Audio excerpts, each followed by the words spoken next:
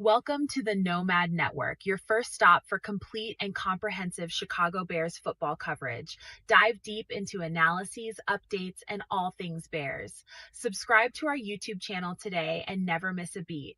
Thank you in advance for your support. We promise to bring you the best because together we're unstoppable. Go Bears!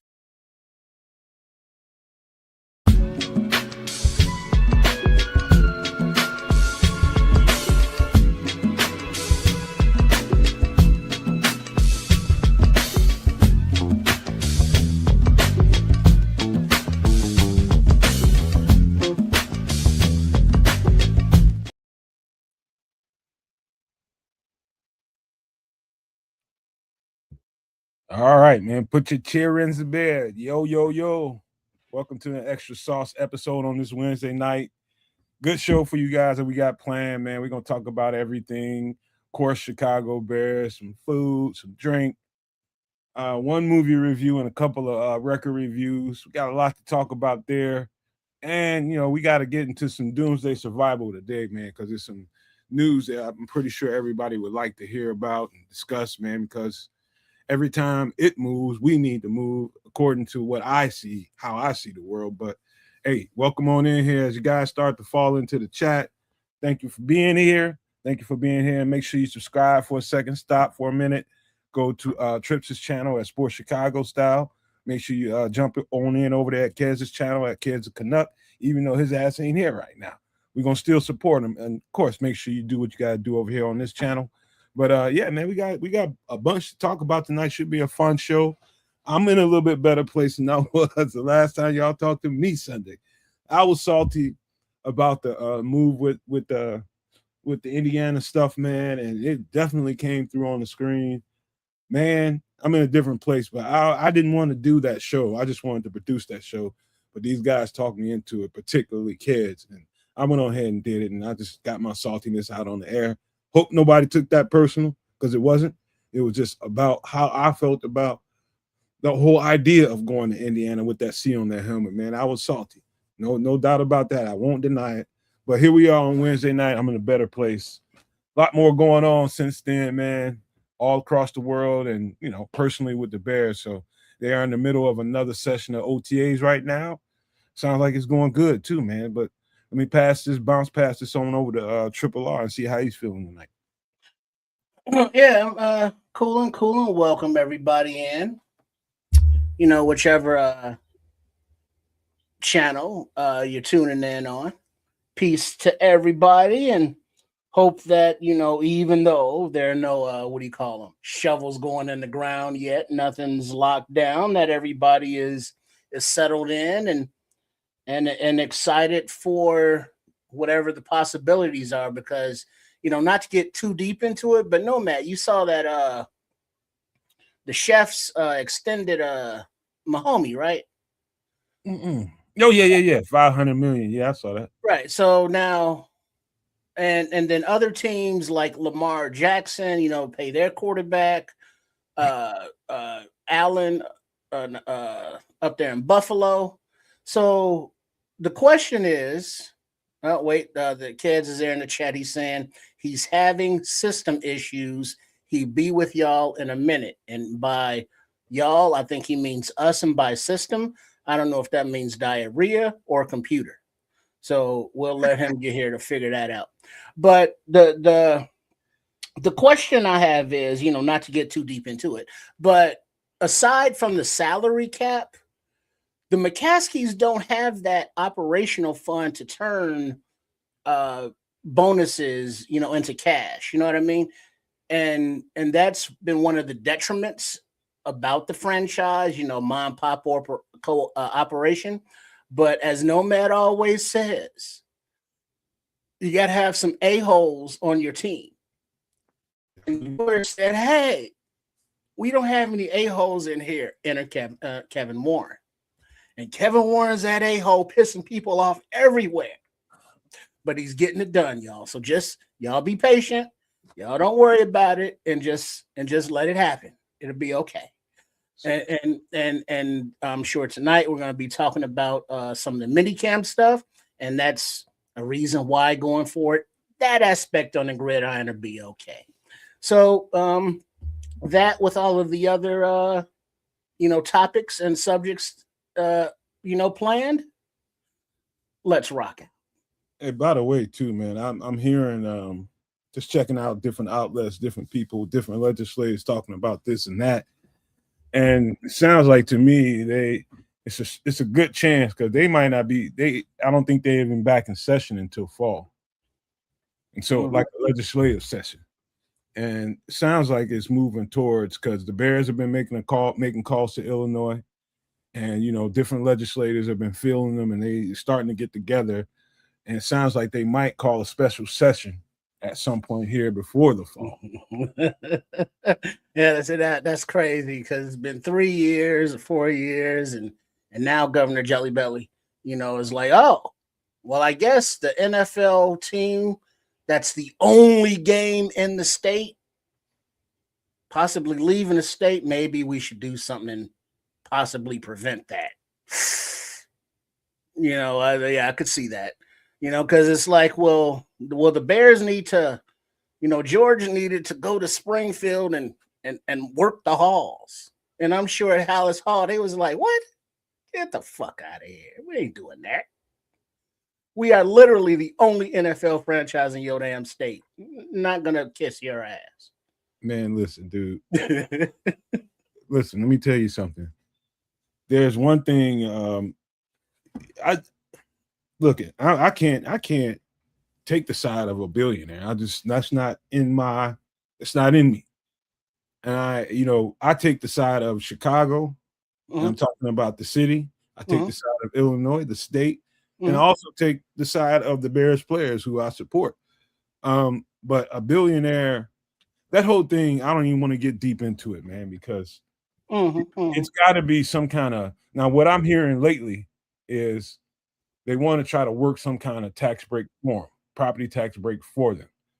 Also, give us a tax break, which we were talking about the last time we were live, and that makes a lot of sense. So give them a break, give everybody else a break, because I got a bill coming up here in the next month or so that I got to pay. You know what I mean? But that's a whole other thing, man. We ain't gonna get too deep into that. But speaking about not getting too deep into it, without getting too deep, kids, what kind of system problem did you have? Like internal BIOS or computer? No, the BIOS are working well. Everything is, that goes in, comes out, and it comes out in a solid state as opposed to a liquid state. So far, so good. But speaking of the state, I just want to remind y'all that the Canadian came up with the idea of, taking a little something from the people and giving something back to the people. So I'm really hoping that is what it looks like. You ain't no original. That's been discussed before. Of course, he couldn't admit to me being the original. There's no way he would do it. It's not original. That's something that's been talked There's about. no way y'all at he least would say do it. hello before you start bickering like I wasn't bickering. I was just saying I was trying to give myself a little bit of love. No promoting shit. The Canadian need a little bit of love because that's how we do it in Canada. They rob us for every fucking cent we have, but then they tell us, "Hey, guess what? We're gonna give you 5 cents out of the $5 we took from you, and like be happy about it. We gave you some money, right?" Kick you back a little something. We go, they gave us money. Thank you. Thank you for stealing from us and giving us back pittance, and we're happy. But I mean, real talk. I thought that was the that's really the only way that you can do something like this. You can't just tell the people, "Hey, look, like we're gonna give the billionaires like a tax break and take money from y'all and rob Peter to pay Paul." You can't just do that. You have to also like make it look like you're paying Paul too.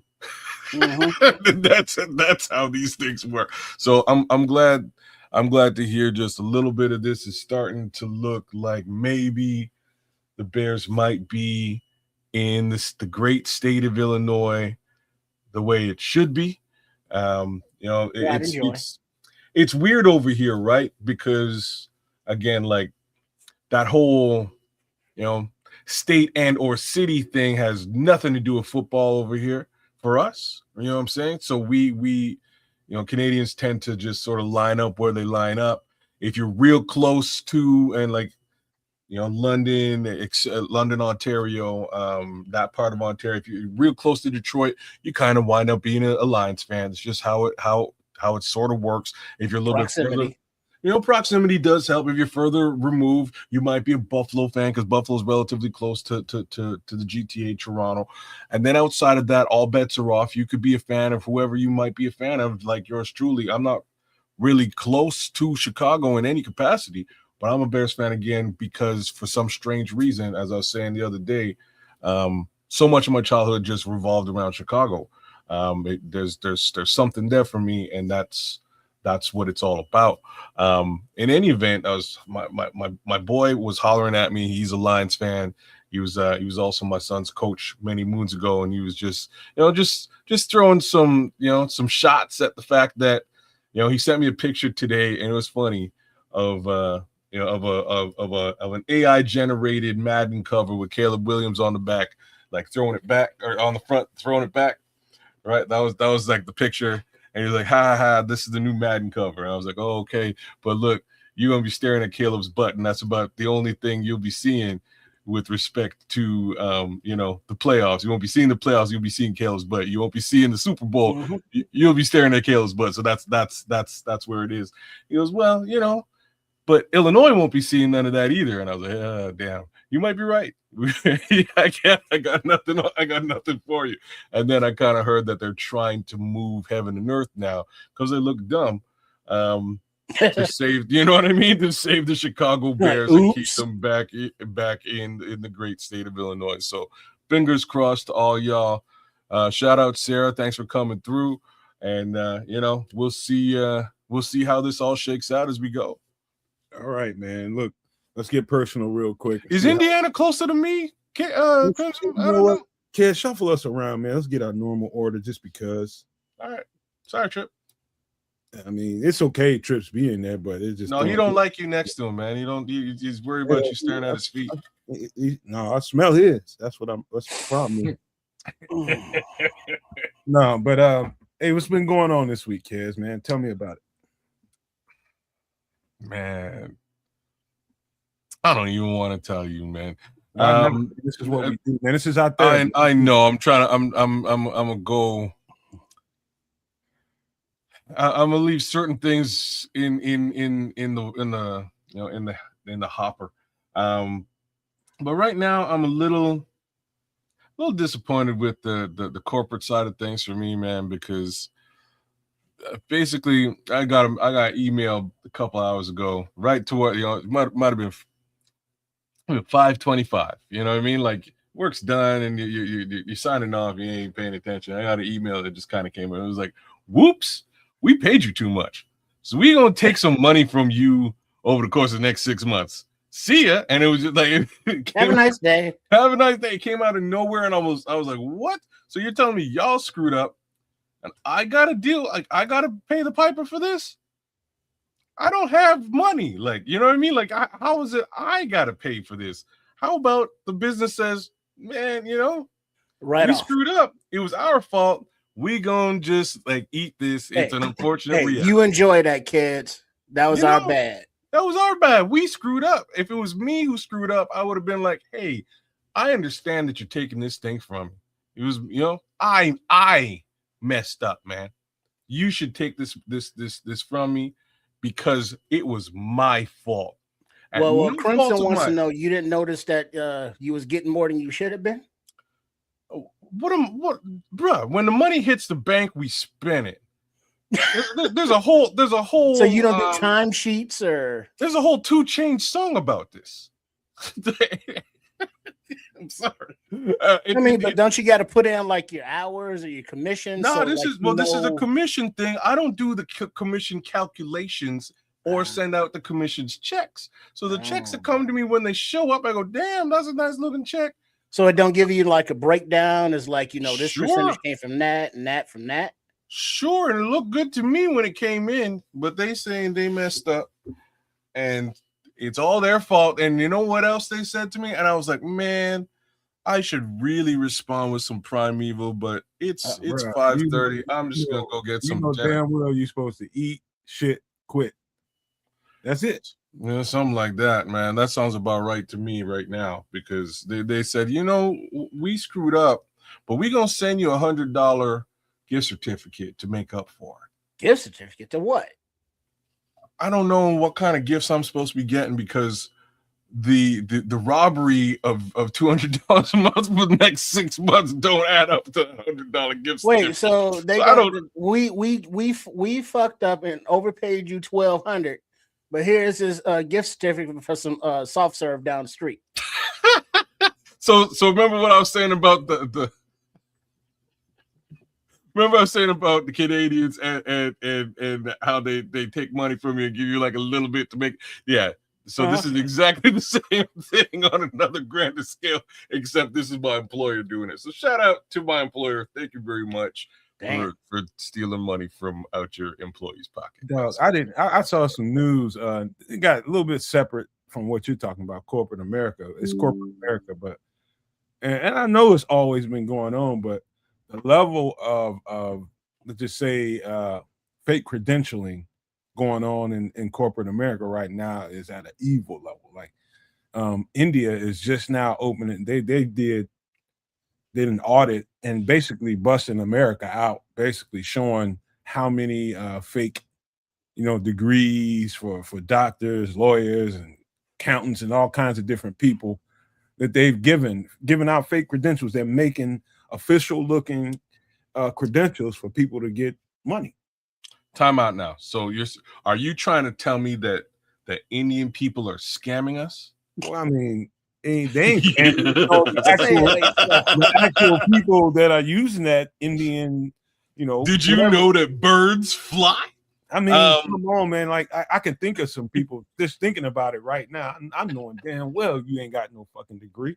I'm sorry, Indian folks. I got a little Indian blood in me too, and I have been known in the past to potentially participate in some level Indian bag. But I am not surprised by this for a minute. There are quasi universities, which aren't universities at all. They're just places where you can send a couple of bucks to, that will print you some stuff that looks legit, and when they call, they will say it's legit. There's a whole system to this, because you send me some money, so like I'll back it. You know what I'm saying? I'll answer the phone. I got a call center set up in my basement. You know what I'm saying? Like this is how this stuff actually works. So when you get those credentialed people over here doing stuff, it's wild. Like the flip side of all this is that some of the legit folks, and I mean like, and I'm not even talking Indian specific, I'm talking like Africans. I've sat beside some Africans, but the first job I ever had, I'm working at a call center at the time, and I'm sitting beside this African gentleman, and he looked over at me. He said, "So, I'm 50. What do you think I've been doing for the last 25 years, 30 years?"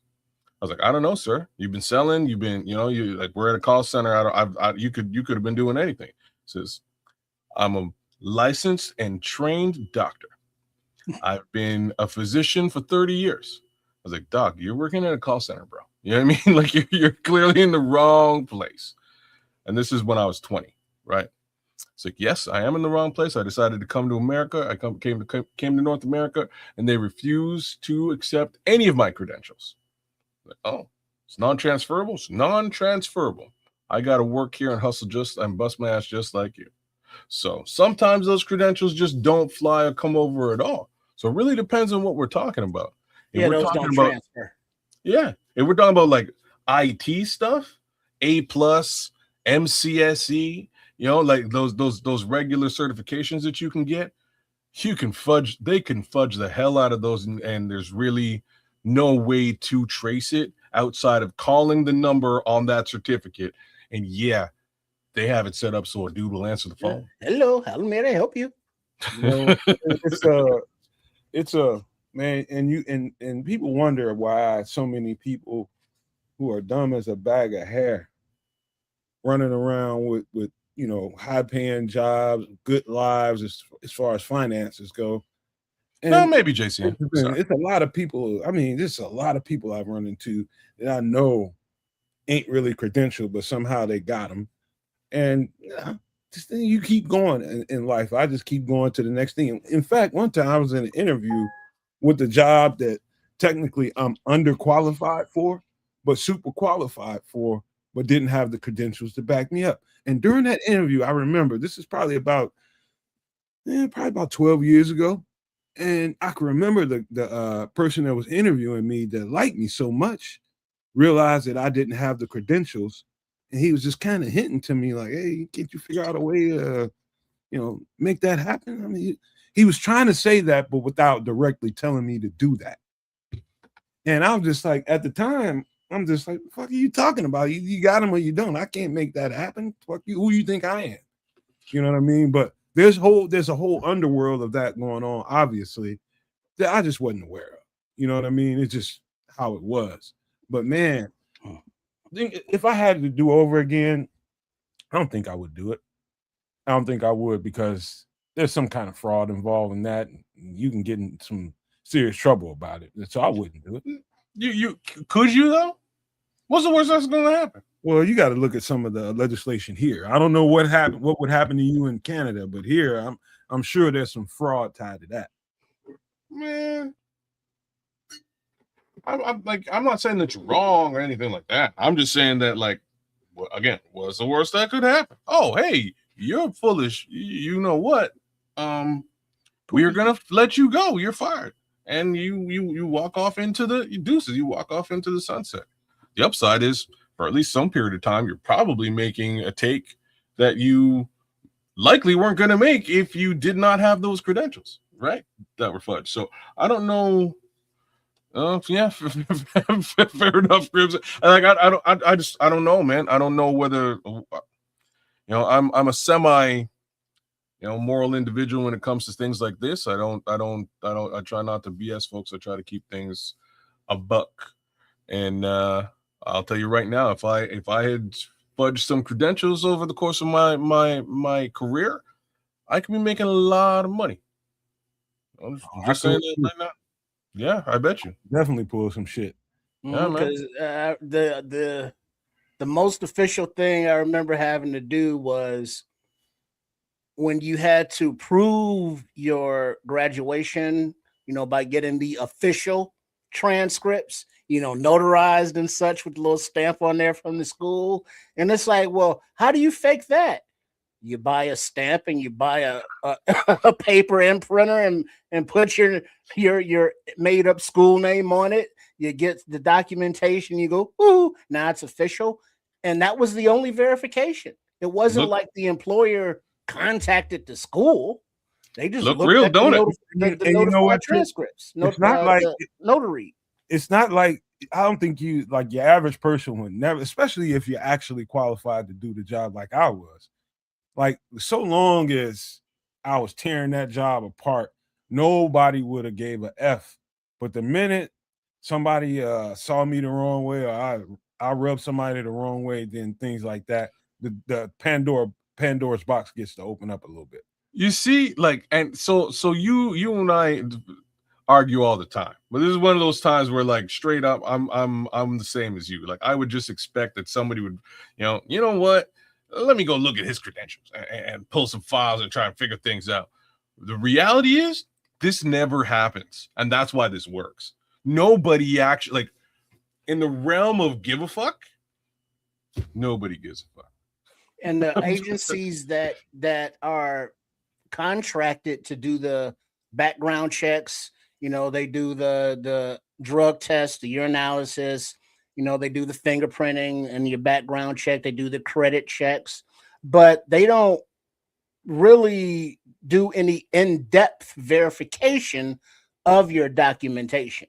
Maybe a phone call, but you put the numbers on there for them to call, or you put the name of the place, Vanderlei Enterprises, if you will. Oh, Art Vanderlei. You know what I mean? I went there. So I mean, it's just what isn't fraud could be fraud. You like that? No man, I mean, that's a good one. Man. Just put down you're the CEO of a Blockbuster. They can't prove you wrong. You know what I mean? No, they will be none the wiser. And all this stuff came I ran the saying, kid. Kev, what you're saying is normally there's no administrative forensics going on ever. You got to piss somebody off for any of that to happen. Because I used to run the electronics department at Circuit City. Now you know what? Now I take that back now, because it depending on who you're working for and what kind of add-ons they have to their corporate management, they can put AI on your ass. Well, now it's a little bit like that's a little bit of a different thing. So like when this all came to a head for me, what up, Benji? It was with it was the first time this type of stuff came up for me was driving school. So I had taken a driving course when I was a young buck, got my license, and off I went to do my thing. Part of the deal here in Ontario, when you do driving school, you get a certificate. It is everything that Triple R just described. It's a piece of paper with a stamp and somebody signed it. It looks legit, but that's as far as it goes. There's no actual record of this thing anywhere else on the planet Earth. So I get this thing, I go in to get my license, and when you go to get your insurance, you need to bring this certificate with you, and you get a discount, and they give you a pretty significant discount. So I brought it in, I got my discount. I wind up changing insurance companies, and at this point I'd moved out of my house. I don't have any idea where this effing certificate is. Like, God only knows where this piece of paper went. So I go back to this new insurance company. I'm like, hey, look, I want my discount for doing driving school. I qualify for like a 15 or 20% discount. And it says it right here. And they're like, okay, so like, sir, do you have your certificate on you? I'm like, what? I'm supposed to be like walking around with this thing? You know what I'm saying? Like, where am I supposed to get this? Is there no like records? Don't you guys have like a record? And she was like, who's you guys? No, nobody has any sort of record of any of this. So either you have the certificate and you get the 20% off for the rest of your life, or you don't have the certificate and you lose out on the 20%. So I've been pissed off for about 25 years after realizing that I spent a bunch of money on driving school to get a discount that I'm never going to get. That's all right. That ain't the worst thing in the world. Trips, how about you, man? How's your week, man? It was cool. I was kind of proud of myself because I did some MacGyvering. Nice. My armrests here on my office chair, they're kind of low, right? So previously I got these little 1.5-inch pad things that you Velcro around your armrest that elevates your, I know what you're talking about. Those are dope, actually. Yeah. But after a while, they slide, they move. So, duct tape. Them some bitches ain't moving. But Universal. I decided, still that's not that high red enough. Green. Y'all know about red green? That's that red green, y'all.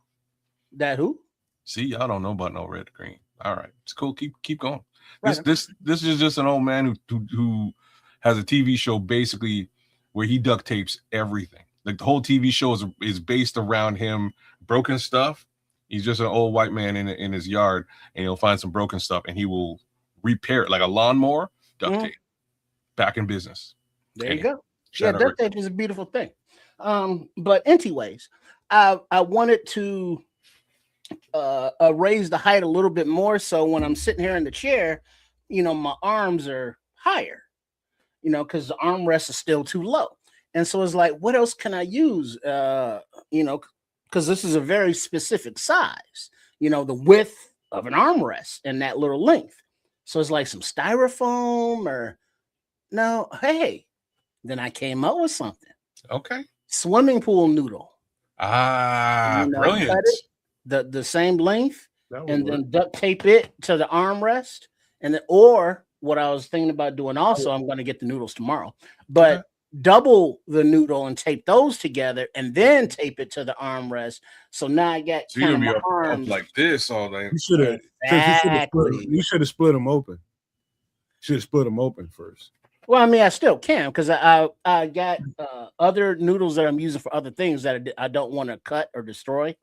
But yeah, that's a good idea. Split it open and check that width and check that height. But I may Way to split them use your open. noodle trip. Huh? Huh? I Huh? see what you did there. There you go. No, but that was Nomad using his noodle because you Ah. split it open and then maybe leave one rounded because that push up, elevates it a little bit. But yeah, so it's just like, because it makes it more comfortable when you're sitting here and you're typing or you're coding or whatever. And then it's like I got the plantar fat, not plantar fascia, but the wrist thing where you got your little arm rest thing and you can rest your elbow in it. What do you call Carpal that tunnel. wrist?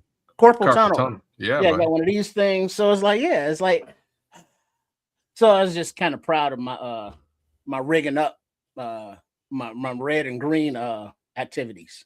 Well played. I appreciate it. I can see. I'm just picturing what you can do with that. That if you open that noodle up and stack them, it's definitely gonna catch your arms in a better way. Yeah, because right here, what I'm gonna do is hold on, I'll show you.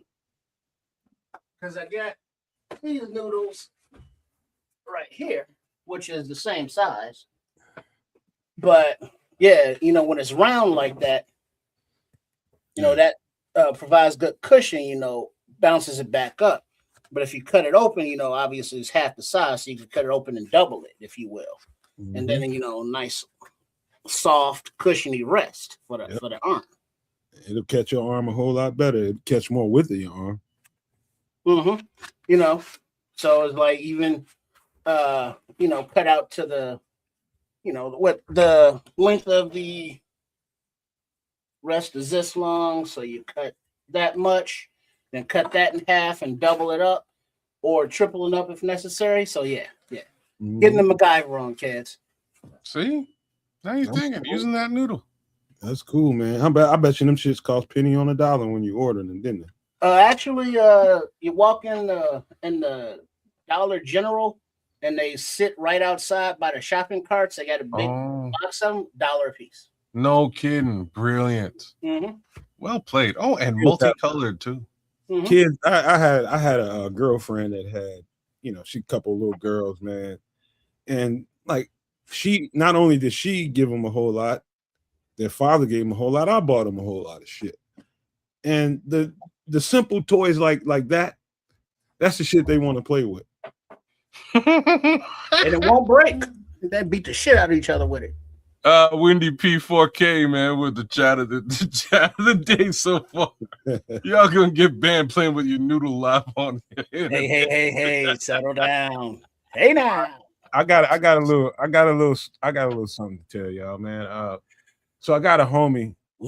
He's out west, and he's been having the food truck shit going on for a while out there, and he's trying to, and I'm trying to talk him out of doing it for all kinds of reasons. Why? Economic reasons. Now, listen, I'm about to tell you, man. Okay. Got a food truck, and he's put it up for sale. Oh, okay. I told him take that shit down, and he's trying to get a brick and mortar. Oh no, you don't want to do that. Now you see where I'm going right now. Okay, I'm with you. I'm with it, man. I'm with you. And he's fighting me, and he's always fought me, and every time it's like basically like me and kids all the time, just can't agree on shit. Even when somebody's giving you some good sound advice and having a little bit of information to frame what he's trying to tell you, he's just got his mind set on it because he's been thinking about it that long, and he's being thick-headed right now. He's being very thick-headed, and I'm just like, man, it's just not a sound move right now, man. It's just not. You're probably giving him the economy conversation, and even I mean, did you offer him a compromise? What's a compromise? Keep the goddamn food truck and get another one. No, the compromise is instead of buying a restaurant, a location, brick and mortar, you buy a vacant lot, you keep the food truck, and on the location you keep like a shed with tables and chairs, umbrellas, tents and shit. Okay. And then you have your truck still able to go mobile for catering events or sports events or other places, but you have a solid location that people know you'll be at for whatever specified hours. Well, it's barbecue, Crimson. He asked what kind of grub. He's doing barbecue. But yeah, man. Right now, Not to cut you off again, but there is a place, local place that's not a restaurant and it's not a food truck. It is actually a smoker, cooker, barbecue grill that they pull behind a trailer, and they I have one. they cook barbecue in the morning, and they go to pop-up locations, but they're at the same location pretty much every time, and they're open from 10 o'clock till the food is gone. And then they hook the trailer up and go home. So they don't have a food truck or a brick and mortar location, but they're still doing it. So what's his major malfunction? Was he thinking about doing this? Like, is the food truck not profitable? Is it not working out? Or so he's hooked up with a guy that's got a little bit more going on than he does, and there's Chicago people out in Arizona bringing Chicago to Arizona. So imagine that, Sure. Chicken and ribs and all this kind of stuff, and the other guy is moving in the right direction, but he's got some shit going on. I ain't even gonna mention that on air. But I told him, I said, man, slow down, dog. I know what you're trying to do, and I know you've been thinking about it your whole life, and you finally want to execute it. But I just don't think right now is the best time. And I tried to tell him why. They got a couple things going on. They got this shit called ghost kitchening. I don't know if you guys ever heard of that. They got that shit going on. Plus, well, hold on, no, Matt. Real quick, kids. The ghost kitchen is basically a place that has kitchen stalls, and then you can go in and say, "Hey, this is my kitchen because I cook this meal," and you can prepare your dishes without having a kitchen yourself. You rent these places. You know what? I know exactly what you're talking about. And I walked in. I walked into one here in town, and that's where I was gonna go. Like, anyways, I walked into this. It's a convenience store, but in like the back corner, it's a ghost kitchen. Like, it's not. I was about to call it a restaurant. It's not a restaurant. It's just a kitchen, and the homie chefs up at this little spot in this convenience store. But and this is hopefully what this guy has going on. Uber Eats, man. You don't really need to have a location to sit down. You could, just along the lines of what Trips was saying, you could have just like a little spot where you can, a little picnic table with a canopy and you sit down and do your thing. But like Uber Eats is gonna come pick up that stuff or skip the dishes or whatever it is out there. Guys will come order and buy your stuff and take it with them. And that is almost so much better than having a whole restaurant environment that now you got to pay servers and maintain and manage that location and pay that additional rent. It's crazy. Well, Crimson's saying he thought a ghost kitchen was a major corporate restaurant operating a different name on a delivery service.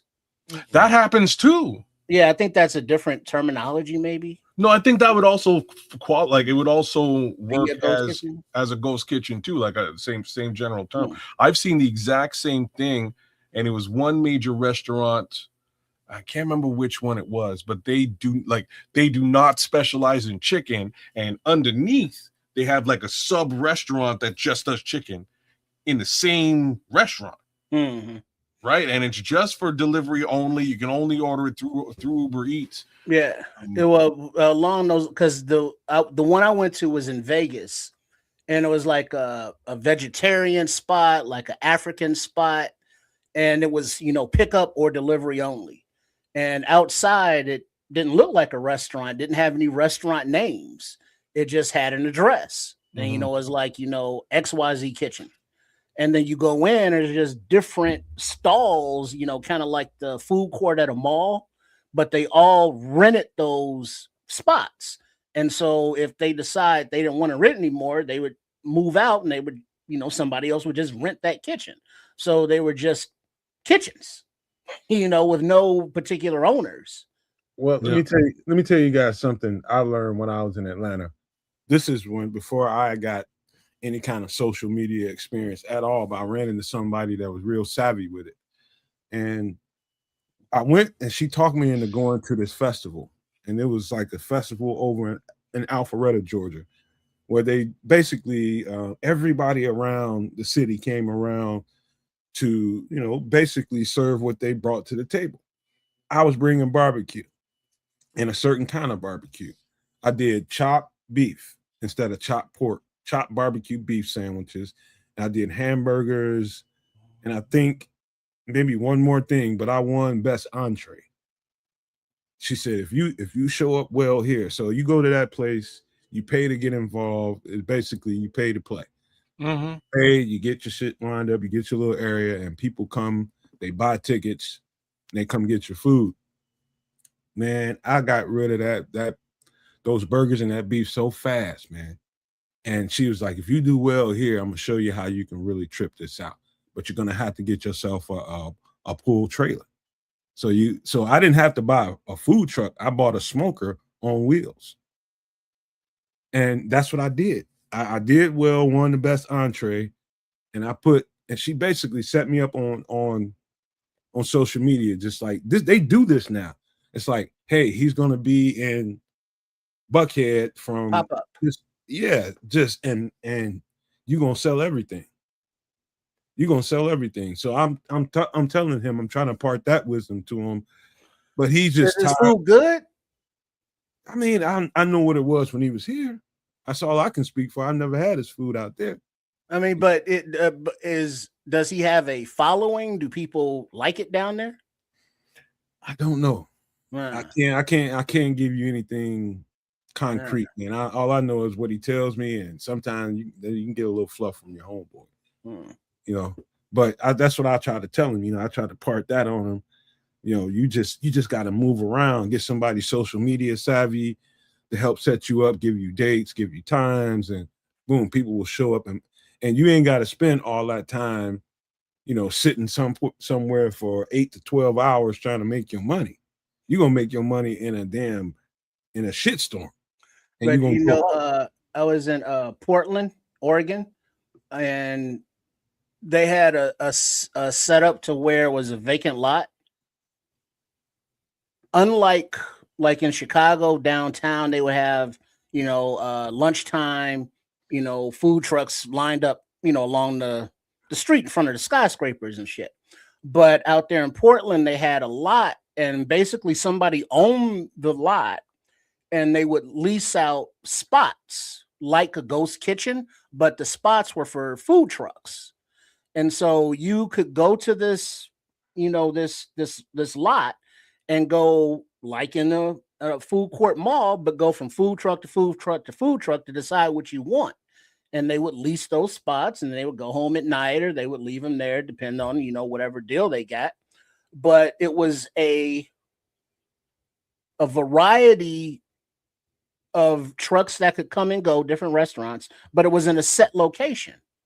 And the owner of the property, all he had to do was lease out spots. He didn't own no food trucks. He didn't own no restaurants, but he made his money off of that kind of deal. I made my first money in a situation very similar to that, because when I was I went from Stone Mountain to Marietta to Ackworth. By the time I got to Ackworth, first thing I did when I first got out there was get with a lot owner that had a big space in his lot, and I was just like, hey man, I can probably come out here and generate a whole bunch more money by just being out there cooking. And he's like, oh yeah, and what you cook? I was like, I'll bring it to you. I'll cook it and bring it to you. So I just went and pretty much put everything on the menu. And I learned that the smaller you can make your menu, the better. The better. I mean, you make about 4 or 5 things and make it really simple and good. That's all you need, man. And instead of making all these complicated, fancy ass dishes, I wanted to make my shit so that, whoever, if I wasn't there that day, somebody can step in and it's kind of foolproof. So that's what I was thinking the whole time. Have you heard of? I don't remember the name of it, and I really haven't seen another place like it. But in what was it Uptown? No, it wasn't Uptown. It's further on Broadway and like north of Diversity. There was this. I think I mentioned it before. It's a soup shop, and all they sold was soup. But every day it would change, depending on the ingredients they got. They kept the staples like your chicken noodle and your vegetable and your tomato, but they would have a lobster bisque or a potato soup or a mushroom soup or a wild rice thing or a chicken thing. But every day you could have soup, but different. And they would come in either, cups or like, little half-gallon tubs. But that's a restaurant that has a specific menu, but it changes all the time. That you know what, Trips, that something like that that's a great thought. Here's the thing. You have to get somewhere, like I was specific about where we moved to in Ackworth. I wanted to move by an industrial district so that, if I do pull up somewhere. Lunchtime, you're making paper. Exactly. And I ended up doing it. I started in that lot. I ended up doing it from the home. It started off in that lot for a few months, and I ended up doing it from the house and delivering to myself and whoever I can get to deliver to those companies and those industries. Boom! At lunchtime, I made a lot of money. Mm-hmm. You know what I mean? At dinner time, a lot of times I made a lot of money, but that's what I would do. You get yourself situated where it's going to be hungry people. The better off you're going to be, and a lot every day at lunchtime, man. Like that's your boy is in a situation where, like, my simple suggestion, and I think Tripp said it already: go get another truck. If you really want to expand and do better at what you're doing, go get another truck. Keep your menu and branding together. Advertise on social media. Get some IG going on, some Instagram going on, talking about, and TikTok talking about your food and what it tastes like and what it looks like, and invite some local foodie influencers to come by, taste your food. Again, put your stuff on blast, give them the food, the and another thing is, like Crimson is saying here in the chat, keep the menu simple, 5 entrees, 3 sides, a daily special. And then, like, for your desserts, if you're not a baker or a sweet maker, you contract with a local baker, who makes little cakes. Because remember, you go to Harold's or something like that, and it's like, oh yeah, give me a slice of that pound cake, or that that sweet potato pie, or or the German chocolate cake. And people at their homes, bake cakes, and they slice off a big hunk. And you sell that hunk for $3.75 or something, individually. And now you have, $10 in Canada. You got sides, you got a dessert. No, that's some hood stuff right there. Yeah, some caramel cake, because they got it stacked up in the barbecue places, and it's like, yeah.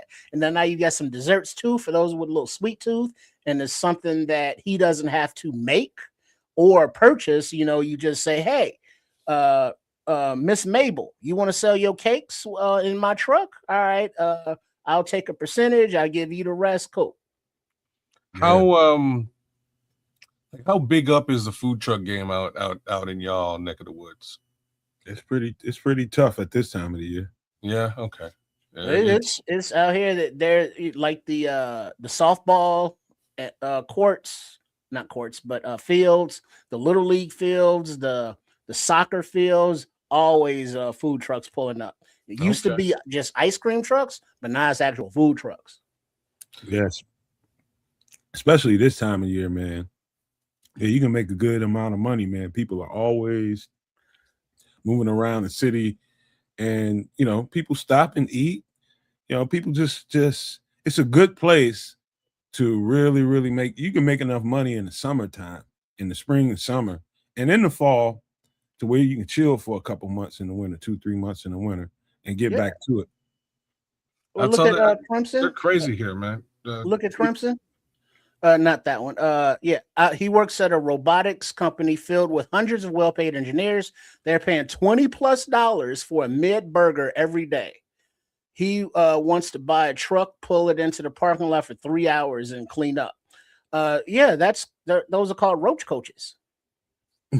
Are y'all familiar with the roach coach kids? Oh yeah, everybody ate from one around. 8 million of them around here, but the food truck game in general in Canada it's rampant, it's wild, and you get some of the best food out them trucks. I wish I was lying to you, man. You ain't not lying, man. But I just love the hustle. I just love the hustle, man. And anybody that can hustle, and then your food's good, and you gotta inspect where you're getting your shit from. Yeah, hope it's above board and healthy. Yeah, I mean, but if he got to the streets, if he got to the street, that means he cleared some kind of bar. Health inspectors. Yeah. Not just a certificate that you made up and stamped at the crib and hung up in your shit. An actual health inspection. He cleared a bar somewhere. So many ways to skin that, man. You rent a little parking spot and just do it out there because you're renting the spot. You cut a deal with somebody, promise that you're gonna buy the fare from them. But who's the hot nightclubs or spots? Contract with them. I'll park outside your spot every night. I feed your whole crew too. Dirty because cheap. That's another market is the bar crowd. The 2 a.m. crowd. Everybody's a little intoxicated. Man, do you want that grease in your body? A lot of bullshit too. Well, yeah, but that's dealing with that crowd, but they will spend on some grease. Well, ain't nobody really messing with you really in your in your truck. I never seen that. That's one thing I've never seen go down. Guess what, kid? When shit go down, you ain't really safe nowhere. No, I guess not. No. Well, yeah, but that's when shit goes down. Yeah. You better be ready. You better be ready. Where the shit go down? I've seen some stuff. I've seen some stuff, man, out there in the wild like that. I've seen some stuff, bro. It could pop off. But anyway, just trying to convince him, man. Like I'm not saying give it up, give that hope and dream up. I'm saying just put it on pause, cuz for a minute. So let this shit clear out. Let this smoke clear. You're doing it at the exact wrong time. Some of the stuff we're gonna talk about on Doomsday Survival is gonna meet out what I'm talking about here. But it's reasons for what I was telling him. I didn't tell him. And I think I know that he knows me well enough to be like, I'm trying to poo-poo on his progress. He knows that. He knows I'm not that dude. That's not what you're trying to do, though. He knows that. I mean, at one point in time in our relationship, we was both kind of naive and, really egocentric. And we probably would have thought that if it was me on the other side of it, I'd probably be like, man, get your hating ass on someone with that bullshit. But he knows I'm coming from a good place. He knows that. I wouldn't say nothing to him if it wasn't from a good place. Like I say, I applaud you on this one for sure, because straight up and down, if you're investing in real estate is crazy. If we're talking like commercial, because unless you're buying that location, which I don't suggest that you do, you're paying somebody big rent for that commercial location, man. So it's better you're better off in a truck. At least you own the truck, it's yours, and you can sell and get your money back. All right.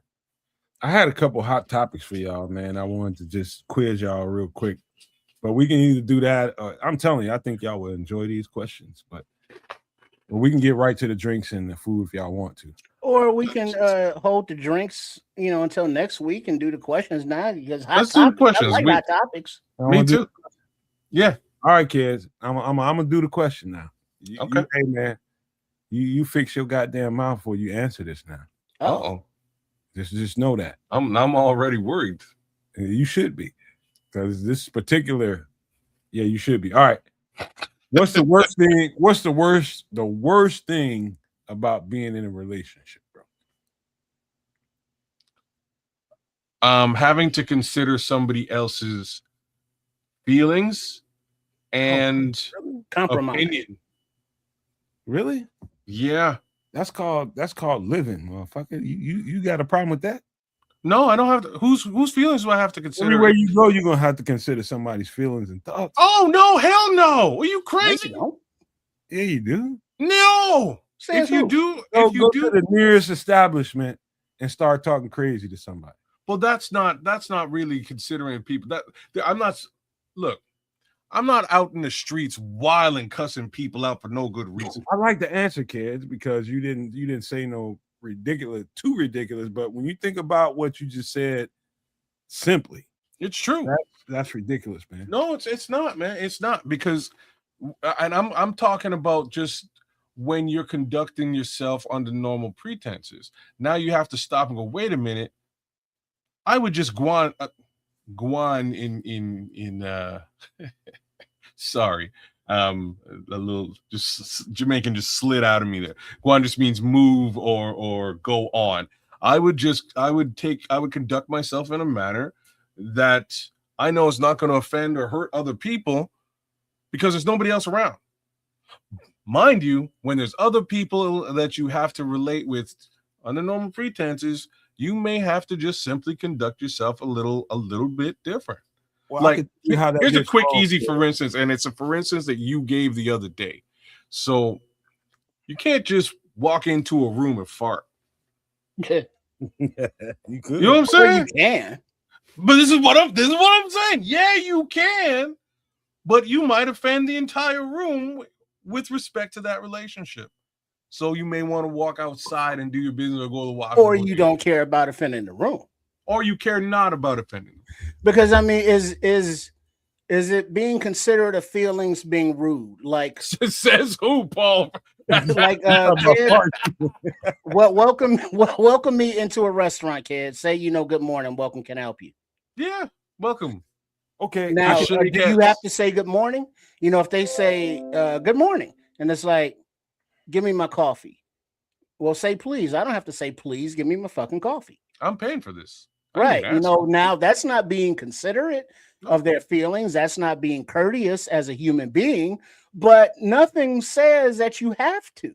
No. Well, listen, man. In relationships, I mean, we're talking about you with the next person. That's most of that is about growing. Most of it. Now, I'm just gonna let me zero in on a little something. I'm here. Keep going. The thing about I guarantee you, Ked's a significant other. There's some point in the relationship. I'm not saying that it's lopsided one way or the other, but there is some point that woman has stopped him from falling victim to his worst instincts. And he was willing to listen to that reason. Well, yeah. And that comes from her opinion. Well, that's hopefully, part of a healthy partnership, a relationship, because I'm more of a loner, if you will, confirmed bachelor. Thank you very much.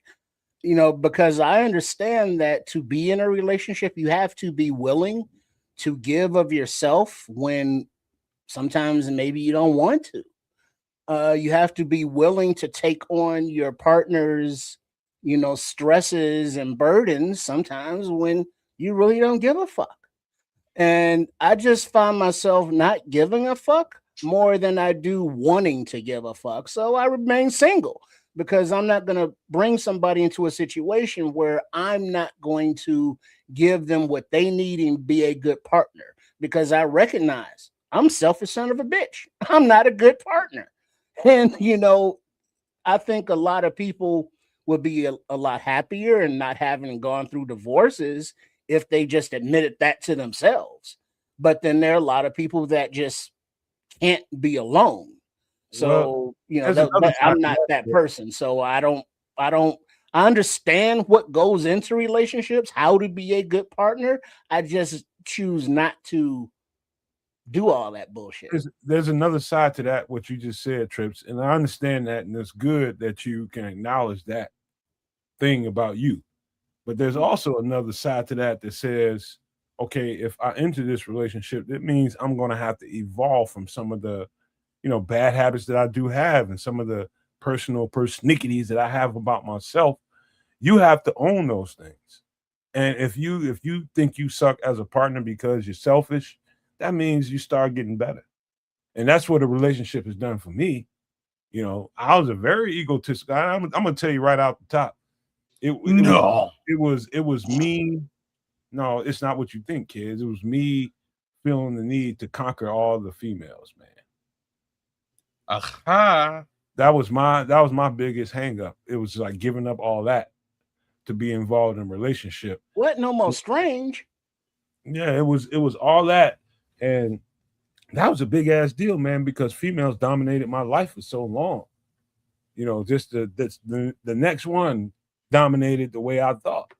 You know what I mean? Because wherever I went, it was the next one. And so it's basically being a whore. But you know, that was just me.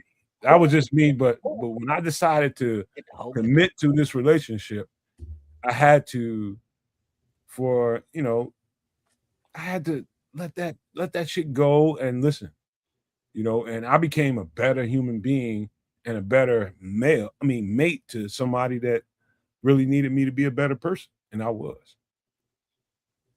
I changed. And so that's what it can bring to you. So things that you sound like you sound like Trip has succumbed to the idea that this is who I am and this is what I'm gonna be. It don't have to be that, bro.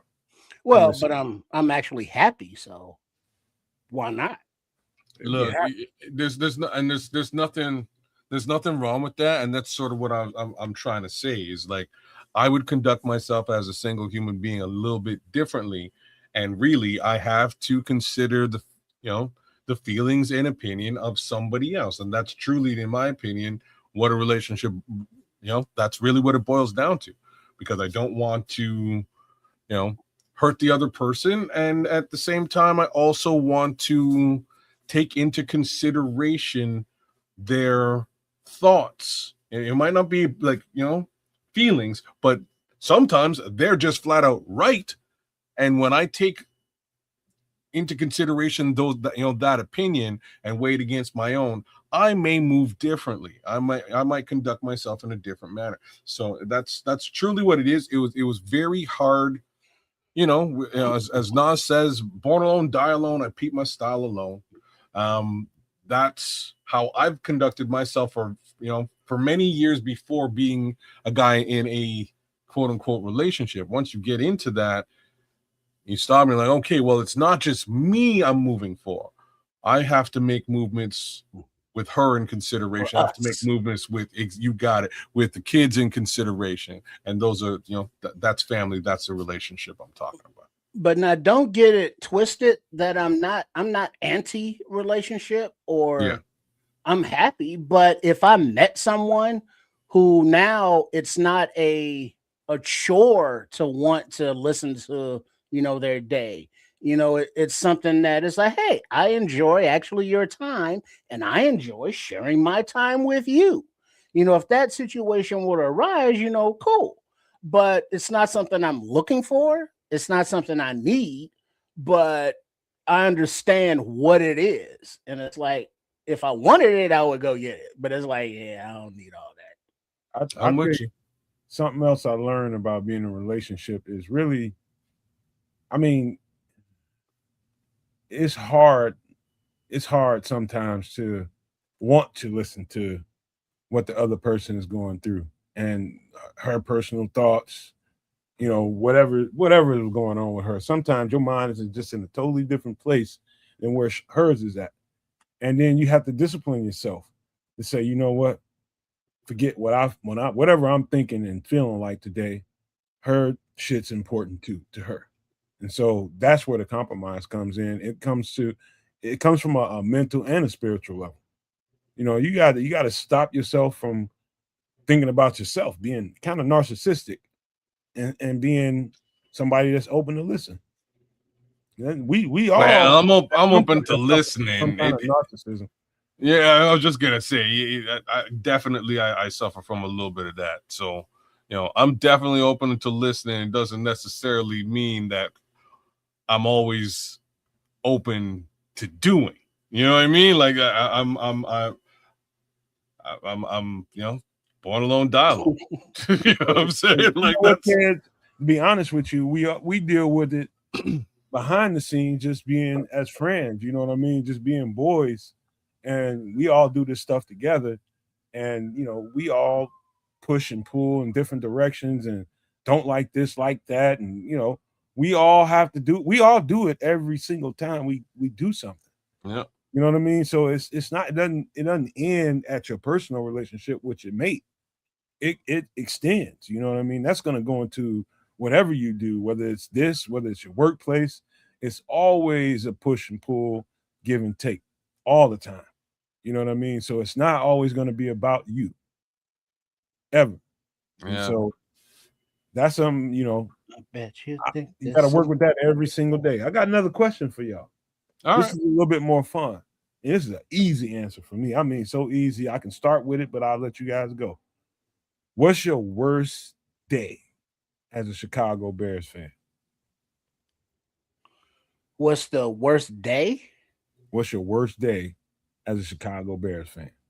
When Sweetness passed, Mm. and I didn't take the opportunity to have a beverage with him when invited, because I got to meet him a few times, and I was driving a cab at the time, and I happened to be downtown in front of his bar. Was it America's Bar? And unfortunately, it was, it was kind of empty. So I saw Sweetness in there, and so I double parked, went inside, I was like, hey, introduced and all that, and he was like, hey, you want to have a drink? And I was like, oh, I do, but I'm driving right now and I don't have alcohol in my breath. But then I also like, well, I can just have water, but damn it, it's Sweetness, but I gotta work. I'm next time. And then there was never a next time. Mm. Can I jump in here and go Yeah, second? you go, man. You go. Easily for me, it was the worst, let's just say, emotional response that I had as a Chicago Bears fan was when Lovey got fired. I was hostile, bro. I was extremely hostile that day. Man. I was extremely hostile, man, and it to this day it still bothers me. But now, not to the extent that it did the day it happened. It was all kinds of. I was feeling like it was all kind. I felt like it was racism, and I had all kind of shit going on, and I was hot. I almost stopped being a Bears fan. Almost, man, because that bothered me that much. And I'm telling you, when I tell you I was hostile, boy, you don't even know. But that day was a hard day for me because he's coming off, what was he, 10-6 that year, some shit. Bro, they missed the playoffs because the Marion Barber didn't you know what I mean? Like they missed the playoff by this much, bro. Missed it by that much. That's a tough one, dog. I feel you for this one. But for me, it's 2 days. It's two different games for me. First one is definitely Cody Parkey for sure. Shout out to Crimson out there for sure.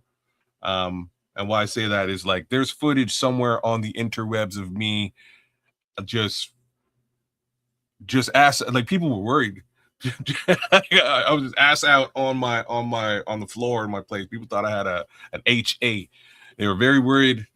Folks were hollering, I mean, you all right, man? Because I was live streaming. I was like, we gonna win this game. We gonna win.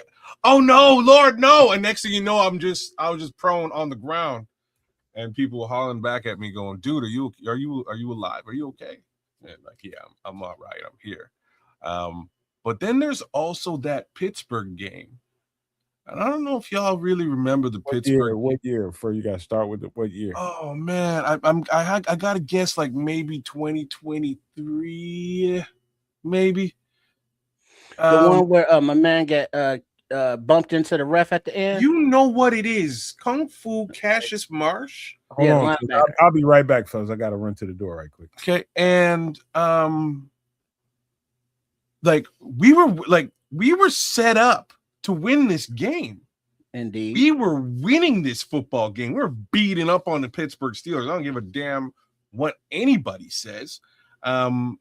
Not only were we beating up on them, it got to the point where like this was for me, and I'm sure for Matt Nagy, this was like the turning point and change in Matt Nagy's overall demeanor. In this game, they were hitting Justin on slides. They're hitting no calls for the Bears of any kind to the level that Matt Nagy stopped and he was like yelling at the refs. Like, what the hell? Was yelling. You know what I mean? Was it Flus? What? No, Nagy. Nagy was yelling. I think it was Nagy, man. Nagy was Nagy was like, he's yelling at the refs. He's getting in the refs' face. He's red in the face, angry because of these calls. And I'm like, go get him, Matt. Get him. Like, get in his ass. And then this final call just completely flipped the game on its ear. When the ref stuck out his ass? Bro, and like to make matters worse, is they're like taunting.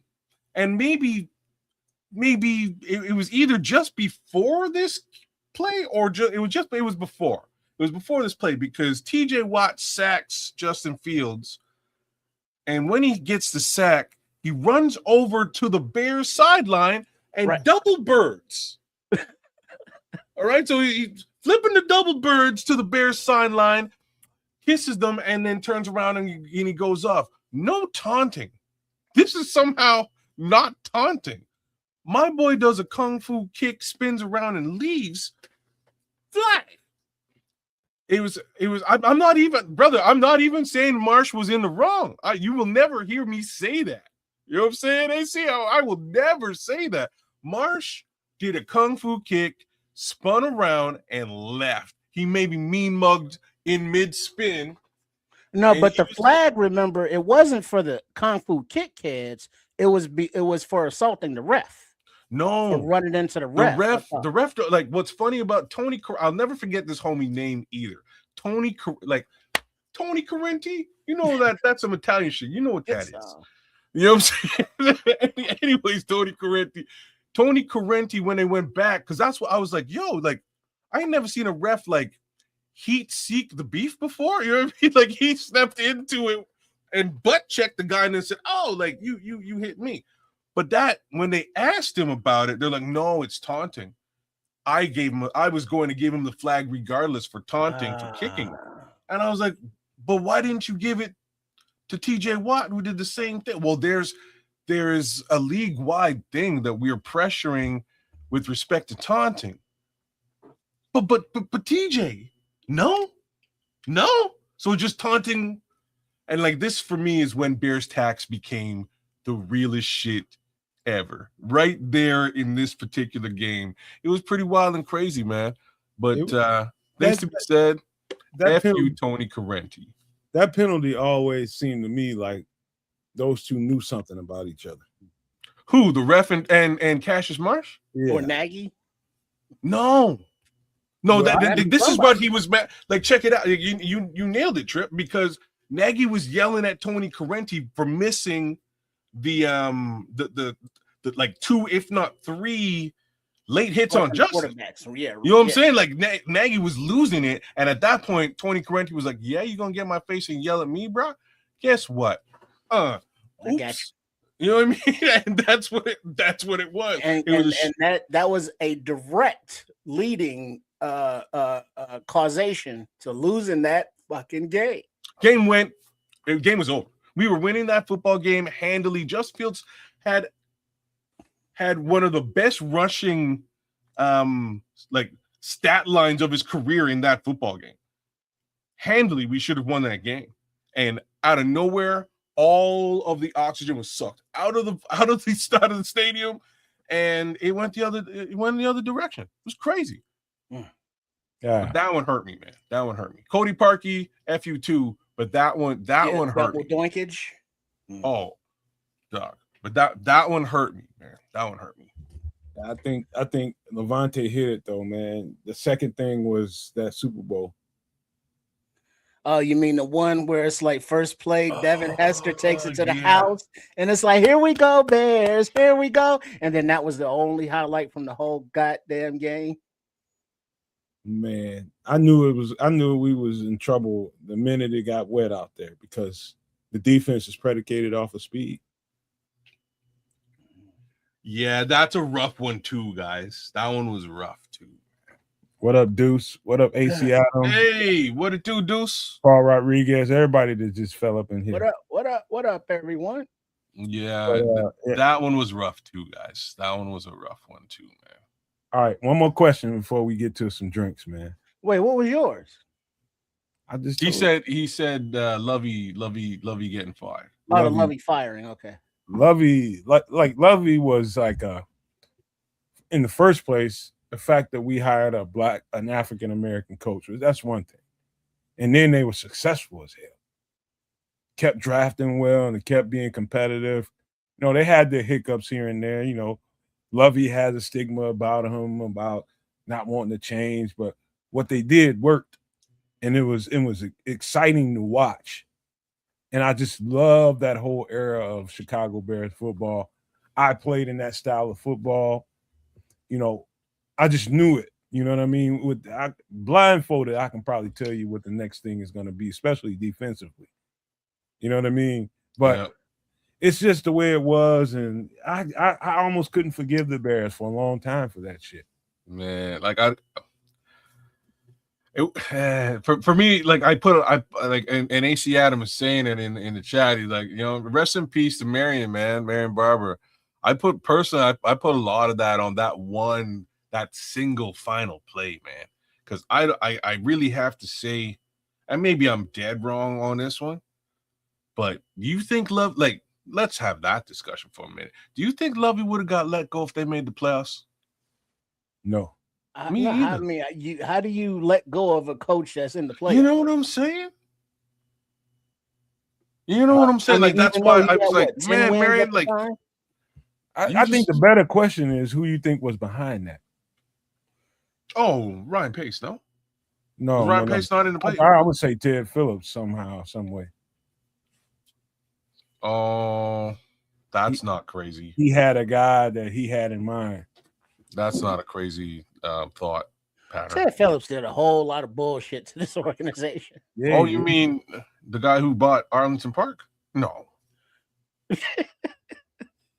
Yeah, that schmuck. Yo, Billionaire Ted is the same one that made the deal to put a toilet on Soldier Field. You know, that schmuck. Yeah, he's a special guy, man. But they trusted him, and I don't know how they came to trusting this guy, because he was clearly like one of the the most classic grifters in North American society. Well, like, I think he had the confidence of Virginia. Of course he did. He went to church with them. He did everything that he could to get. This is what I'm so like. If you looked up the word grifter in the dictionary, you know what I'm saying? You know Ted Phillips' picture is right there shining with his glasses on, and he might even be holding Virginia's hand in that picture, right? He did everything in his power to make it so that the family appreciated and potentially loved him like a brother. Like, I wish I could say differently. He did everything he could, and it worked. And then he bought that property and recognized, oh, snap. You know what? I think I might have bitten off more than I can chew. I don't know anything about real estate. Deuces, and he was out, and he disappeared into the wind. I'm gone. He disappeared into the wind. He's somewhere in Chicago sipping my boat drinks and shit. And there's Ted Phillips, man. I'll give you another moment that I didn't see live, but I know about it. Walter not getting a chance to get a TD. Mm. Oh, that they gave it the fridge. So I was like a big Fridge fan at the time too, man. I was a little bit conflicted by that one, but once like Ditka kind of gave his rationale, I feel you. You know what I mean? Like his rationale is like, oh, you kind of did it as almost an FU though. You know, it was almost an FU. Didn't he apologize for it? I mean, no matter how much he apologized, Ditka was an FU after the fact. Like down the road he did after he realized, oh snap, like Walter a little bit pissed off about this, like years later, right? After the game, he didn't apologize. It was like, no, like, I wanted the Fridge get in there. There was a whole bunch of I don't think people would realize what it would be like. Mike Ditka had a whole lot of FU in him anyway. And nah, you got to acknowledge that. And some people might say that's what made him who he And is. that's why we love him. Real talk, it's the truth. That's why we love him. Yeah. But there's Hello, Ben you Johnson. talking about somebody that carried the franchise on his entire back.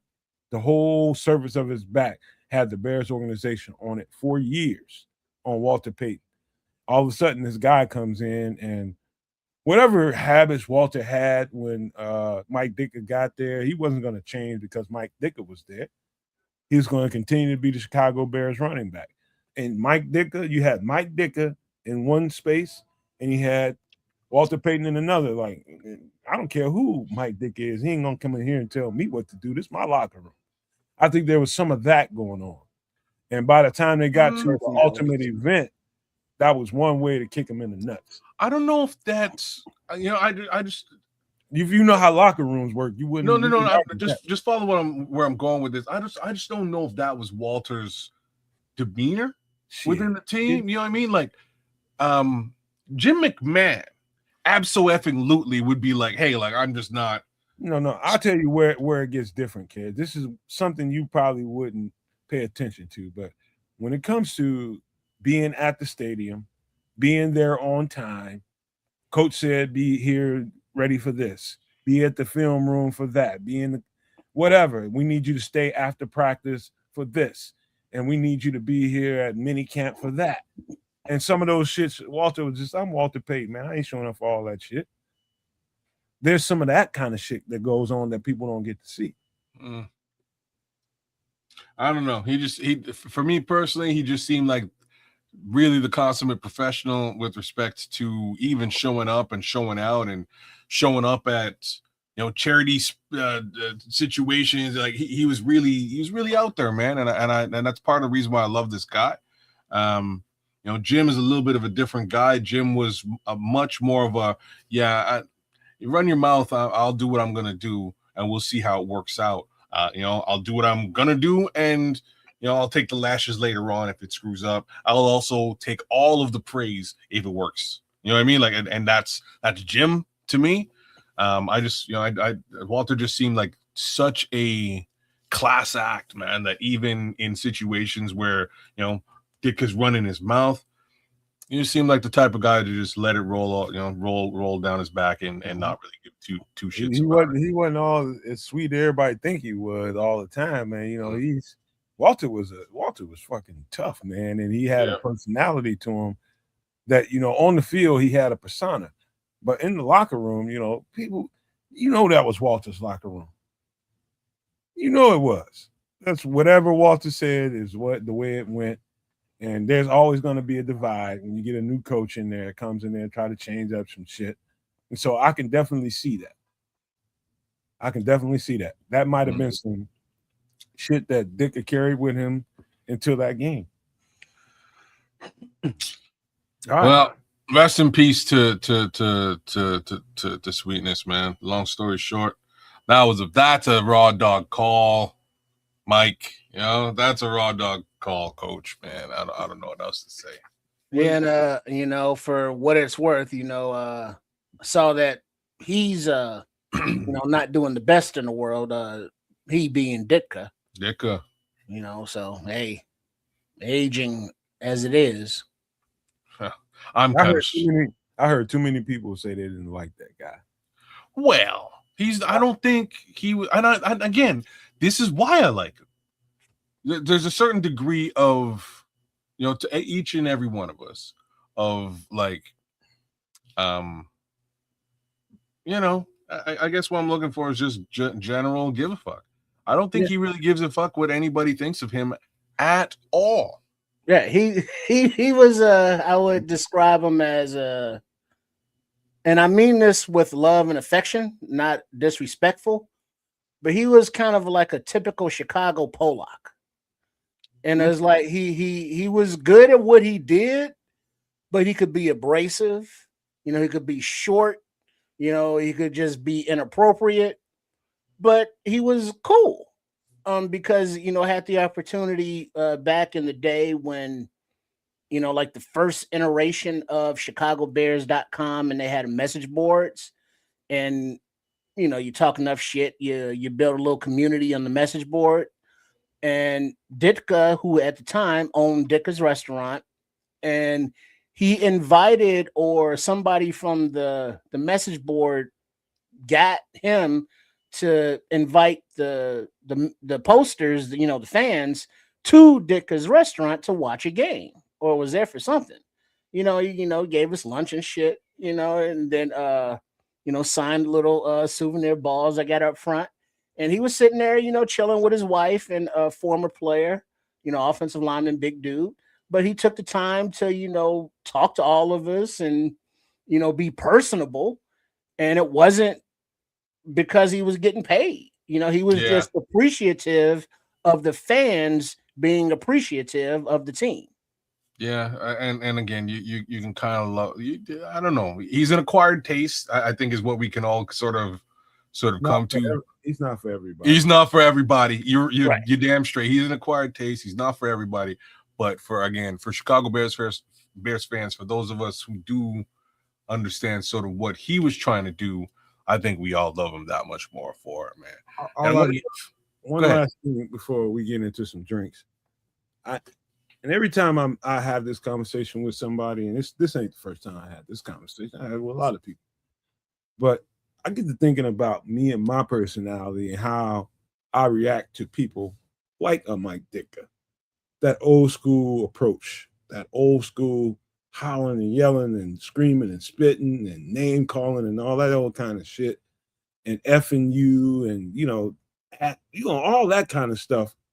Like for me, again, I tell you guys all the time, I just never was the kind of football player that needed motivation.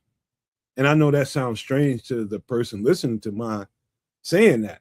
I'm telling you, I was a self-starter. I didn't need, just let me know what I need to be doing, where I need to be, and I'll take care of that. I don't need to be fired up. And I don't need to be, you can coach me and say if I did a dog-ass assignment and I messed it up, you can get on my ass about that. But I don't need you in my face cussing and screaming and yelling and spitting all in my personal space. I react in a different way to that. That's just me. And he comes off as that kind of dude. And so immediately I'm just like, damn, could I have a play for him? I don't know. No, you probably would have punched him in the mouth. Probably would have. And I again, don't blame you for a second for even having that sort of mindset. At the same time, I could totally see Mike Ditka taking the punch and coming back. You know what I'm saying? Like he's just that type of guy, man. He's that type of guy. Every guy like him thinks they can take the punch until they get punched. Oh, he might, you know what I mean? He might have got knocked out, and that's just not a good look across the board. I want to give a shout out to Cali Blue, man. Game 1 will be a good game, and I'm very interested in it. I'm the only one, I think, on the planet Earth who actually thinks your team might win. I think your team is due for a come up, man. And I think we've got just about everything we could out of your squad. We fleeced the hell out of you. Take it for what it is. But I think fleecing or no fleecing, you guys have spent the last couple of years really building up that team. And I think we're going to see a different Panthers squad in 2020, 2026, 2027. That's just me saying it out loud. Again. All right. Y'all ready to get into some food? Let's do it. I got some healthy options for you guys this week, man. And I hope you guys can appreciate, some tasty keto options here, man. I'm telling you right now, there's some good shit. All right. What are we looking at? Dirty cabbage. Ingredients. Onion. In the Caribbean, it would be dirty cabbage. Dirty cabbage. Yeah.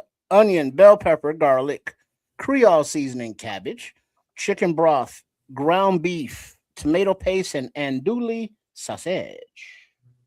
Oh, a lot of protein in there.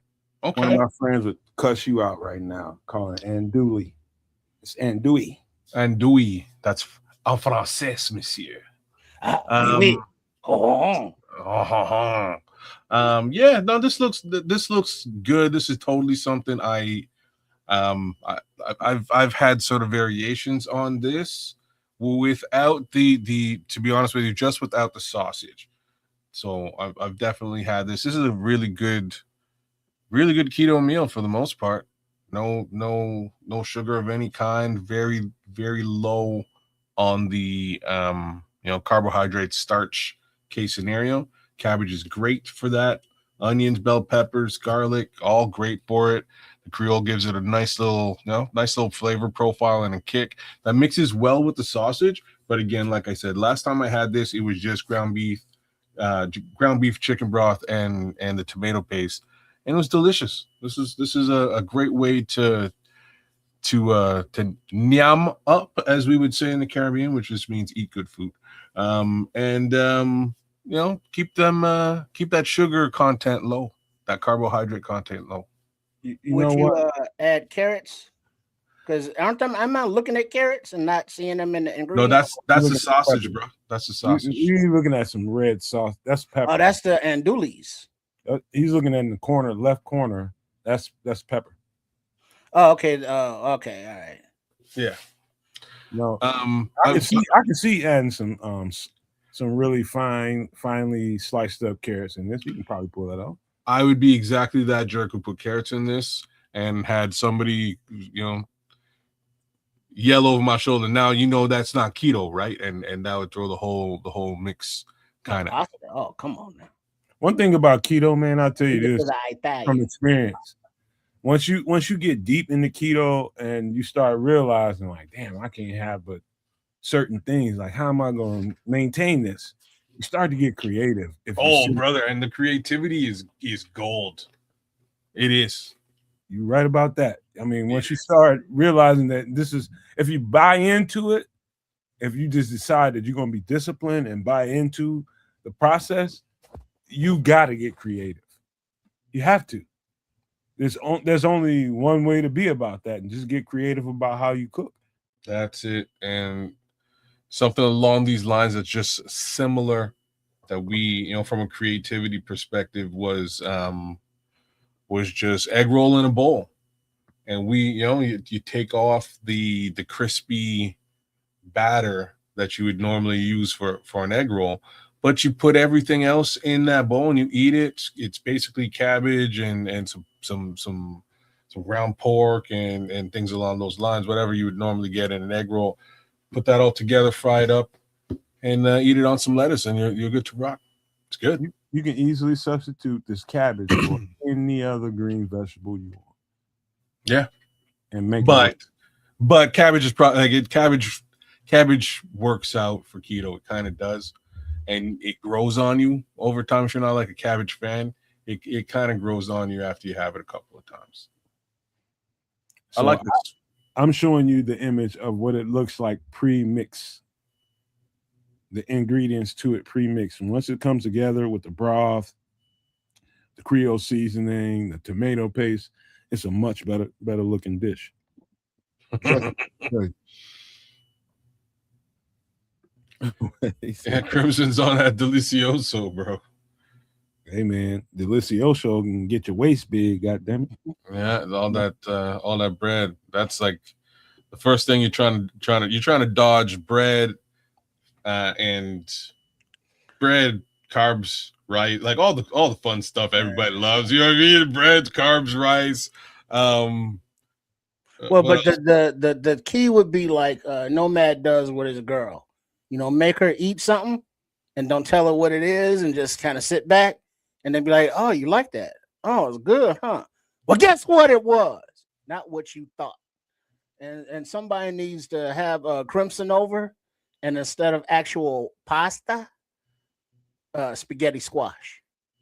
Oh, you know what? Speaking of that, you'll get used to it. I cannot let them do that without doing this. Oh, there it is. The 5 cheese garlic spaghetti squash. And before you go, kids, the ingredients: onion, garlic, mozzarella, fontina cheese, Parmesan cheese, spinach, heavy whipping cream, ricotta cheese, provolone, and medium squash. Go ahead, kids. The heavy whipping cream here it's so important, y'all. And you'd be like, why?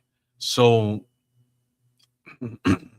here's what keto really sort of is. It's sort of, and I don't even know if this thing, somebody told me this doesn't even exist, and we were lied to by the government and the world. So, they say that animals hibernate Maybe they do. I'm not in the forest to prove it. But the general idea is that you're storing food and fat over a certain period of time because you can't eat. And that fat is burned off over again that hibernation period. Us as human beings are still getting up in the morning and going to work, and there is no long period of time where we're just burning that fat that we're storing. We're just storing it. And I say us as human beings, but really us as North Americans. Other people in other parts of the world work differently. But that fat content with 35% whipping cream, and the reduction and removal of sugar causes your body, instead of storing this food as fat, to burn it. All right. And if you have fat, it will burn fat. It's the craziest thing. All these years they're telling you don't eat added fat, remove fat from your diet, fat free this, fat free that. Would you believe that heavy whipping cream with 35% fat will help you actually burn off the fat that's in your body right now? Wild. So that's really what that's about. Otherwise, you might be looking at this ingredients list, scratching your head as to like, what the hell why would anybody really be putting whipping cream in cheese, garlic, spaghetti, squash as a dish? And that's the reason behind it.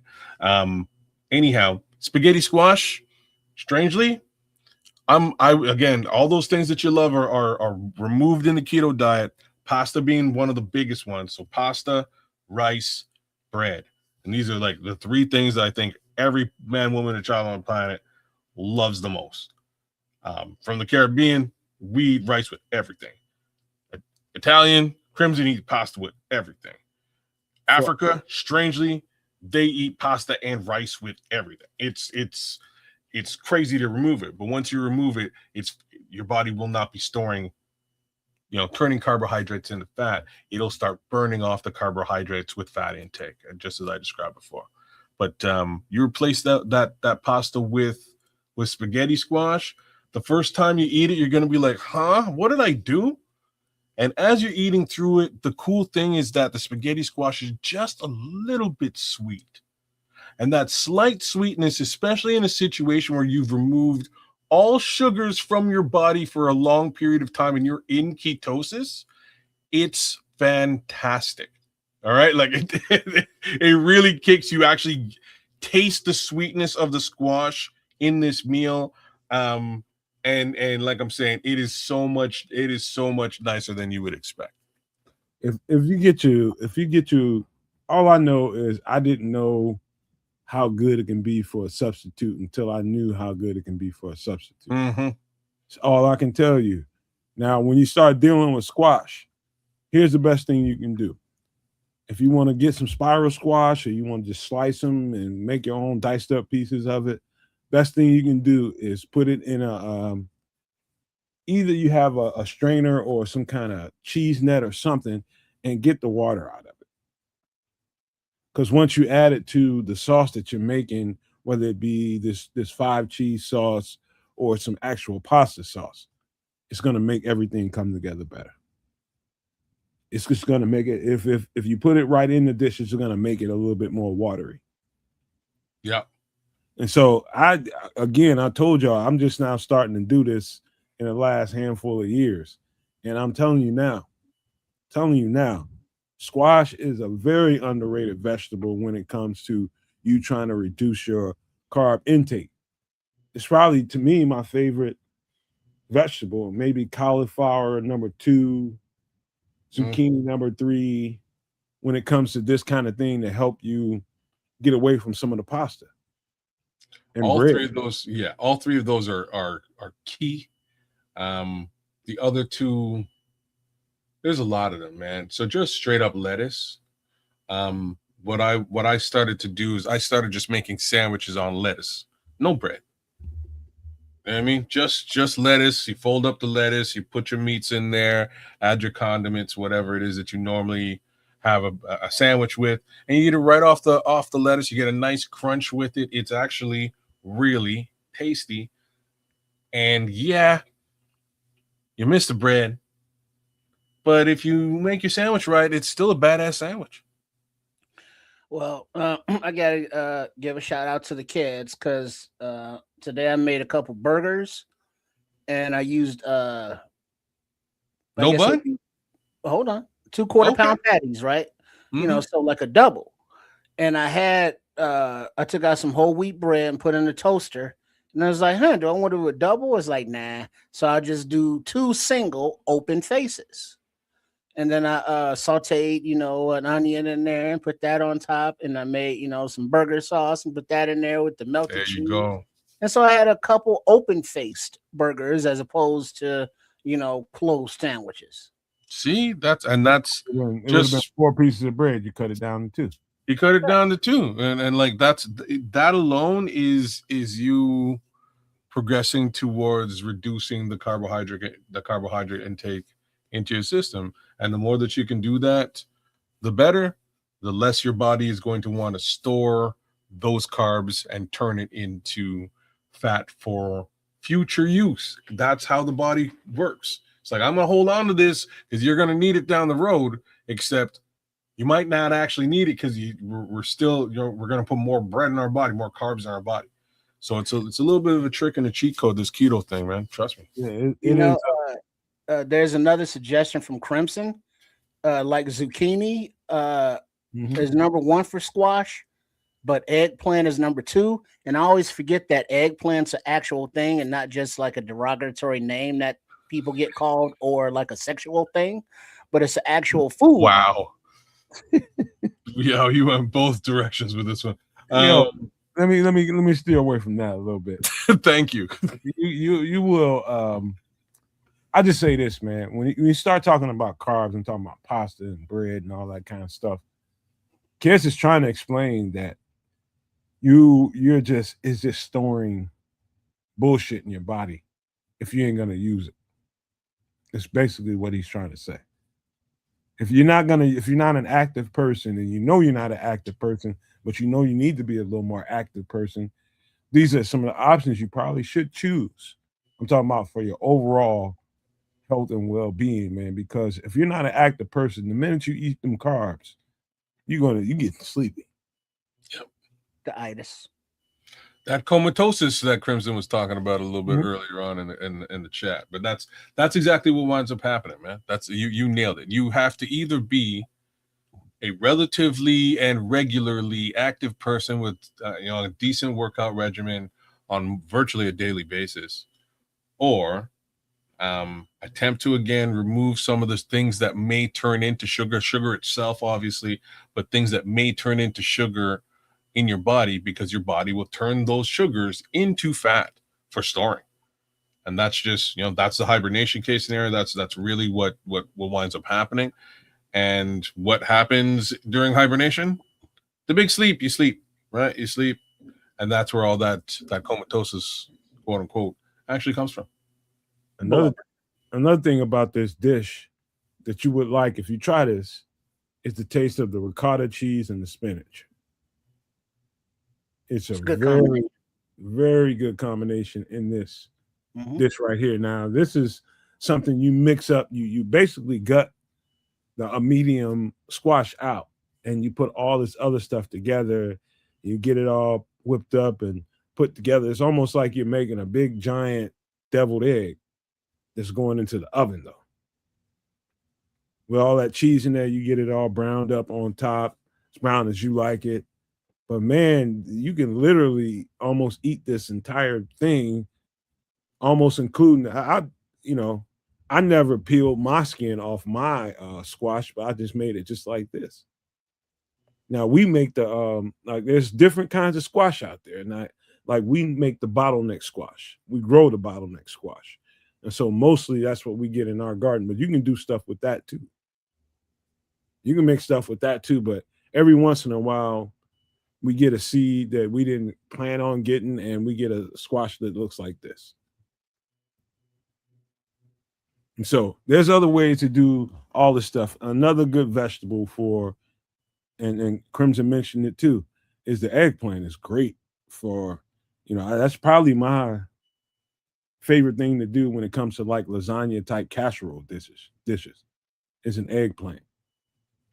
So that's the only place where I've really incorporated it into I'd have to experiment with eggplant so much more, but only like the only time that I did it was just an eggplant parmesan or an eggplant lasagna, and in both cases, delicious. But the one thing I do want to sort of point out here, I did sort of speak to the heavy whipping cream, but that ricotta, provolone, and the fontana and parmesan are all high fat case scenarios that again raises this meal's ability to help you burn the fat that you're storing. Provolone cheese is a secret, man. I don't know how many people really go after provolone cheese, like melted provolone cheese. Like, I don't know. People probably eat provolone cheese all the time on different things and don't really realize they're eating provolone cheese. But provolone cheese is a secret weapon out there in the cheese business, man. It is. And your pizza puffs and your Philly cheese steaks, it just has its own taste, own flavor. Weapon. But when you look at it's like 5 cheeses. Well, why would you need 5 cheeses? Well, because the provolone, the ricotta. I mean, like Nomad said, with the spinach and ricotta, that's just a very nice mixture. I mean, that would even be a nice pizza, spinach ricotta. But then the Parmesan, the Fontina, the mozzarella, the mozzarella for the big cheese pull, and all these different cheeses are different flavors, and the way they combine, it's its own unique thing. The combination together.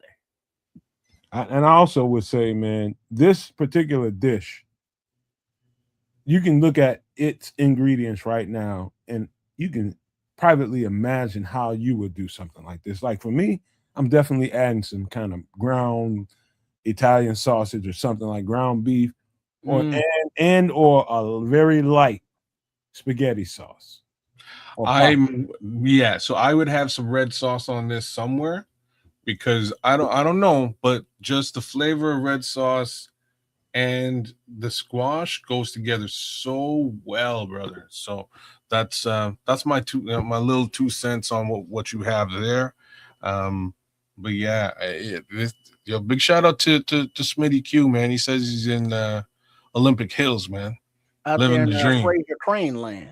Yeah, he's living the dream out there. This whole thing playing out on a grill too. Just slap it on the grill. Yeah. Just let it bubble up. Put a little something under it. Take this thing off when it cooks up and cooks good. Grill, right on it. Yeah. Healthy stuff, man. We do a lot of fat boy shit on this show, but we got to make sure we give you guys some healthy options here. So for a guy like Crimson, just to note, this is where keto gets awesome.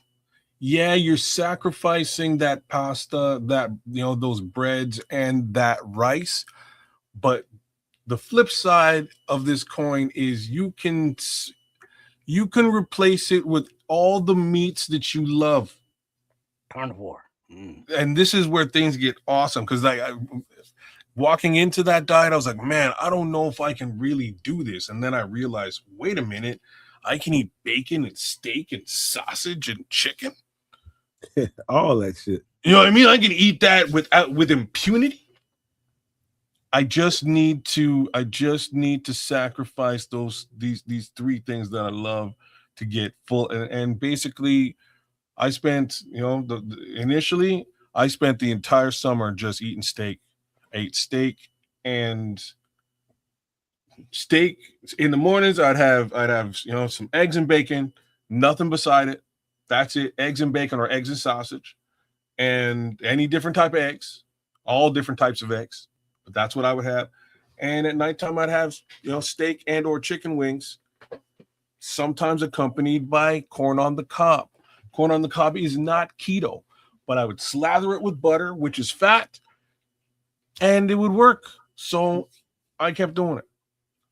In the summertime, what I like to do, and my favorite thing to do in the summertime, is whatever I want to eat as far as the meat goes. I got fresh tomatoes, fresh cucumbers coming out, pickling cucumbers. If you don't know the difference between a regular cucumber you get in the store and the pickling one, you ain't learned how to live yet. You better start getting you some pickling cucumbers. Much better, much juicier, more flavorful than your regular store bought cucumbers that are long. The pickling ones, oh my God, what a game changer. And those go next to season. I season them, put a little salt and pepper on them. And dog, anything I want to eat in the summertime, meat wise, those things go next to it. You can save on your canned goods and all the stuff that you buy at the store. That's what gardening can bring to you. That's just me and my personality. Some people would eat zucchini, squash, and all kinds of other stuff, but that's my favorite thing out of the garden. Those two things. Yeah, no, it makes perfect sense, man. Like I'm saying, I just go and find corn out on the side of the road, man. We got some badass corn out here, man. So that's I wonder if Smitty talking about is keto worth it? Yeah, man. If that's what you're saying. No. He's talking about tourism stuff. He's going to Space Needle, bro. He's living the dream on the West Coast. My bad. Yeah, because Smitty's he's for those that don't know, Smitty Q, part of the fam, part of the Nomad Network, no maniac as he is, but he's out there on the road, keep it double nickels, bam, driving those trucks with those customized golf carts. But he's out there in Seattle, the land of the Fraser Cranes and them. But Seattle is also Lord Crimson's stomping grounds. And so Smitty's like, tomorrow he's going to the Space Needle. And so Crimson's suggestion that he gets the double ticket and hits up the Glass Museum. So, we got some culture going on in our chat. And so for people that saying that we're Neanderthals, fuck y'all. We may still be Neanderthals.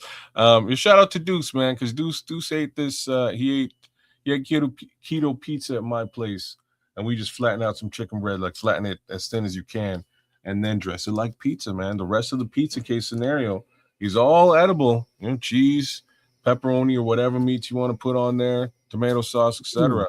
That sounds interesting, man. Man, I have to give the wife big love for being super creative when it came for us to do the keto thing, man. She also figured out a way to just she would actually make a crust with cheese alone, and then you dress that cheese crust with pizza toppings, and you're eating you're eating. Speaking of relationships, whose idea was that? Yours or hers to go keto? I'm gonna have to say it was hers for sure. And now, did she have to talk you into it? Did you resist, or? Oh yeah, that motherfucker! Come on, imagine kids not resisting. No, I didn't. You're damn right. You resist. No. So from a resist perspective, it was, what from my normal diet can I actually live with and eat? Right? Like, how much of my normal diet can I incorporate? What I got to give up, boo boo? You know what I'm saying? And like initially, it was like, oh no rice and peas. You know what I mean? Like, I'm losing my mind. And very quickly, it was, wait a minute, I can have steaks and burgers and chicken wings all week long. Okay, all right. Straight to the dark side. You know what I mean? Like, I can do this, bro. I can do this with these. I love these things. Let me just focus on that. And then it was like her saying, I'm sick of eating steaks and burgers and chicken wings every day. We got to do some other kind of shit, or I'm gonna lose my mind. And she just got creative with it, and it worked out really well. Nice. Really well. It wasn't there's not really a meat. I get thinking about when I first started. There's not really a meat that I got tired of. It's not a meat that I got tired of. The only thing that I got a little frustrated with was not having spaghetti. I love spaghetti. Not having some who? Spaghetti. Actual spaghetti. Real spaghetti. I love spaghetti. I grew up eating that in my house, at least when I was growing up. once every 2 weeks at least. You're making a big pot and everybody's just eating, and that might last for 3 days. Like, you know what I mean? I know exactly what you're talking about because my family did the same thing, and we were the furthest thing from. she might have been mad at me, bro. She might have been upset still, just to put it. Hey, you know what, Deuce? The second thing was the French fries. That was the hardest one. My bad. Taters. You know, I brought up rice and peas. The hardest one, bar none, to this day was French fries, and it was the thing that it was the single thing that made me cave and go back to eating normal. So no French fries, no hash browns, no baked potatoes, no potatoes of none of, just like you call them the white devils. No white devils, bro. None of them. None of them. Have you all substituted sweet potatoes for like? Have you had sweet potato fries? And not me. Yes. Yes, bro. That's saved, like, straight up to this day. Just considering what you just brought up, Nomad. I had my first spaghetti yesterday. Last night we had spaghetti yesterday, so that's my first spaghetti in a very long time. I just haven't had it because I don't know. I really haven't had pasta in the longest time. I don't feel for pasta right. Like, I haven't felt for pasta since keto, mainly because I'm so hell bent on eating French fries and rice. Like, those two things out of my life and bringing them back into my life was like, wow, man. Trust me. I had French fries in Amsterdam. I know I've told this story on the show before, but when I went to Amsterdam, I had them French fries. My life, like, it was like, what was I doing? Why did I ever stop eating this? This might be the most delicious thing. I could just eat French fries here and live here forever. I might not. There's a big chance that I just stayed in Amsterdam forever and only ate French fries. And then you never realize how every fast food restaurant you might pop up at just to grab something to eat and go, all of it has carbs. Well, every burger, every pizza, every hot dog, every Polish, every other than just plain old chicken wings or something like that. No, man, I got good at it. No, man, I got good at it. Fast food, kids, now fast food.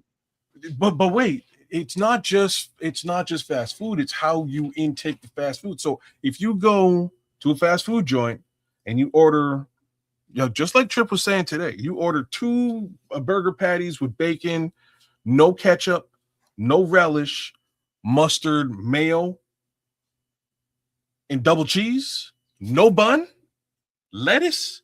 That's keto. And you can get basically what I just described anywhere on the planet Earth.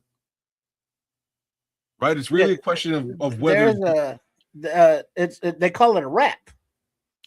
And instead of bun, give me a lettuce wrap. You could get it in a lettuce wrap. That's it. So you just eat it in a lettuce wrap, or you just eat it in a bowl. And for years, that's how if I'm getting fast food, I'm going to specific joints that will at least accommodate that. Y'all got A&W out there, right? A&W root beer? Well, A&W's like restaurants. You mean like the stands only in like Wisconsin? They haven't been here in a long time. They're small franchise, very few locations. So here they used to be very small too, but over the course of the last decade, they started to really pop up in Canada. It's just one of them places that I know I can roll over to, get a burger in a lettuce wrap, and it'll be semi cost effective, and I'm full. Right?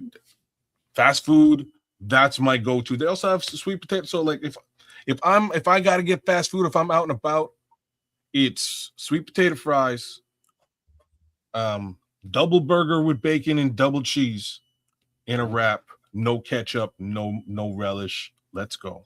Drinking water? Well, I don't like, if you catch me drinking pop, I might, or soda, whatever you want to call it. It might be ginger ale, because like, if I can cheat with some ginger ale, I just might. Outside of that, you won't catch me drinking any sort of sugary drink. I drink water all day long. I'll drink coffee, water, coffee, maybe ginger ale. Or booze. I'll drink straight up whiskey on the rocks, and that's keto too, y'all. Spirits. Wait, isn't there a lot of sugar in spirits though? Yeah, but if you drink it on the rocks, That waters it down enough for you. yeah. Well, we're gonna go with that.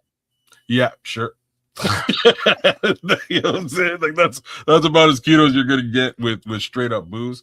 But you know, the real problem is like it's a thing because the first thing is because there's no sugar content in your body anymore, you can actually drink. I could drink so much more than ever before, just straight booze. But if I add any kind of mix to that, it's over. I probably have a hangover the following day, and yeah, not Well, a good. what about what Crimson's saying here that he has a zero sugar ginger ale? So would that be okay? Yes, I don't like it. My wife keeps trying to give it to me. I'm not good with like. Have you tasted it, kids? Yeah, I'm not good with zero sugar anything. Not ginger ale, not Coke, not It's not good enough to substitute or take the place off?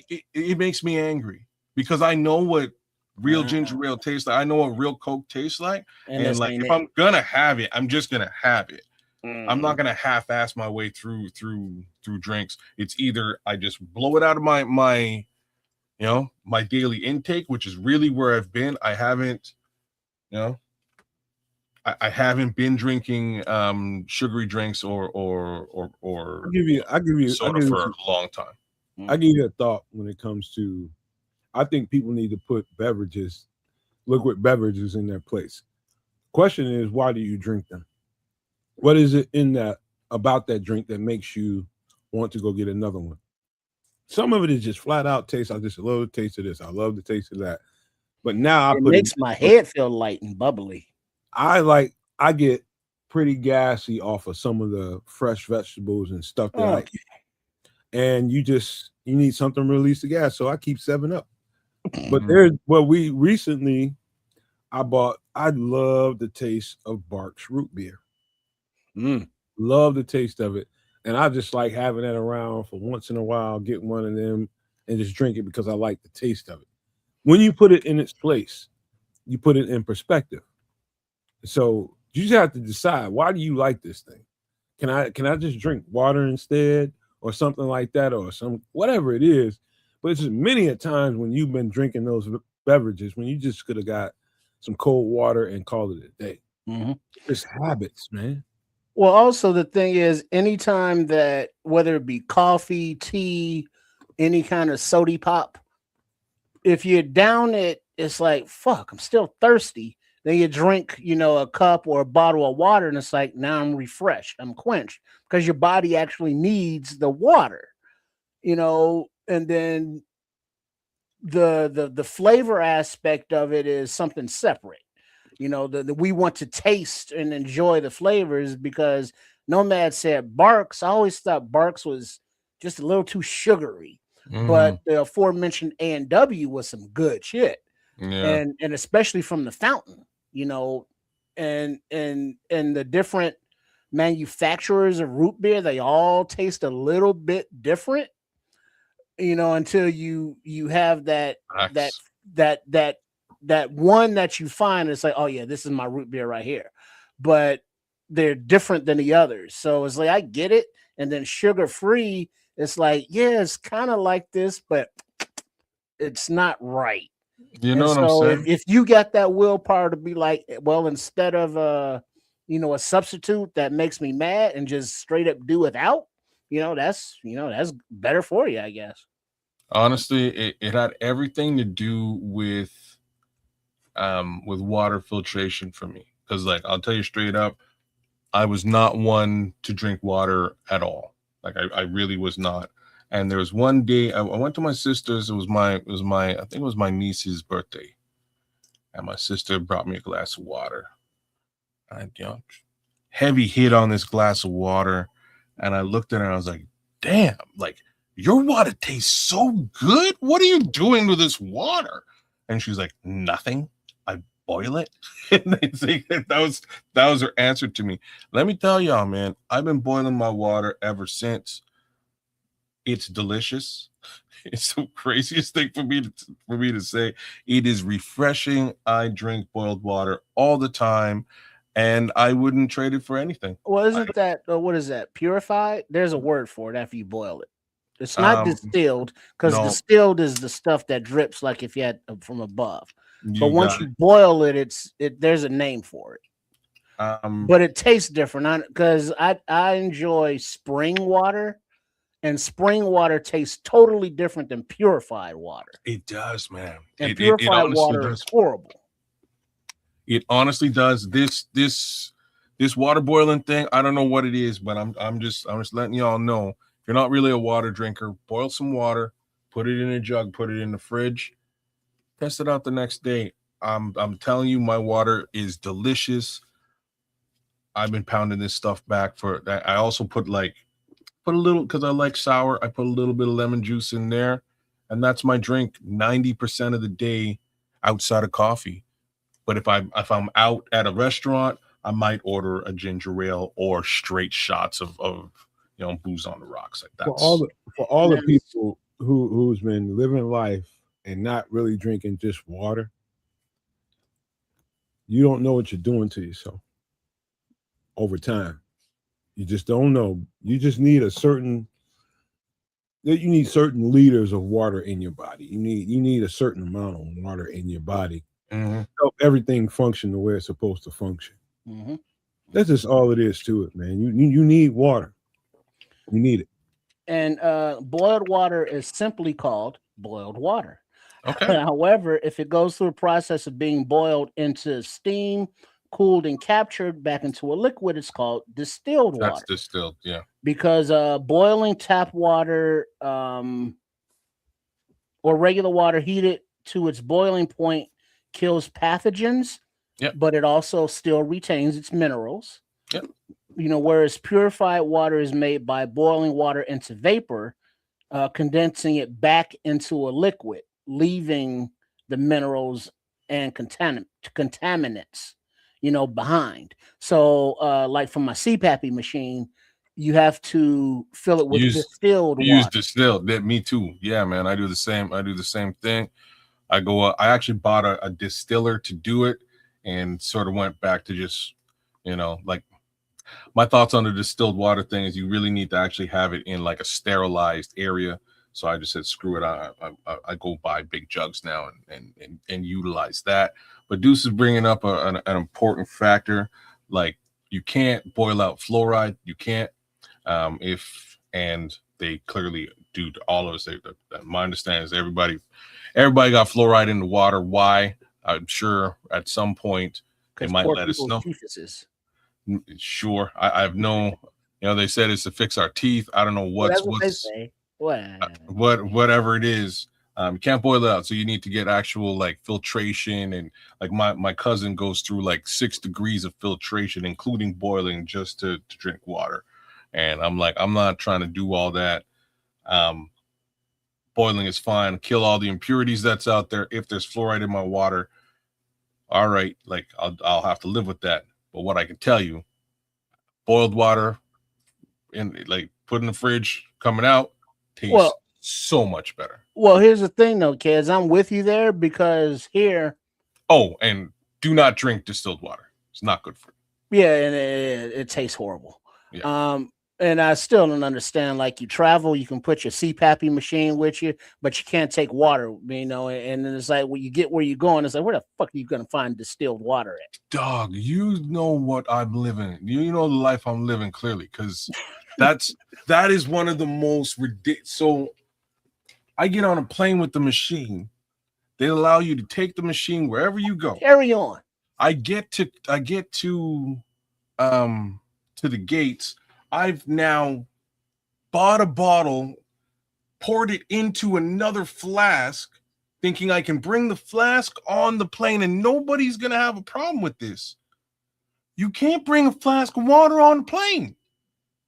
I don't even understand. I didn't even know that this was a thing, but this is a thing. So every location that I wind up going to when I travel semi-frequently, I gotta find a spot that happens to have distilled water, Right. just so I can get my sleep on in the right way. It's just it's ridiculous. I mean, because it's like, well, why can't I just use bottled water? Because the iron in it, clogs up the machine, and it's not good for your breathing in and such. Mhm. And so it's a process. It's like part of medicine that you can't take with you. Wait a And minute. so it makes no sense, but whatever. I'll just gloss right on past some old man shit. You too old. This is some old man shit, but Triple knows Hey, keep exactly living. the You'll life need a I'm living. CPAP eventually. No. Because I mean, if you've ever had the sleep apnea, yeah, it's like, oh, thank God for this machine, because waking up, you're going, oh God, and it's like, oh God, am I alive? Oh, that's question. Well, you know what? If I ask this question, it's going to take us into a whole nother conversation. So we got to get to some Bears talk. I guarantee the next question I have to ask is going to take. No man, put some brakes on that shit one time. Got to.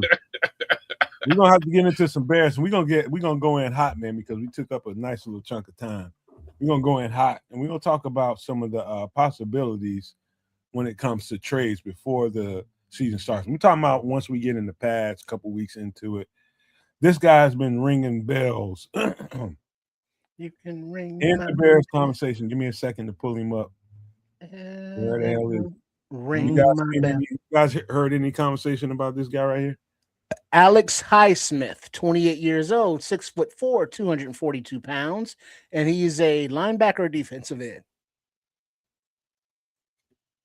Well, let me do the breakdown real quick. Oh yeah, I was just reading it there. Go ahead. Kids, you got some thoughts? Go ahead. No, you go, please.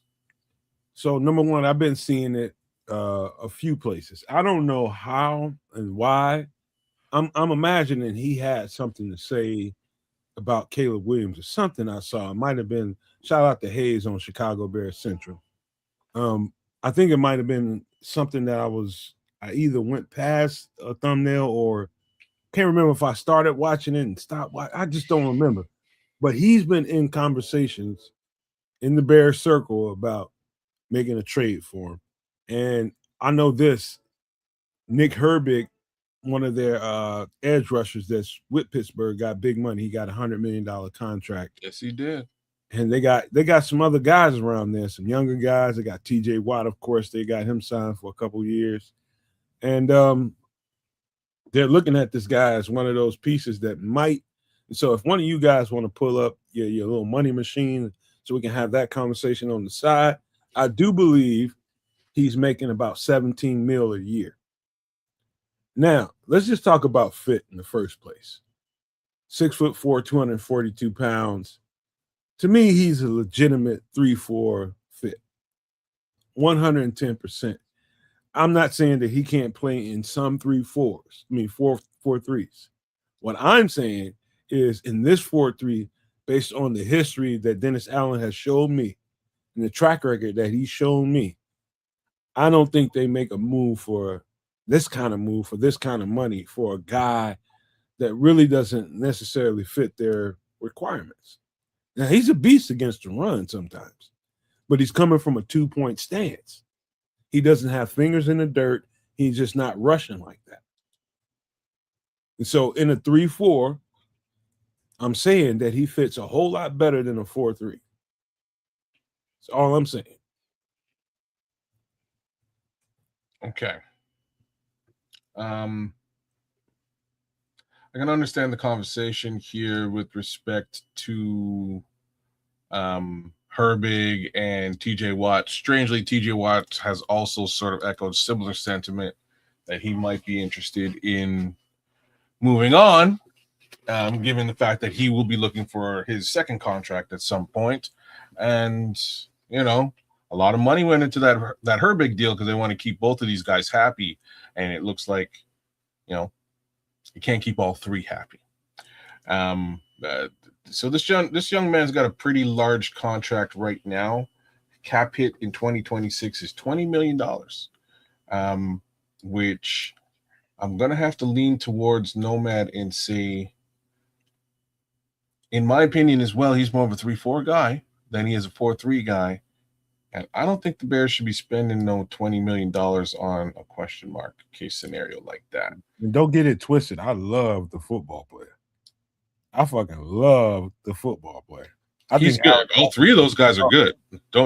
Same token. Don't get me wrong. All three of them are good in different capacity, but they're very good in 3-4 capacity, right? So I don't really see a true break in his contract until 2028. That being the case, would have to be some level of a trade, draft capital, etc., or player going to Pittsburgh from Chicago in order to get this player on our team. Actually, kids, you almost have to have them pay some of this money up front so that you don't have to, burden some of that. Like you saying that makes sense with Chicago's existing cap space. Like they don't have a lot, right? This would probably eat up all of the existing cap space that they have. So you're right. It would be in your best interest to have them choose some of this. The closer we get to September, the more of that they will have already taken on. So that's interesting, But even then, it's a lot of money for them to sort of be moving into. And it's not just 1 year; it would be 2 years before they really sign him on a long-term, new money deal that could be different and dependent on play. So I don't know. I don't see this one happening. I'll just be real with you on that one. Trips, thoughts?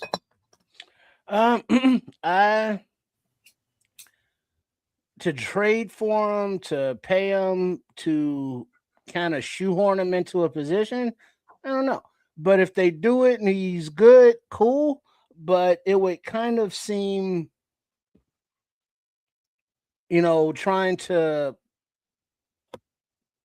force the issue, if he's not exactly, what, Dennis Allen wants, if he has to kind of be shoehorned into a spot, it's like, I don't think they want to do that. Now, would it always help to have better or more talent in the house to compete for the starting roles? Sure. But you can only bring in so many that you're allocating resources for. So, I mean, it's a highly unlikely scenario. Yeah. In this NFL, there's like Alex Highsmith, his measurables are pretty much a dime a dozen. It's pretty much every linebacker, edge rusher hybrid has these measurables. Maybe a little bit shorter sometimes, but they all have these measurables. What's hard to find is the guys like this. I'm about to pull up right now with these measurables. A little bit harder to find these days. Josh Sweat. Now let's go over his financials, kids, if you don't mind. Sure. This guy is definitely more suited to. He's a little bit, I'm gonna be a little bit tripped, but 29 is a good age. That's a guy he's perfect for what we want and to be able to get results right now. He's perfect for that. You know what I mean? At that age, I think they're well-rounded, right there at the peak of their career or heading towards the peak of their careers and getting ready to really, really get turned into really good edge rushers, man. And at this size, 6'5", 265, conversations being had around the Bears fan base is like, this might be a good trade. I know one thing. He wants the fuck out of Arizona. I know that. And the fact that they're doing a shakeup of the roster because Kyler's not there and they're just shaking the whole thing up. This is why the conversation is so relevant right now, because the fact is he's probably going to be with somebody else. So, yeah. So this contract is set up perfect for Bears to take it on, actually, which is interesting. So they have a 2-year, they have a two-year situation where they give him a pretty large bonus up front. The remaining portion, about 50% of it, is set up for the last 2 years of his contract. There's about 4 mil, maybe 6 mil voided into future money that Arizona's stuck paying him regardless. But there's a potential out right now in 2026 where Arizona takes on a little bit or the bulk of this year's contract, and potentially the Bears would be on the hook for the next 2 years, or they could also, extend him and change that contract, right? So what's the number again?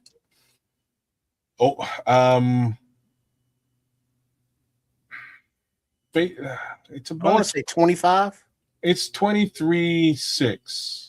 Okay. Right. So just under 25 for the next 2 years is what they would be looking at. Basically, it's Sweat. It's like just if your last name is Sweat, you're basically making that like the same amount of money. And they're about the same size, aren't they? About the same size, about the same skill set too. If they don't rework the deal, it's about 10-12 million a year. What do you mean by that? What'd you just say? You said it's about 25 a year, right? Yeah. So about 12 million. No, 25 a year. 25 a year. Not 25 total. Oh no. Well, I'll give you the up and the down. The up is, again, you would be getting a caliber player at a respectable number for not just the next 2 years, potentially the next 4 years if you work some magic. This particular player does get the job done. I don't know where they find the money, Levante. I don't know, to be real. But this is potentially doable. The real problem, and it's also the saving grace, is that you kind of buried a bunch of cash in 2 players that you could let go next year. Right? So the problem is this particular player at this money, you would have to trade capital, just like you said, Nomad, for them to pay for this player to play on the Bears this year. Hey, we're going to give you a second-round pick or something like that next year for this player. You pay, you're ready. You wait till the end of training camp. You bring him over. You're already contracted to pay him anyways. You pay him, you get the capital. We play him, and away we go. We don't really have to worry so much about that. You then extend him into the next 2 years with the knowledge that one of two things is going to happen. Either the 2 guys that you paid work out, and you then got to figure out what you're doing, which is not terrible, because if they work out, you can trade them for something. Let's just be real. And if they don't work out, you have your answer. Right? Well, so this would not be the craziest. This wouldn't be the craziest move under the sun. This actually might fly. I'm gonna give you a little upside here. Mm-hmm. I'm gonna talk about the details of Josh Sweat. Number one, he's proven the guy gets results. Number one, you know what you're gonna get from Josh Sweat the minute you put him in the uniform. Number two, he's played championship football, and that has a lot of cachet. A lot of cachet. Somebody that knows what championship football looks like and knows what to do in moments. Knows how to, all right, we're getting close to the end. We're in the middle of the fourth quarter. I know this game is close and we're going to need a couple of plays. He knows what to do. You know what I mean? And I ain't talking about taking plays off or anything like that, but it's just knowing exactly how to execute in moments when when they need Josh Sweat to perform. He's got championship DNA. He knows what to do. You've seen that guy perform for the Eagles and win championships. And so that kind of cachet ain't for nothing. That's got value to coaches. The only thing that worries me is the likelihood of having to listen to CNC Music Factory on repeat for the next 4 years. Gonna make you sweat. Sweat. I'm just saying, we got sweat on one side, we got sweat on the other side. I guarantee you, CNC Music Factory will rear its ugly head on a weekly basis for the next 4 seasons. Hey, you know what else is interesting? Hold on, Trey. You know what else is interesting? This is what they expect Austin Booker to be in a few years. Same measurables. He's got about another, 10 pounds to put on, but in maturation of a man, he's gonna put those 10 pounds on. I think he may have done so already. Yeah. I don't know if he's there yet, but he might be close. Well, here, I'm about to blow y'all mind. Because even at 29 years old, I wouldn't mind a Josh Sweat because of, yes, it's 25 mil, but that's kind of bargain rate, nowadays for defensive ends. Now that, they're pushing like 35 and 40 per year. His guarantees have already been absorbed by the Cardinals. So it's not like he would be a big hit long term. He's right at the age to where, let's say you start Sweat and have Booker coming in behind him. It's not really going to stunt Booker's growth. It'll, I would think, only enhance it. Sweat, I think, is more accomplished, than the other defensive ends that he's competing with already on the roster.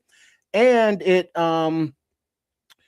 can be like a fourth rounder conditional third or third rounder conditional second based on playing time or whatever, parameters or incentives. So while it would, take resources to acquire him, I think at his age, at his contract, at what it would cost, and at the position, he's right at that sweet spot. All right. I tell you this, the next guy we're going to talk about, and I do like Josh Sweat's game, and I think it's, as much as I like him, it's probably not as inviting as this next guy we're going to pull up. That's Really?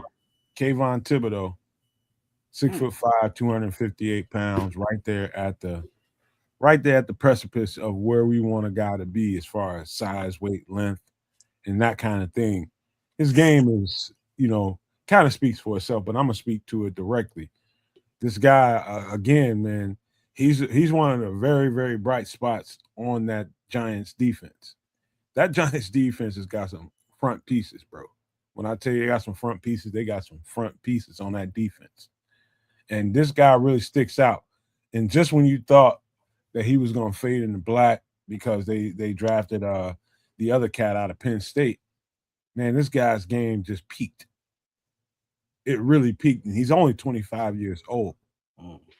But this guy is a beast as a pass rusher, especially in crucial moments. This guy just has a way of getting it done and getting to the quarterback. Great burst off the line of scrimmage. His burst is incredible for a guy his height. 6'5", 6'6". You don't really expect guys to have extremely good bursts, but his burst is incredible.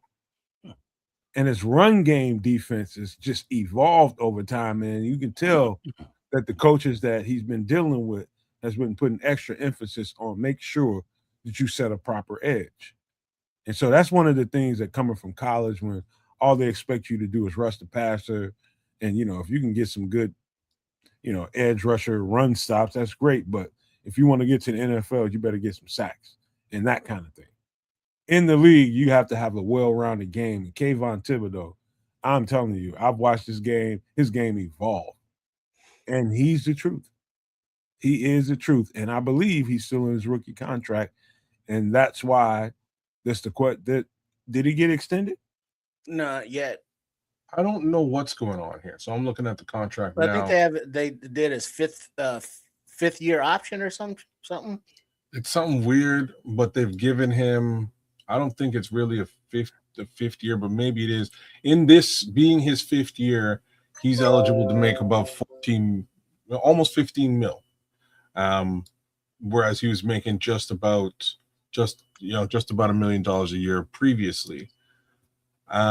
I don't know, man. This particular player is really weird to me because what we've watched, and I need somebody else to maybe make sense of it. I don't trust this organization.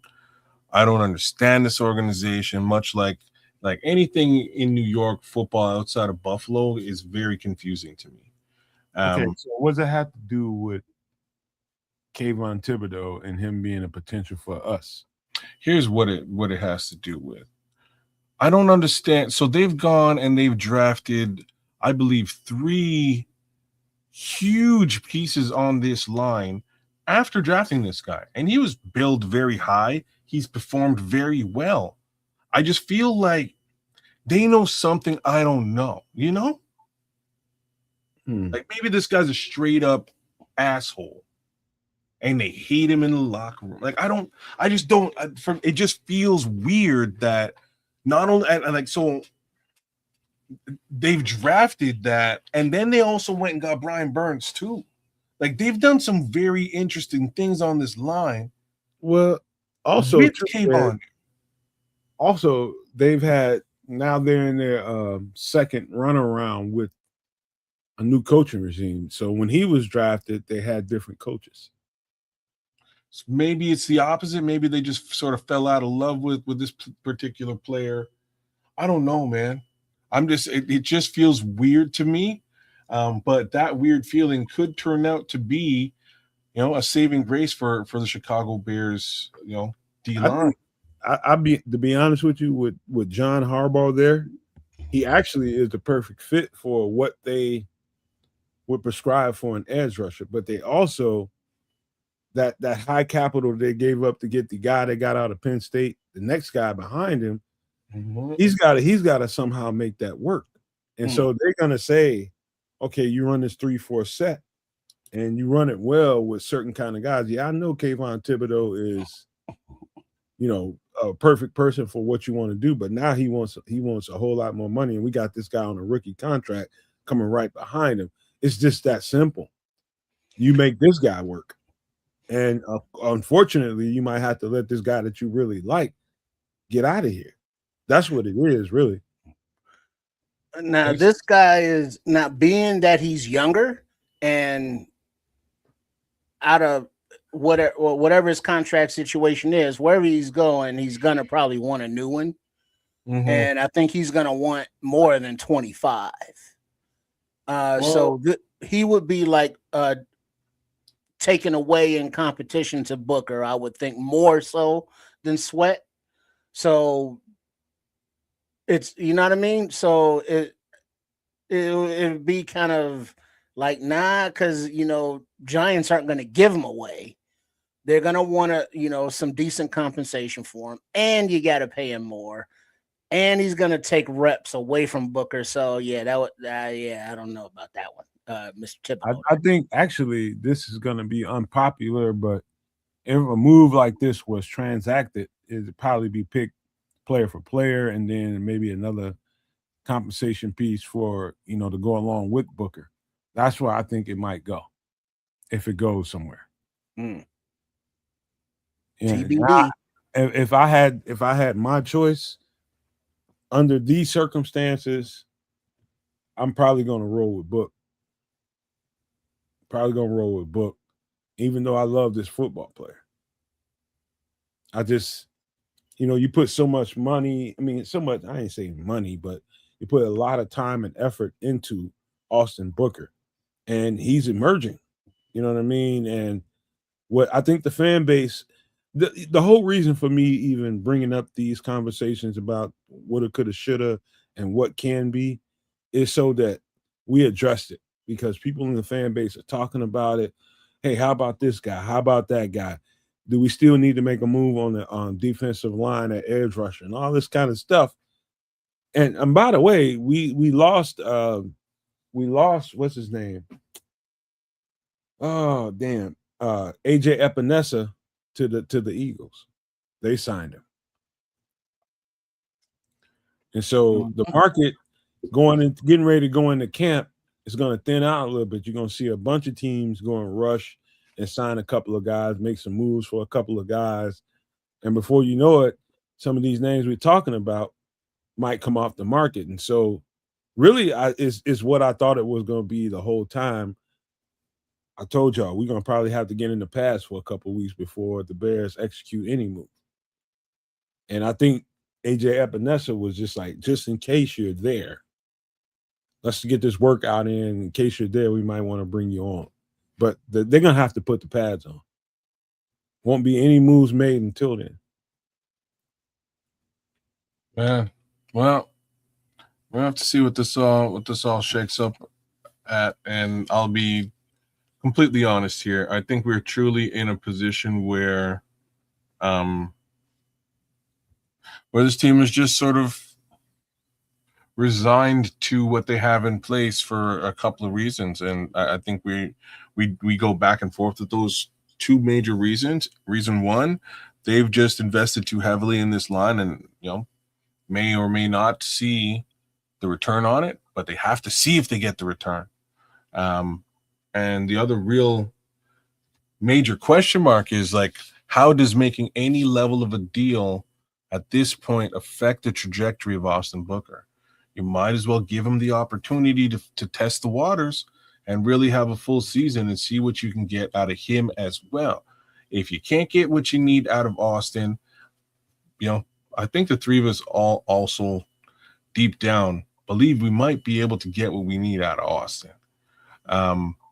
The other side of all this is, again, the other two guys, right? So you kind of just have to dig your head, dig your heels in or stick your head in the sand and just say, let's just see what happens and let these guys cook. If it works, fantastic. If it doesn't work, we truly know what we're going into the draft looking for in 2027.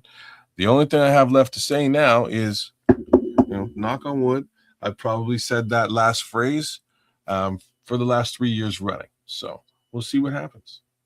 Another thing I want to talk about before we get out of the Bears conversation is I just don't think this guy has gotten enough conversation. And just to give you some relevance as to how big of a piece I think he's going to be in this offense, they did not sign this guy for nothing. This guy is going to be huge for this offense to function right.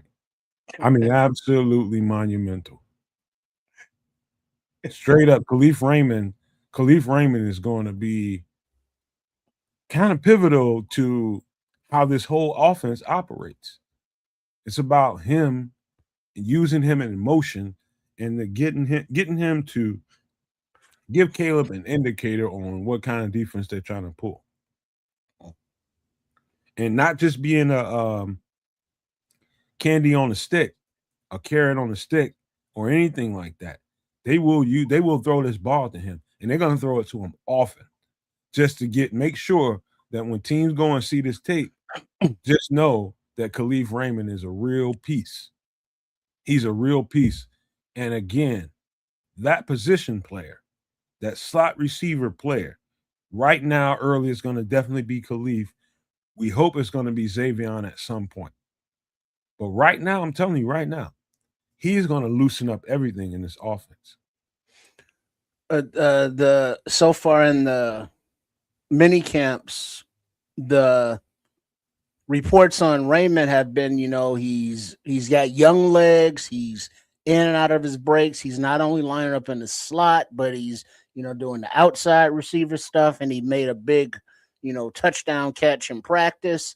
But I was giggling when this picture came up, because seeing these players, you don't really think about it, but at the podium when Khalif Raymond gave his press conference, it was like he was such a little dude that he could barely see above the microphones. And I was like, oh shit, he is a little fella. But he's out there, making plays. And so it's like he's got the veteran experience, he's got the familiarity with Ben Johnson and what Ben likes to do. He's a perfect, role model, and has expressed as such vocally that he's willing to, and he is helping, Xavier Thomas with, whatever, they need to learn and, be a professional, whether it be running a slot, whether it be returning punts and or kicks, so Xavier Thomas has someone, to to learn from, in that position. But Khalif still looks like he has something to offer as well beyond the mentorship. Hey, Trip, can I take you through the anatomy kind of an offensive play from a defensive standpoint? Yeah, Real quick, just to support what I'm saying about Khalif just a little bit. So okay, let's just go from the offensive standpoint. Just the fact that you keep hearing Ben Johnson and all the other players talking about how clean and crisp it is. We be able to get into the huddle, get the play called, get to the line of scrimmage on time, right? And so you're dealing with a certain amount of time you got to get this thing popping with. So you get there with enough time. Ideally, you want to be at about 15 seconds. Ideally, but more times than not, you're going to be somewhere around 12, sometimes less. And what you want to do is get the quarterback, the center, to be able to identify what they see the defensive set is in. So the communication between those two is going to happen first. Center's going to see some things. You're going to see if the safety is kind of shading down or he's giving you a certain look. Quarterback's going to acknowledge it. Okay. They might have an extra little quick communication between them. Now they're going to use the motion guy. Now the motion guy is going to give him an extra little bit of information, extra identification. He's going to motion from one side or the other. Once he does that and he sees a certain thing, that's going to give the quarterback another indicator.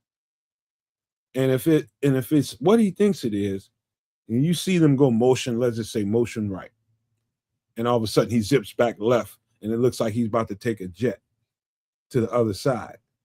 They just felt like Khalif has to have the communication with Caleb to know that if he sees this coverage over here, jet back to the other side, and we know what we're going to get. That's the value of Khalif Raymond, somebody that knows exactly the anatomy of the offense and knows the anatomy of a defense. Knowing exactly what that is, and you praying at the second year of Caleb's, his installs in this offense, he knows exactly what to do with that piece. And with all those weapons we have around him with Luther, these three tight ends, you got Romo Dunes, you got pieces that can really damage, and the running backs. I'm telling you right now, if Caleb Williams and Khalif Raymond are on the same page, if they can get their communication down, sounds like to me, just listening to Khalif talk at the podium, he's just trying to get the verbiage down. He knows the anatomy of the plays. They get the verbiage on point. This is going to be the most dangerous offense in the NFL. Telling you right now, and Khalif Raymond is going to be a huge part to play in that. Telling you, I'm telling you guys, we have not given enough conversation to this guy right here. He's going to be. It may not be the play that goes to him that makes you feel that way, but it's going to be the communication in the anatomy of the play that I just broke down. You're not wrong. Because, the thing, he's bringing a few interesting things to the table. First thing is, just general veterancy as, the older statesman of this young group of athletes, right? That's area number one of influence. Area two is he's actually already been coached by and run through a Ben Johnson offense in the past. So there's a shout out to Ice Cold Magician, man. Welcome in. Thanks. And we're not even broadcasting on X right now, but thank you, Ice Cold Magician. Thank you. Yeah, man. What up, True? What up, Dante? Shout out to both y'all and the Iceman there too. But end of the day, the Khalif Raymond's going to bring some interesting things to the table, and I think all of those things are transferable to the rest of this squad. But mostly, I think he's going to bring mentorship very specifically for young Xavier Thomas. If these two players can not just get along, but if Xavier can learn from Khalif is really where we're at. He can learn this role from Khalif and add his own wrinkles into the role. Because as we've seen and talked about before, Xavion really has the ability to add some very special things to this offense. And a lot of those things will be established, I think, first and foremost by Khalif Raymond, including in the return game, right? Like, on the lives. right. Like, I don't think we've given Khalif Raymond really anywhere near the respect that he deserves as a potential Pro Bowl return guy, right? Like he has that under his belt too. So these are all areas, in my opinion, that he can sort of sit down with the new young rookie and say, okay, so look what I can do, as they would say on Mad TV. I just want to know if I don't know, was I in the weeds too much here, or did y'all understand? No, exactly you weren't. what I'm saying here. No, you're truly saying that he adds he has a very interesting dynamic to this offense. His role is pivotal, man. It is, right? It is very pivotal. It's an important role for Ben Johnson's offense. He will be utilizing this in a major way. And I think, again, that in time will be transferred to Xavion. It's just the thing I'm trying to say to you all is we won't say Xavion's going to be that guy eventually. Sooner or later. Right away. I'm telling you guys right now, he doesn't understand what Khalif Raymond understands yet. Mm-hmm. It's going to take a certain amount of reps for him to get to there. Yeah. Because I'm hype about Xavion as well because of his skill set and because it looks like he's still developing and he wants to be great. He's got the speed, he's got the work ethic, and Ben Johnson's calling him out saying he's making plays every day. And the thing is, it's like, yeah, 3rd round pick, cool, but he's still a rookie coming in. So while it's like, oh man, wait till we get Xavion out there, it's like, all right, give him a chance to learn and to earn his way onto the field, earn the trust, as they say. But in the interim, we got a wily veteran who can still contribute, who can still make plays and who's familiar, with the offense and what they want to do. And so it's a good placeholder, for lack of a better word, until, Xavion's up to speed to where it's like, all right, we got Raymond, he's still a serviceable player. He's still good as a mentor. He's still got the hunger and desire to be a football player. So it's like, yeah, let's ball out, baby. Let's go. Mouths to feed. Okay, whatever. The more the merrier is the way I look at it. So when he gets to the line of scrimmage, by the time Caleb gets to the line of scrimmage, he gets on the center. He goes, blue 17. That tells the offensive line what to do. And he gets to the next part of his cadence. 18 something. And that gives the next part of the offense. That means the people in the backfield, including himself, that gives them identification on what to do. And all of a sudden he says, bumblebees, bumblebees, bumblebees. The guy that's in the jet sweep or is in motion, that gives him an indicator. Hopefully, what Caleb just called out, the slot receiver that's in motion trying to give him identifiers, understood exactly what he was talking about and knows how to adjust what he's about to do off of that. He might have been running a deep drag or something like that, or a deep whatever, a bench, whatever the route was that he was going to run. It might be to get him to set up on a block, on a run. Whatever it is, it's constant communication. And having those two guys in particular on the same page, you just can't expect that from a rookie right away. It's going to take him a little time. Having this veteran here is going to hyperspeed the offense a whole lot faster than it probably should be because you have that veteran.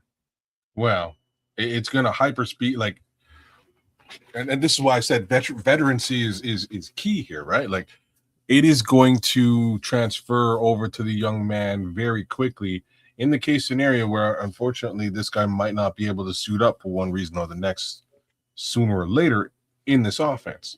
So you've transferred that knowledge to the young man. He should be able to pick things up that much more quickly. Will he be a master of this role in this offense early on?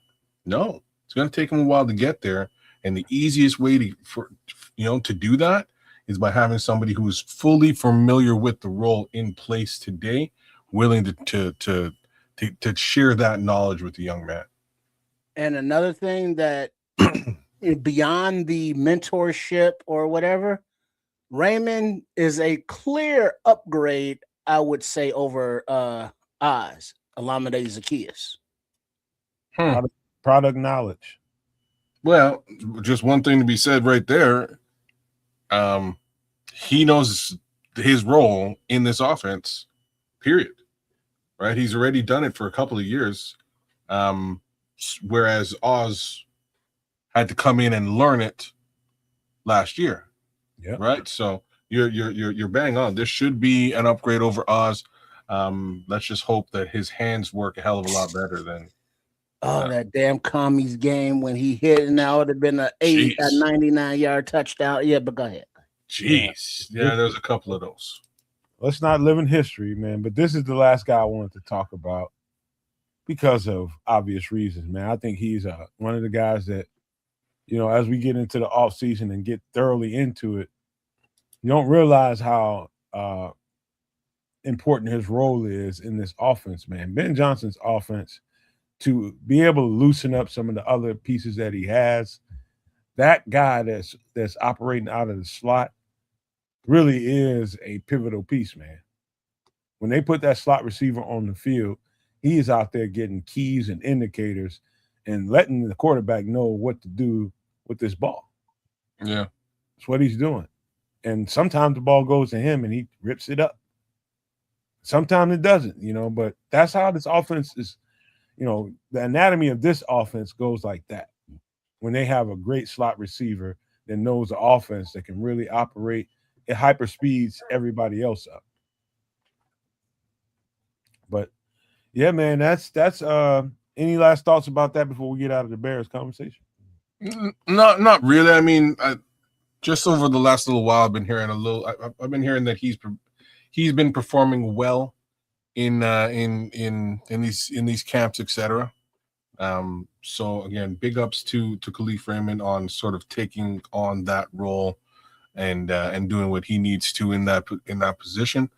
I only see good things. When he first came into this role within this organization, I think we were all somewhat excited about it. The reality is that just sort of quickly got overshadowed with the draft and all the other things that were coming around. So, let's.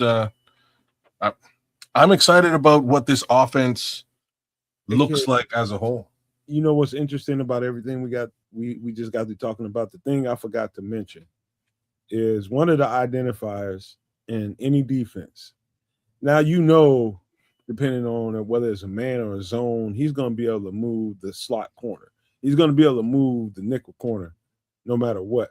But if he can get that safety to budge a little bit, if he can get that safety to kind of move, whether it's he's seen something on tape or he knows something about tape that slot receiver is going to give him an identifier. This is the chess game of football. That's exactly what they're looking for. Move a safety. Whether it's in the box or outside the box, quarterback knows it. Okay, this is what I'm going to do with the ball. I'm going to say something crazy now, too. Like, there's nothing precluding putting both Khalif Raymond and Xavier Thomas on the field at the same time either. Mm-hmm. Y'all so busy trying to see Xavier out on the field. He's going to get out there, but no, I'm just saying that, like, so you're running it's wild, right? So you put Xavier out wide, you have Khalif in the slot, you move Xavier into the backfield, and you're running and you're having you have Khalif run a reverse. Which direction are they going? What are they doing? Who's running the ball? And DeAndre Swift. So like Khalif could be going that way, and then Xavion's going that way, and then it's a play action pass to a wheel route or to a screen, or still two wide receivers and tight ends going out. The thing about a defense is thing to know is you put both of those guys on the field at the same time, you know you're in the trick bag shit. If I'm a defensive guy, which I am, I know when I see those two guys trot on the field, or if one's on the field already, you trot another slot receiver out there, I know we're in the trick bag. And so you got to fight through that mindset with some discipline, experienced safeties. Like you got two Kevin Byard types of guys out there, they know that you just putting eye candy on the field. That's what you do. Well, is it because Ben Johnson says specifically that, he was asked, are you worried about opposing defenses having film? And he was like, nah. Because film on what? We have, let's say we have one formation, we got 4 plays out of that formation, and then you have 8 plays because you can run it left or right. And then out of that formation, we are adding additional, routes and combinations and things. And so, that 8-play formation is now a 16-play formation. And so defenders see, the eye candy, if you will, and they're expecting, ABC, but it's actually XYZ. And so that's kind of like what Ben Johnson said to address what you're saying there.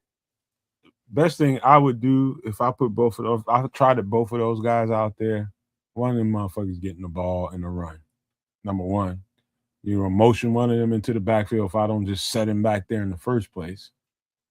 Or I'm doing some kind of play action where one of them is getting the ball. I split them. I have them both wheel out left, right, whichever one I choose to put left, whichever one I choose to put right. One of them guys is going to get the ball. That's what I'm going to make people see. Or I'm just going to hand the ball off to one of them. But anytime you put those two guys on the field, they know that defenses know that, oh, okay, these motherfuckers trying to set up something. That's just what they know. But the question is, what are they trying to set up?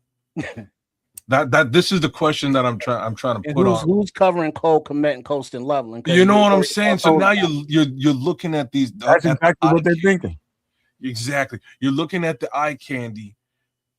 They move these guys around. They're doing special stuff with these two guys, but this is really a Colston Loveland post shot, or this is really a just eye candy and a handoff to DeAndre Swift, who's still in the running back position and he's going straight up the gut, or this is a deep ball to Luther Burden on the wing, and it was all just play action in the first place. Or you do like Smitty, and then you put Colston as your fullback, and then you motion Xavion into the running back with Khalif out there, and then you run like whatever the hell, and it's like who's going where? And now it's up to Caleb to find that matchup and to deliver a catchable ball that will lead to yards after catch, because they are emphasizing that as well. For Caleb to put the ball in a position for your athletes to get your yak. And, so all of these are, points of focus. And hearing that, it's like, okay, well, shit, I don't know, Chicago Bears fans. It's like we might have ourselves an offense. You know what, Trips? Now we can kind of pound our chest as we was talking through the offseason and the draft with the picks that they made. Oh, what the hell are you doing getting a tight end here? What the hell are you doing getting this receiver there?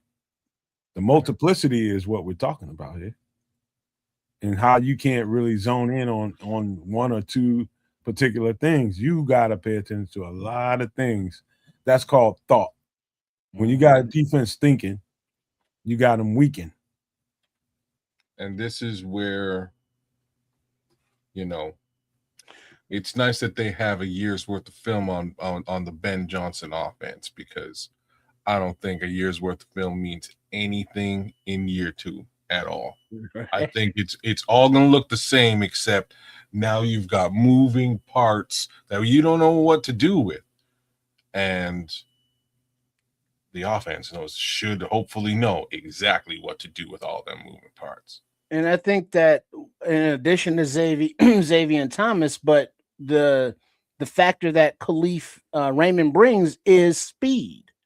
And the same way that Jahmyr Gibbs was able to unlock Ben Johnson's offense in Detroit because of the weapon that speed is and the way it can be, used to get the right matchups. Now we have multiple guys with speed. So the yards that were left on the field from, not having that juice, or, we would expect better routes, better scramble drills, better passes for more yak. So all of these factors should add up to, a lot of PPGs. That's points per game. Mm-hmm. All right, and that's the hope. If they can put up some good points early in these, and like the one thing that does give me, it does give me hope about this upcoming season is many of the games that we walked into last season, they had the ability to score a lot of points early and just couldn't get it done. Couldn't get into the end zone, couldn't close business early in those football games. If they're able to do that this season, it changes the dynamic and it makes the defense have to play the pass, which is exactly what this defense is set up to do. All right. And one more comment, no, Matt. AC Adam. Ben Johnson is Ben John is blah, blah, blah. Check 2. Ben Johnson probably sees every skill position as a running back. And that made me think of the line from the James Brown movie when he went around. He's like, what instrument are you playing? He's like, I'm playing my horn. No. What instrument are you playing? Drum. Play it like a drum. Play it like a drum. What instrument are you playing?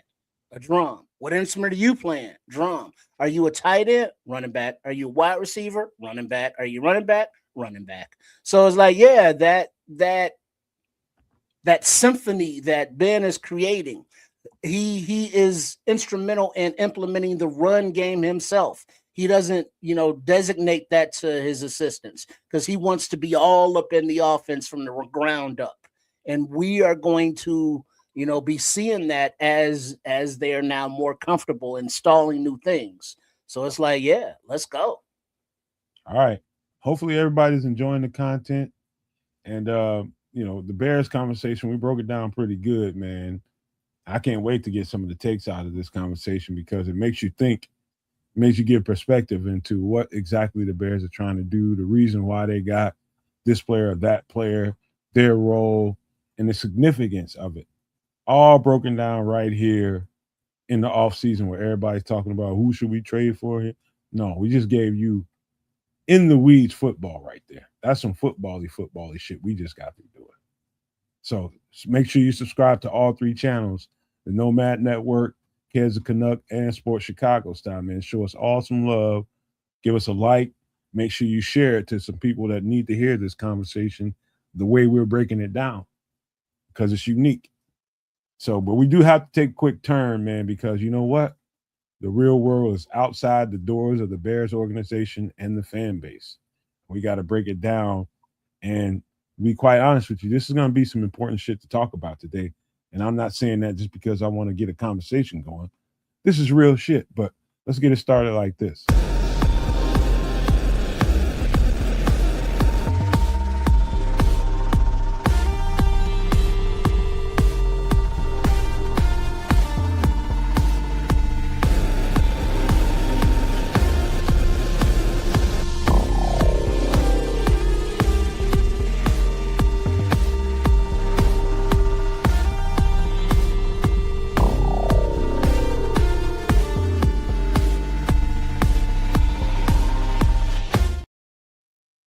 Either one of you guys, if you feel like it, help us out here and read through this. I got you. Yeah, I get it. Hold on. Right, got my spectacles right here. The Strategic Petrol Reserve. The U.S. Strategic Petroleum Reserve, the SPR, holds roughly 345 million barrels of crude oil.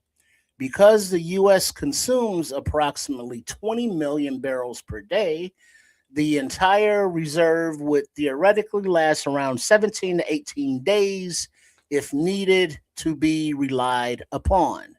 And for those that don't know, we done tapped into that. So, yeah. I don't know. Have we? Because I don't know. Yeah, we've tapped into that because of the quote unquote war that's an excursion, but not a war over there in Iran. That the Strait of Hormuz being closed, that it reduced the crude oil, and so to keep prices, well, not keep prices down because that ship has sailed, so to speak, but to lower prices, they dipped into the strategic reserves here, not only in the United States, but China has, as other Asian countries. And so the 345 million that it holds, I think, is down to like 100 and some million. And basically, the pundits that know this stuff are saying that it's gonna be dwindled in less than like a month and a half or something. Remember when I gave you guys the date of the 4th of July? Yeah, that's it's a little less than a month. Yeah, that's where it's heading. And so if that depletes, now things are going to be that much more expensive, and we won't have the safety net that this whole thing is made for. Nor will the rest of the world, but thinking about United States here. Now, when it comes to prices that are already going up, it's $7 per gallon, depending on where you live. The thing to know is this, man. When you got this kind of corruption going on, basically what it is, where you think the rest of those reserves are going to go? You think they're going to go to the consumer to ease the price on us at the gas pump and all the things that we need oil for? No. It's going to go to companies that need production first, outside of what the military needs and outside of other rigmarole things that happen in the world. It's going to go right to the companies. It's going to go right to the companies that need to continue to flow.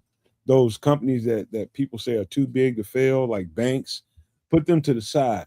Talking about major oil companies, major manufacturing companies that need oil to survive. It's going to go there first. Now you can dwindle it down to about 20, 25 million barrels. Now you can put it down to there.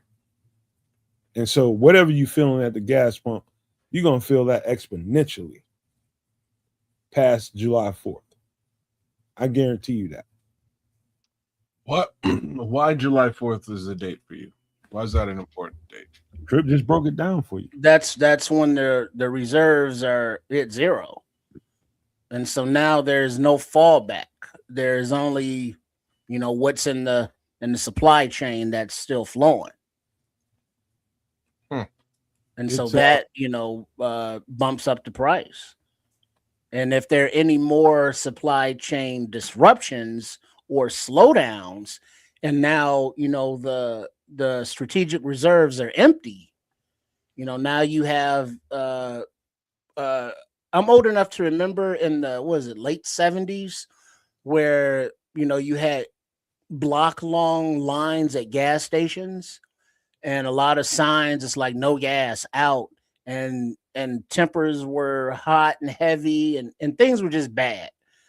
This is like going to that stage of, not having supply, and what is available to the general public is, $7-8 a gallon or some shit. It's bad. I don't even want to talk about this shit. I'll just be real. I'm just like, so what? So why are they at war again?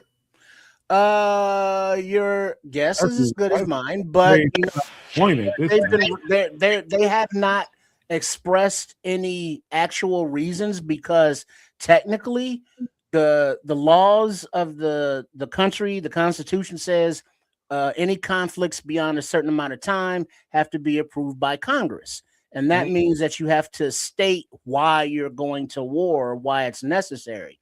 But this administration, this regime ain't done none of that shit. And every time that, the dude is on, the news, it's, well, we need to free the people, or we need to make sure they don't have any nuclear stuff. We need to make sure they have this or that. So it keeps changing. So we can't say for sure, but all of the outside noise is saying that Netanyahu is pushing Trump into it, and they have their own regional conflicts, and so it's just a hornet's nest that got poked, and now you can't get out of it. So let me try. Hold on, Ked, before you go to your pissed off place, where I know you're going. I'm not pissed off. It just let me say this. Sure, go ahead. I don't know if you notice. I know in this country, if you pay attention to what you see as you're pulling into the gas station. Usually, you'll see those signs if you pay attention. Ethanol possibly at 10% or something like that. I don't know if y'all know what ethanol does to gas. It's been said to make gas last longer, but it doesn't. It really doesn't. Now, all of a sudden, ethanol is up to 15% on those same signs. And what people are saying is, okay, that's not the worst thing in the world. I'm talking about physically for a vehicle.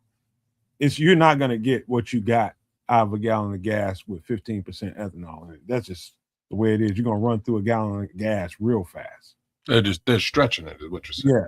And no, that's not going to stretch it.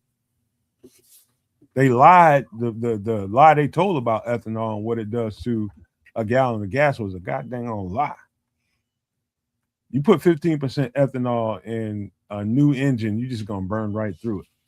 You put 15% ethanol in an older model vehicle, you're going to mess up your car. Because the engines, they weren't designed for ethanol running through their systems. Exactly. Not that much ethanol. So, where I was going,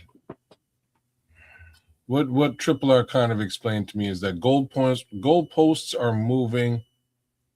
There's no, Congress can do nothing to effectively mitigate this situation. This situation is unfortunately global in scope.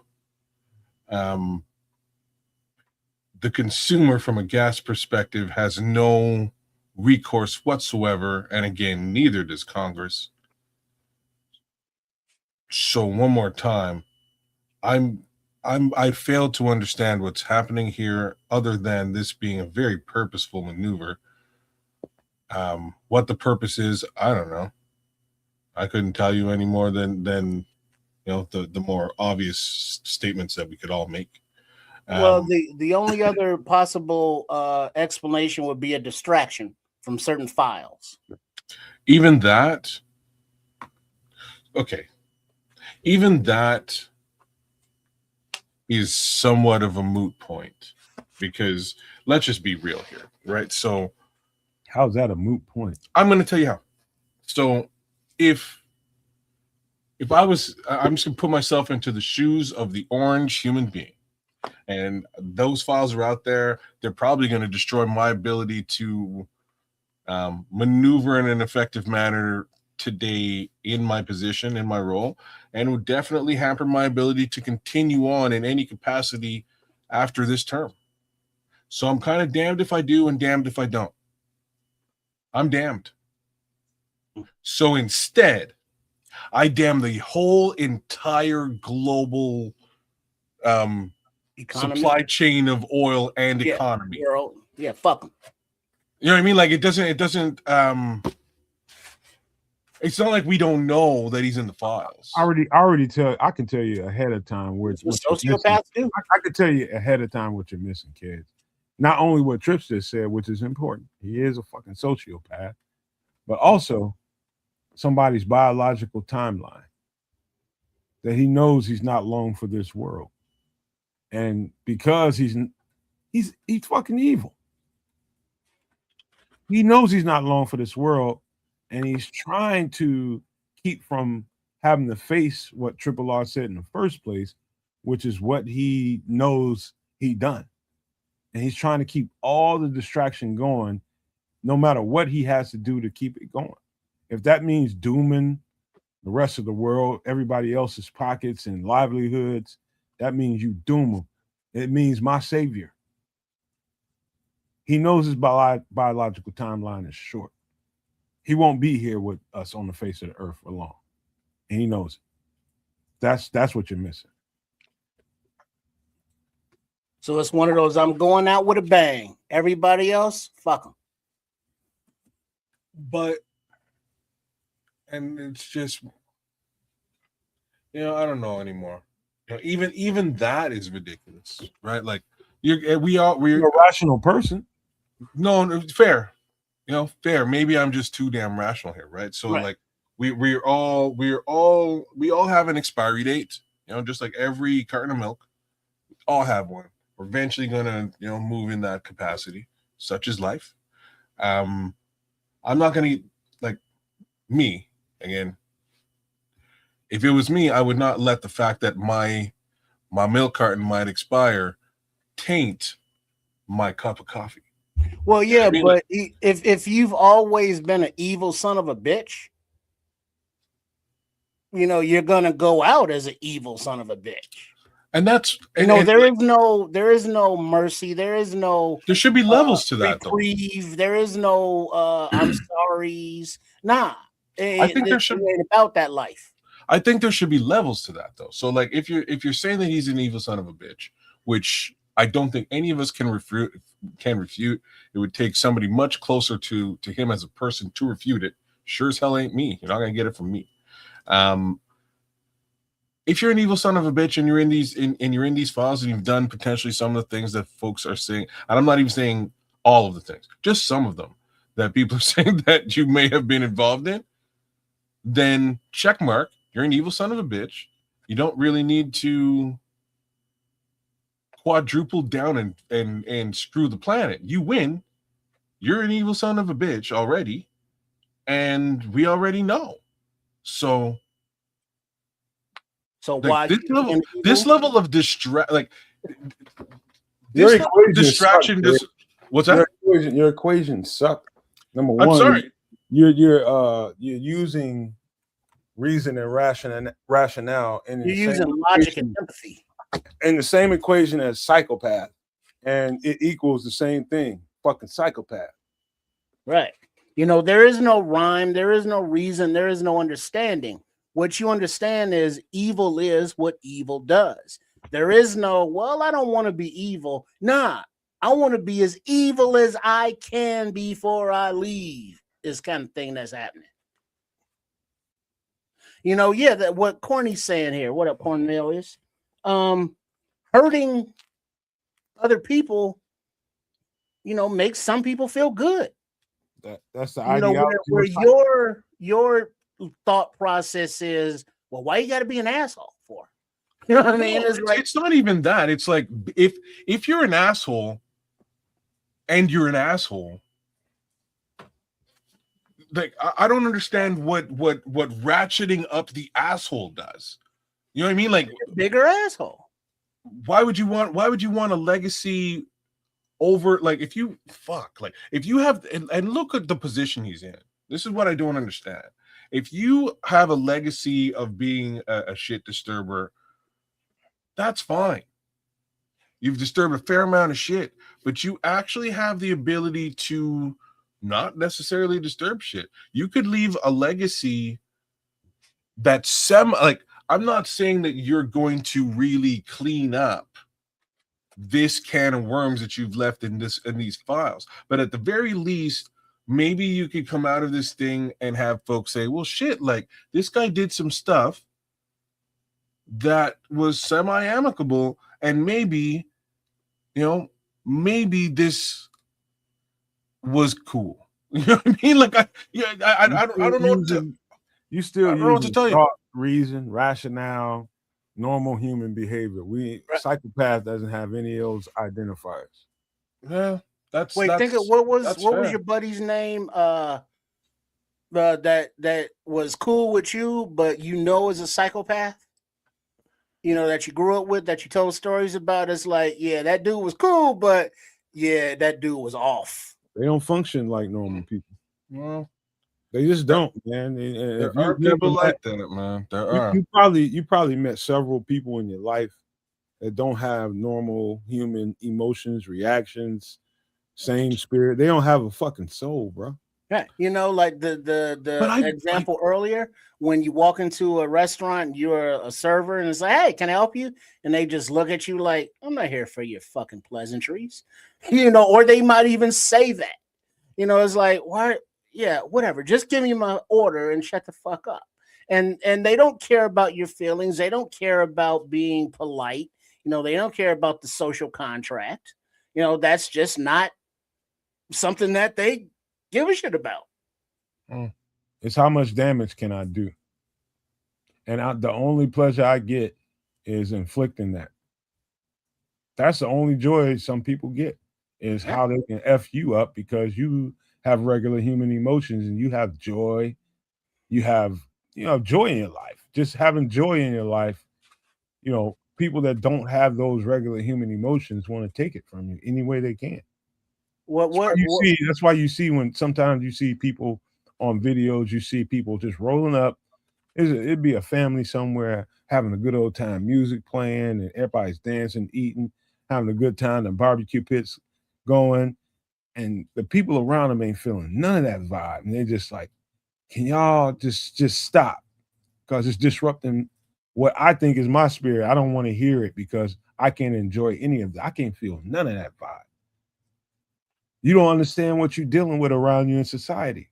You have people like that all around you that don't have any of that going for themselves because they're just there. How much empathy did Homelander have in The Boys? Well, he's a little like slightly different case. Like that level of narcissism is what we have. Yeah, I'm. Here's really what I'm trying to say.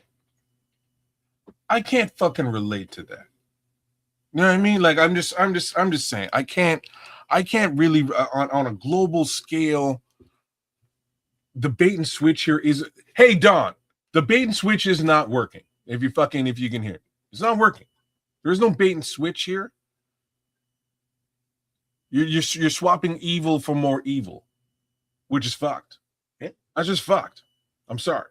People like that find resolve in chaos, kids. But my point is, he's already steeped in chaos. More chaos for chaos sakes is fucked. Well, yeah, that's what we're dealing with. Adjective that I can use tell here, you, man. Right? Trying to tell you, shit. And some people are fucked. Yeah. Some people are, and most of those people, I wind up beating the daylights out of in a argument, look at close quarters conversation or relationship. Like I couldn't. Want to read what Commish? Well, read Commish's comment. What up, Crooked? I think the good vibes and calm makes them feel uncomfortable. Chaos is where they feel comfortable. And again, that's cool, but no, the fuck it ain't. No. Let me finish speaking. It's cool in a vacuum. You know what I mean? In a small case scenario under your purview and control, within a company, an organization that you run, within a, that's cool in that scenario.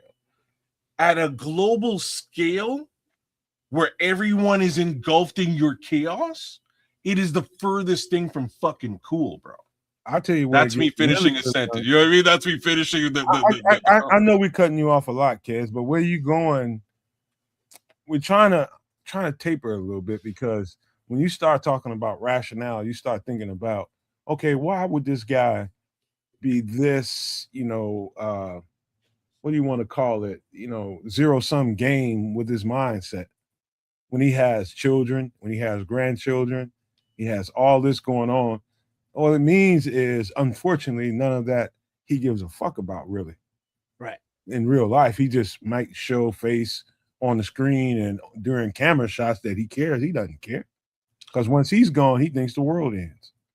Well, that's a great way of looking at it, but for me, it's just slightly a little bit different, and I'm just going to boil it down. There's 0 point to this other than screwing over humanity from a global economic, viewpoint, and to that degree, you should probably just maybe. Like for a minute there, he said, "Hey, let's just time out on this war thing. Let's just take a time out." And everybody took a time out, and it was cool for a couple weeks. We kind of put it behind us for just a couple weeks. But now we're back.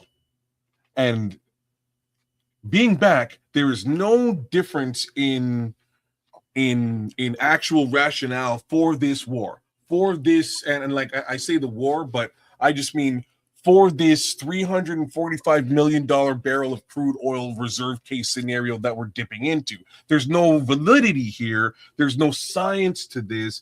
There is no immediate threat. There is no legitimate reason.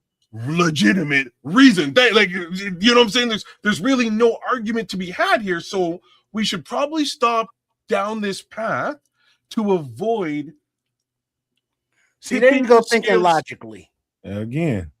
Well, you're trying to put logic where it doesn't fit. We get what you're saying, on the human level, on the empathetic level, on silly me. But no, it's just that's like saying, well, why is that shark eating that poor seal? Well, that's what they do. No, because the shark's eating the seal because he's hungry. I can come up with a fucking rational reason to explain that. I cannot come up with a fucking rational reason as to why each and every man, woman, child on the planet is going to be paying astronomical numbers just to get from point A to point B with a vehicle. What you're missing, Kaz, is there's no rationale. You actually give a shit about the people that came behind you, the people that you put on this earth, and you want a better place, at least a solid place, some kind of solid foundation for them to stand on. That's called being a rational human being. Right. We're talking about irrational, and you are having a hard time separating it. No, well, remember Al Capone? Was Al Capone a good guy? But so no matter what analogy you're going to come up with, I'm going to be able to look at this analogy and give you a reasoning behind Al Capone. I can give you a reasoning behind the shark. I can give you reasoning. Mm-hmm. There is no fucking reason for this. What? There is none. Well, put it like this. Nomad mentioned Iran is nowhere near the United States of America. Whether they have nukes or not, very likely the nuke would be shot out of the sky before it got anywhere. That's not even an issue. You know what I mean? Like, there's the issue is what Nomad was referring to earlier. That some people, whether they be in power or be your next door neighbor or family member, they're just not right. And whether it be evil for the sake of evil or hate, or because they were not hugged enough as a kid or hugged, quote unquote, too much, whatever the case may be. But just this past weekend here in the United States, I believe it was Atlanta, Georgia, I saw a clip that a black family, kids, grandmas, aunties, uncles, cousins, all, family was having, a cookout in their house. A white guy drove by, yelled out, expletives, and they was like, yeah, whatever, gone. We just trying to mind our business, having our fun. He came back armed with a assault rifle and, a vest and all this stuff. And he came back shooting at a family, having a cookout. And so there's an actual video that, one of the family members took, and they're screaming, they're running in the house. You're hearing gunshots. And it's like, why is this dude doing that? These people did nothing to him, but he has that hate. And this hate is, for the color of people's skin. But fortunately, there was I believe, a 62-year-old, like the grandfather or something, former Marine, Semper Fi, and he was, holding his heat, and he was able to, fire back. So he literally said he went out in front of his family to face this guy with this long gun full of hate, and he mirrored him and was able to, take him down. He's still alive and all, but why? Why did he do that? Why would somebody, shoot up a school? Why would somebody shoot up a church? It's like ideology, and it's like, or they're just evil, hateful motherfuckers. Mm-hmm. So that was a much better analogy. I'm going to sit here and say that I can't relate to any of those things, and the reasoning behind them, there's really no reasoning behind it.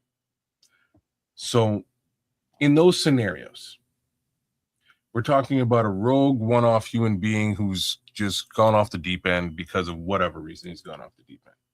And again, there's really no justification here.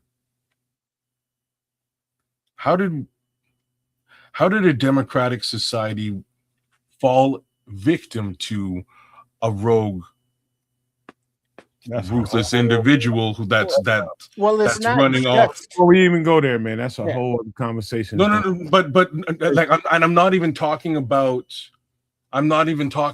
voting him into power. I'm talking about today. If this person is crippling society, even though he's in power, does he just remain in power? Nobody can do fucking anything. Well, but it's nothing that can be done.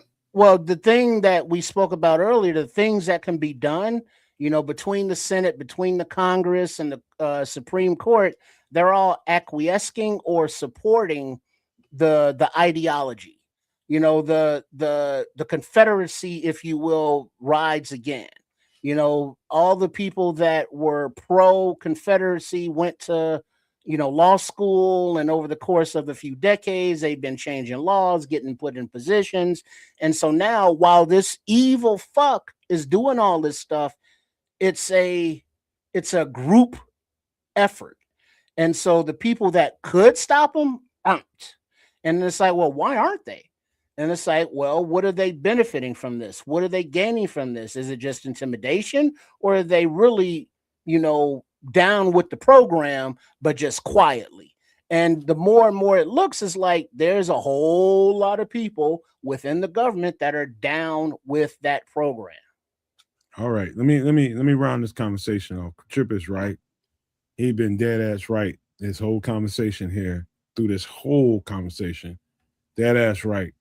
And I can say a whole lot of stuff right here, but I'm not gonna say it, because right now we need to see this shit for what it is. And we are in a situation that we are in right now for a reason.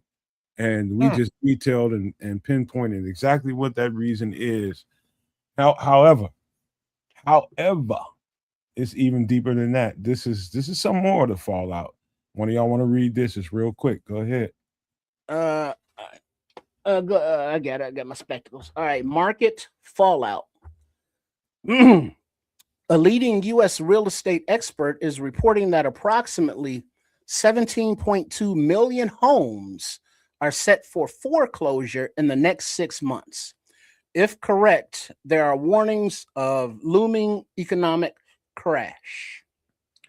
Just to put in perspective, real quick, thank you for that, Trips.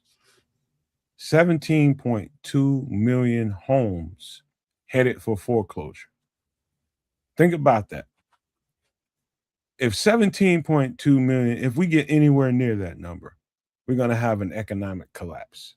Because when people don't have stable home, and it's only so many people in the country that can provide themselves with a stable housing, whether it be a home they bought, or whether it be real estate they bought to rent out to other people.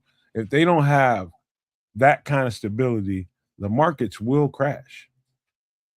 17.2 million in the grand scheme of however billion people live here might sound like a small thing, but that's huge.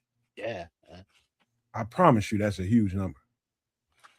It is, and that follows up with there's a lot of foreclosures that are happening within the farm industry.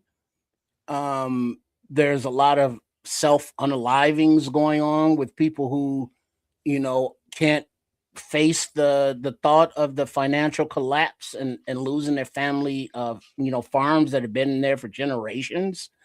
We got supply chain problems that affect not only the farms but the real estate. Today it's like, oh, we don't need anything from Canada. And it's like, well, shit, Canada is where we get most of our wood for construction. So building new homes is going to be that much more expensive or impossible if we don't have any trade agreements with Canada. Lumber and supplies and materials. And So not steel only and are aluminum. There's all of it's a lot of stuff that comes over, and it's not that it won't come over, it's that it already costs more because of the tariff. Like the tariffs have a reverse effect, right? It sounds like, hey, it costs Canada more. It does, but what like when you buy a product that's gone up due to inflation, you inflate the price of the product when you resell it.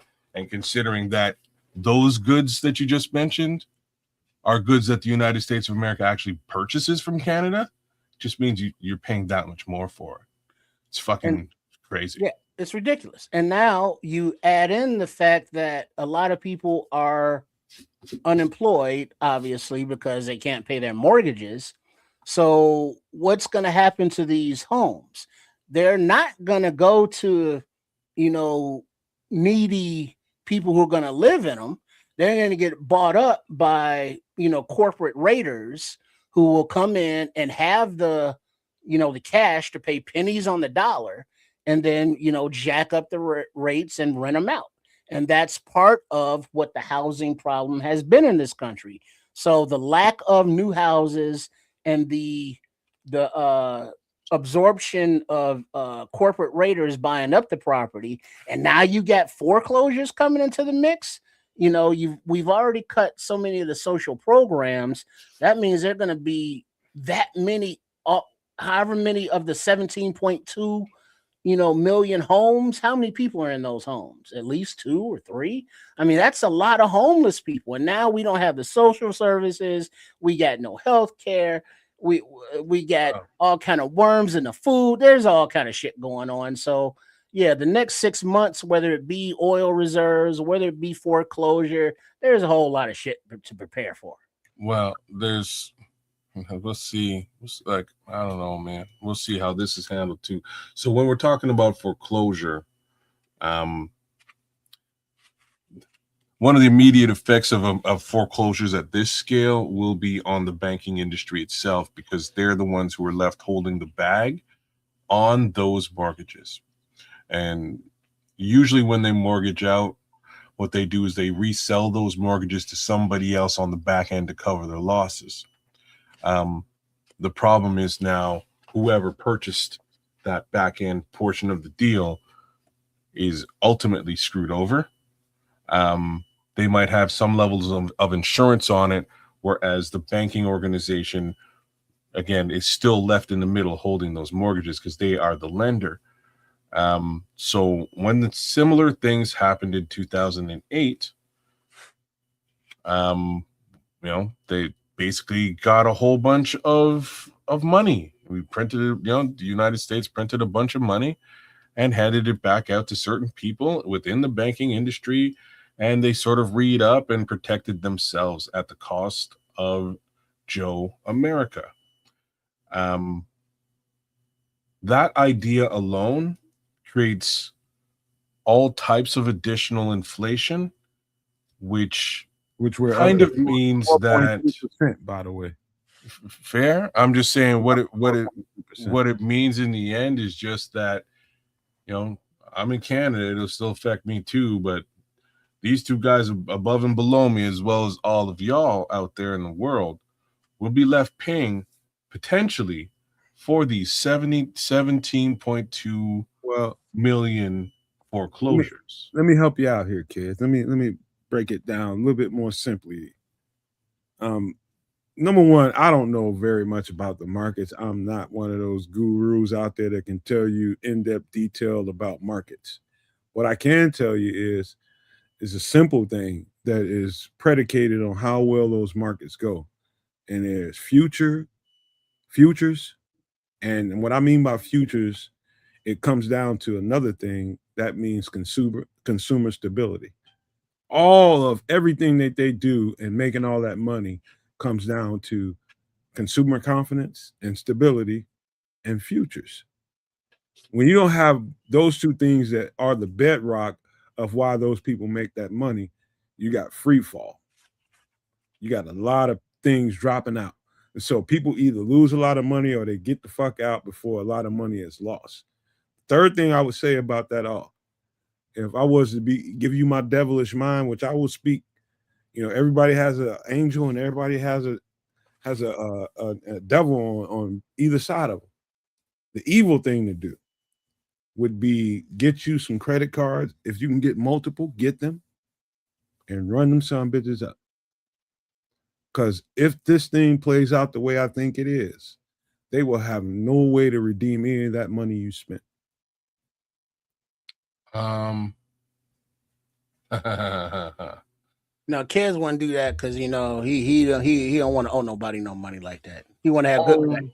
No, I'm black people, bro. My credit is only so good as it stands today. So me getting a whole bunch of credit cards and things along those lines is somewhat of a pipe dream. And if I do get approved, it's probably on some low wallet share bullshit anyways. Secured cards. You know what I'm saying? How much you gonna send us? That's how much I'm gonna give you $500. You're gonna give me $500 back, and that's kind of where we're at. But on the flip side here, man, what are we doing, man? So really, I'll say it one more time, and then I'm gonna go get something to drink because I'm super thirsty at this point. Considering the water conversation, basically all of the above that we've discussed during this here doomsday survival situation is a planned and coordinated effort to move away from the paper dollar and directly towards cryptocurrency. Oh boy, here we go, man.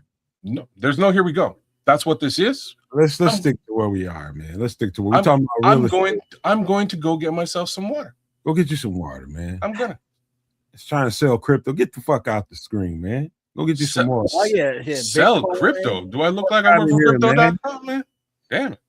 I'm gonna go get me some nicely boiled water, man. Mm-hmm. But yeah, that's, to me, the logical thing is like this looks like there's no brakes on this right here. None whatsoever. All gas. And dog, like if you can't get credit right now, run them shits up and get what you can get physically out of this and stash it for when you might need it. And make sure that you have, it's amazing that it's not the healthiest thing to drink the water out of the tap or the faucet, and for a possibility of these doomsday scenarios and market crashes, have you some cases of water, jugs of water, just in the back of a closet, or someplace to drink, have the canned goods, prepare as much as you can, with MREs or meals ready to eat or things that you don't need to cook, just in case. If nothing happens, it's not a waste because you can still use the stuff later. So it's not like you have to throw it away or, worry about it. So just plan ahead for the possibilities. Because if shit gets bad, it's bad. Hey, Trips, you know what I think about when I see these numbers I'm looking at on the screen? I'm thinking about all these millions of people that have been, living in a certain place, living a certain kind of lifestyle because they've convinced themselves that they're better than everybody else that doesn't live this lifestyle. Mm-hmm.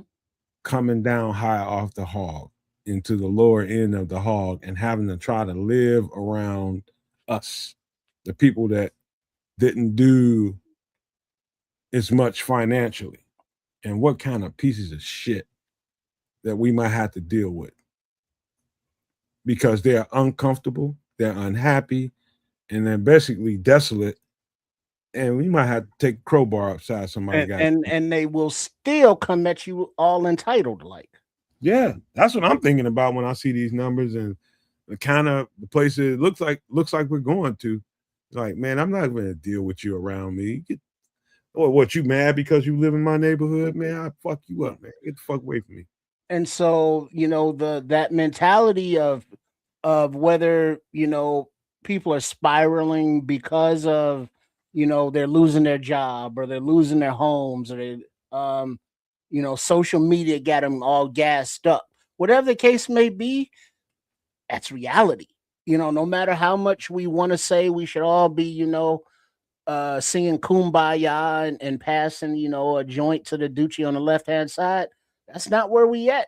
We at right now where you got to knuckle up and guard your grill, and prepare for bad shit. And not because we want it to, but because, hey, look out your window. Another thing too, Trips. There's a couple two things that I need to mention here. Is I couldn't really get the data that I felt like would be exactly what I wanted to produce on the show. But it really seems to me, and I don't know whether people are fudging this shit, but I know there's some reality to it. If that many people's homes are headed towards foreclosure, the what do you call it? The repo rate. And I'm seeing a whole lot of videos on it, but I can't find that accurate information that I need for the show. The repo rate seems to be extremely high. People are giving up cars, I'm seeing people die for a car because that car was the only thing, that's the identity piece that made people think around that individual that had the car that made them feel like, okay, I'm better than you. They will die for that fucking car because that was their status symbol. I'm seeing a whole lot of repos, and people are fighting the repo men, shooting, trying to unalive people about their cars. And that's getting awful. Right. Other thing that I didn't mention is the screwworm epidemic that's going on in states in the South. And that's another thing. Canada, I wish kids could hear this, but Canada was early to the game and basically banning all imports of beef from the United States temporarily because right. we eradicated that in the 60s, a long time ago. But since all of a sudden this administration gets in here and these boring ass, do nothing administrative jobs that they think that keeps everybody's food safe, they gutted all those jobs. Cut self-owned like some bitch. And now the screwworm is thriving again. And now it's like we were already hurting in the beef industry. But now, this is another on top of another self-owned. So, the Doge cuts that literally said, we don't need these sterile flies. We know we need sterile flies for. Cut that, save that money. Now it's costing more in the long run because without those flies, now you get these damn screwworms, and they're eating the flesh of the beef, and we can't eat that.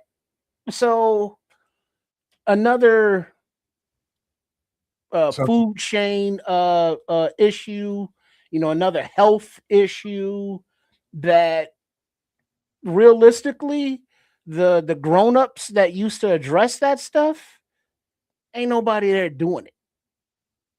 Subsequently, it's gonna also inflate the price of beef.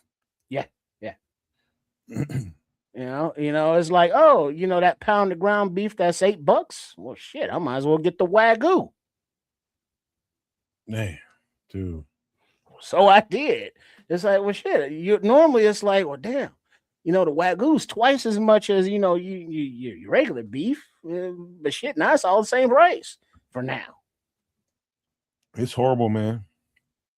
It's horrible. But what we're gonna do today is, I had two record breakdowns that I wanted to do, but I'm trying my best to squeeze in this movie because I think it's one of the more important movies, especially right now, to talk about. We're gonna do a movie breakdown, and hopefully we get to a record breakdown if that's cool with you.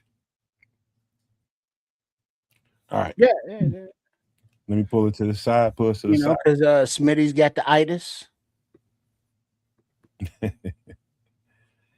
Everybody does right about now, but we're gonna get to. What is that? Bacon double cheeseburger, tater tots, 2 beers, 9% alcohol, full and sassified. Oh, I know he good. That sounds good right now.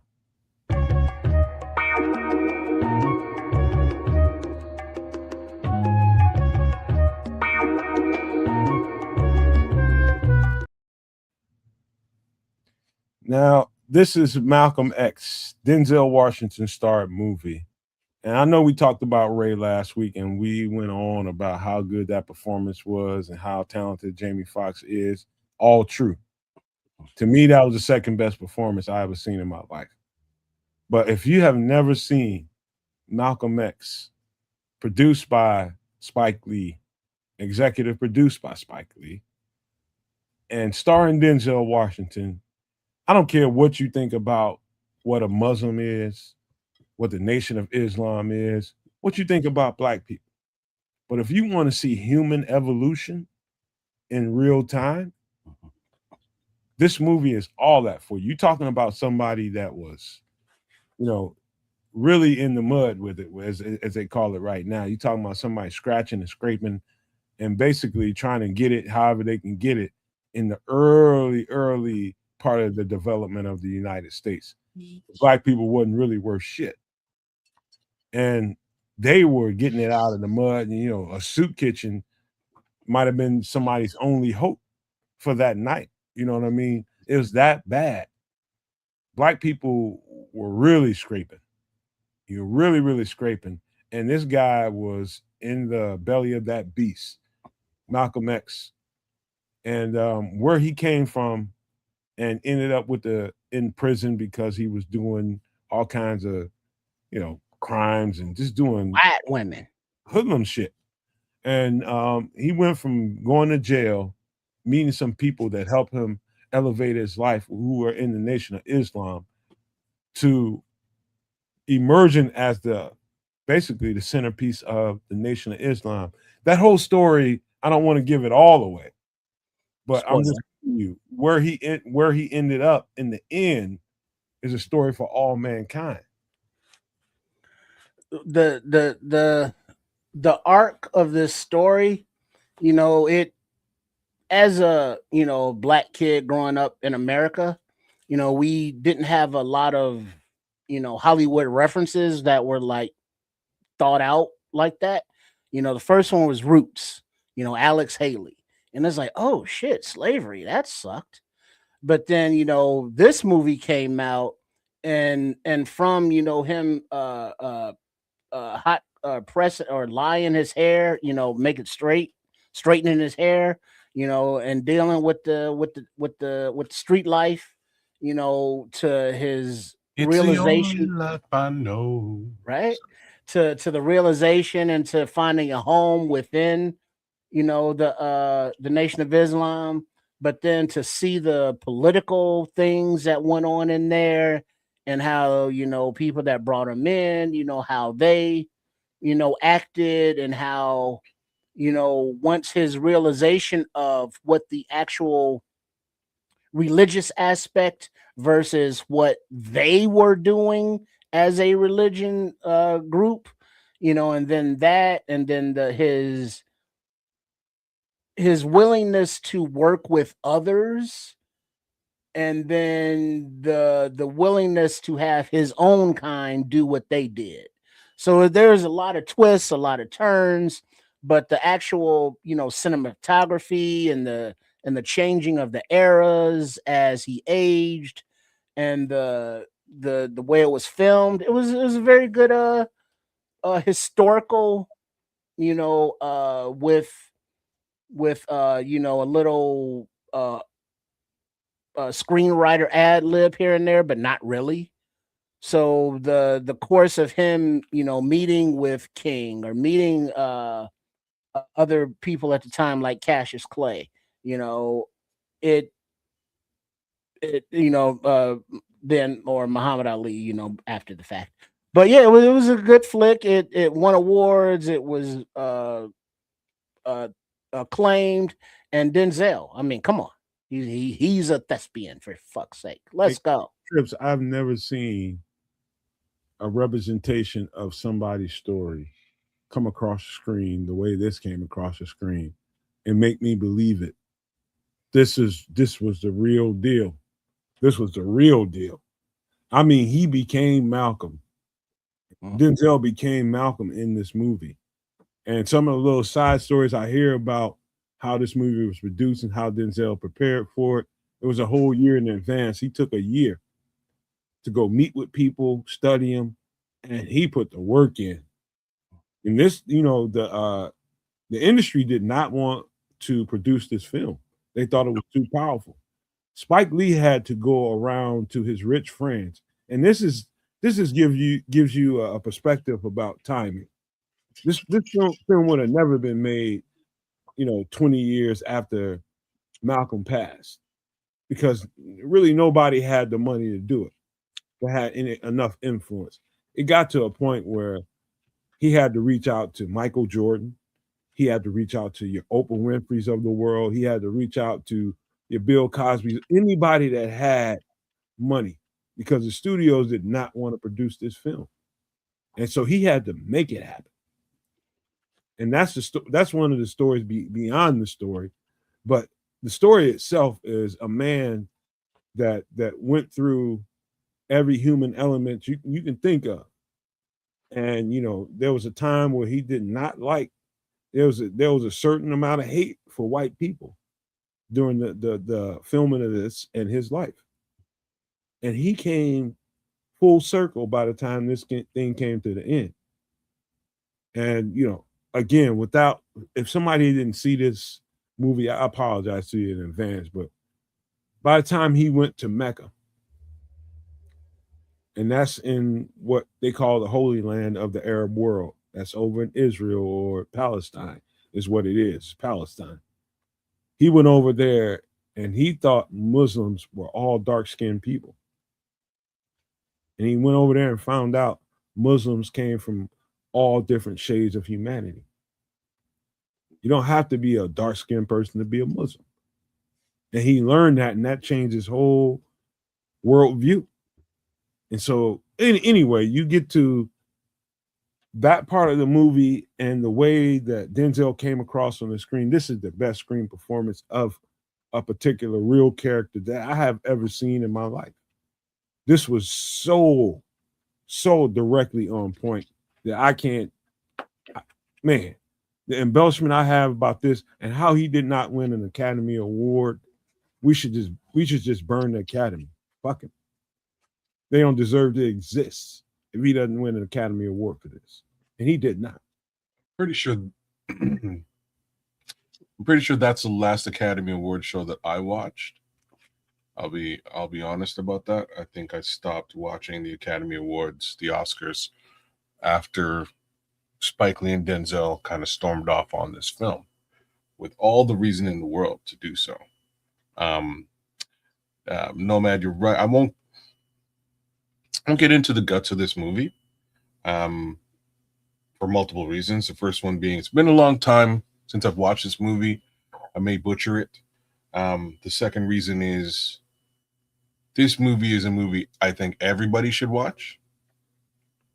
It is that powerful with respect to the overall direction of the film, as well as the acting in the film, courtesy of Denzel Washington. Direction by Spike Lee.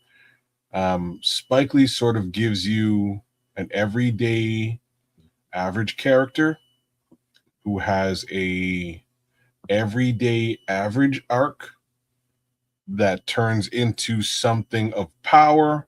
There's a real crescendo in this film, and then it leads into a deeper revelation, which Nomad just unfortunately gave you guys.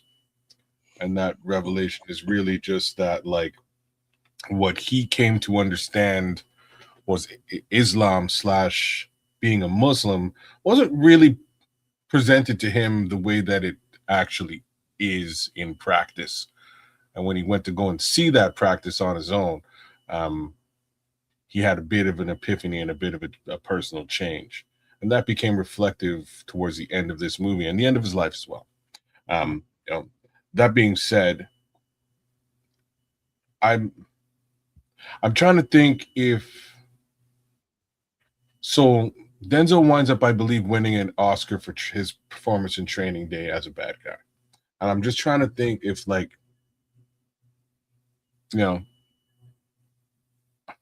if he really, truly, actually if he did actually do a better acting performance ever in a film. And negative stereotype. I'm just gonna say, They're like, gonna reward that. You know what I mean? Good, man. Training Day was a great show, a great movie. It was nowhere near as good and impeccable. This is where I'm going, right? So Training Day was he acted very well in Training Day, but by no stretch of the imagination was that Oscar winning performance in Training Day it can't even hold a candle to what he put on display during this film.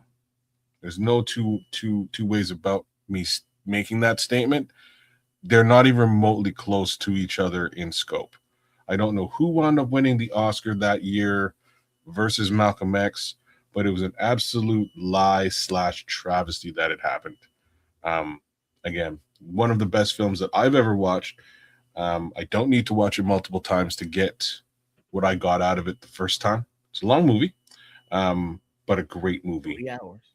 Right? Well acted all the way through, well directed all the way through. What's up, man?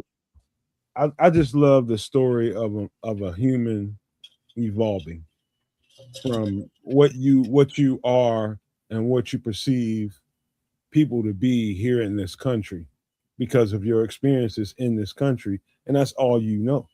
Yeah, he was just a product of his environment. Yes, and then you become a little bit more, you get to see people in other parts of the world and expanding horizons, and it changes your perspective. That's exactly how people should be. Mm-hmm. But first you have to be willing and able to, venture out of your own neighborhood. In Chicago, kids, there are people that, are born and raised in the city, but never leave, a 5 square mile radius. Mm-hmm.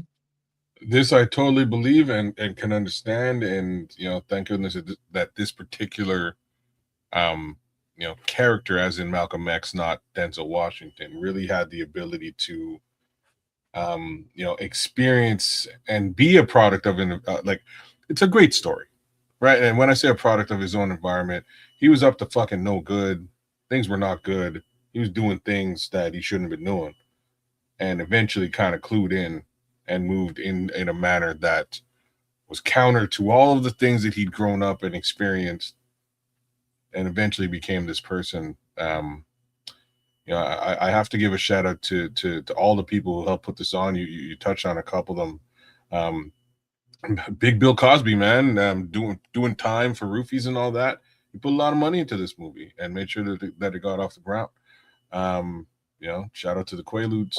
It was great for a cultural perspective to have those people that attained all that wealth and access to make sure that they made sure that Spike Lee knew, Denzel knew that this was important for our culture, for this story to be told.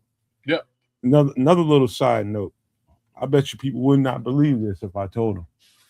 But the guy that was playing Shorty, which was Spike Lee in this movie, in real life, that was Red Fox himself. I don't understand what you're talking about. John Sanford was his name at the time before he became Red Fox. Was that guy? Was Malcolm Little's homie? Yeah, back when it was now pimping. That's right. Yeah, that's right. Okay. So that should be noted. Red Fox was his homeboy. They both kind of migrated to New York and was trying to figure out life. And they was just some kids running around, robbing and jumping trains and getting from here. They were just living life, by the seat of their pants. And, they was doing whatever they had to do, getting something to eat at the end of the night and getting to the next day. And that's how they were living. That was Red Fox, the guy that played Shorty. But his name was John Sanford. Damn, Ryan Flux. I did not know any of that, and that's all the more reason for him to have become a Muslim. Magic Johnson. Man, don't even listen to that shit. I'm just seeing what's in the chat. Magic Johnson helped put some money into this. You mentioned Michael Jordan, good old. I think Michael Jackson too. I think. I believe Michael Jackson, most definitely Prince. Prince also put some money into this particular project, and again, Oprah Winfrey. So this became a community thing because the powers that be had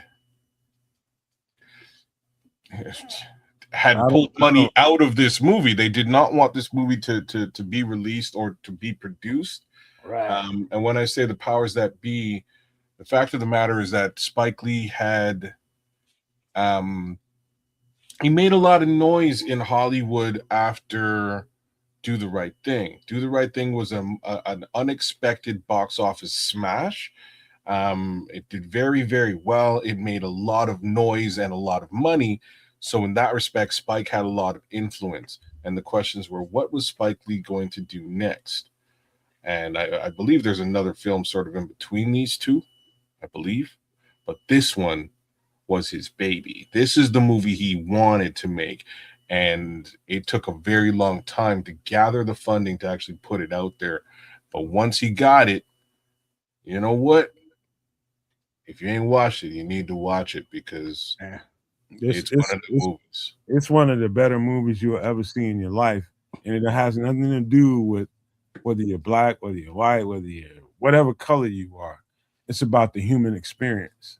And it's telling you the story. It's telling you the story of what this human, under the circumstances during that time, experienced and how he evolved from his perspective here in the United States and what he went through, which was hell, and how he edged off those little. He rubbed off those edges and learned that this was just my experience here. However, the rest of the world, people go through this, and this is who they are, and they are all kinds of different shades. And that's the beautiful thing. That's the most important thing I can take from this movie is how he evolved. And I'm a different man because of this movie. I was a lot like a young Malcolm X, very much like him. And my experiences, on its face would make me hate somebody that was white. But because of my experiences, I got to go out and about in the world and meet different people and see that everybody ain't the same because they don't look like me. And I had to learn that.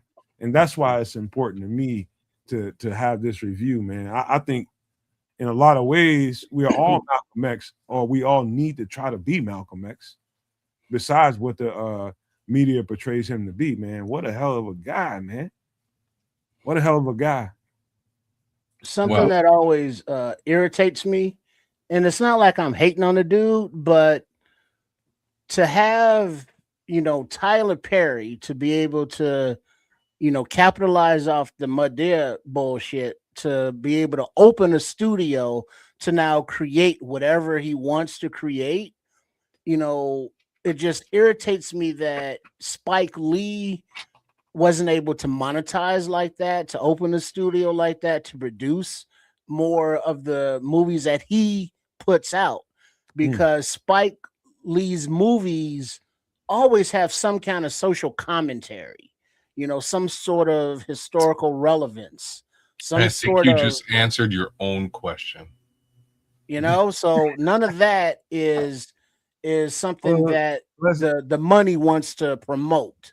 It's other than put on a dress and act like some grandma, they'll get behind that full force. It's exactly what you imagine it would be.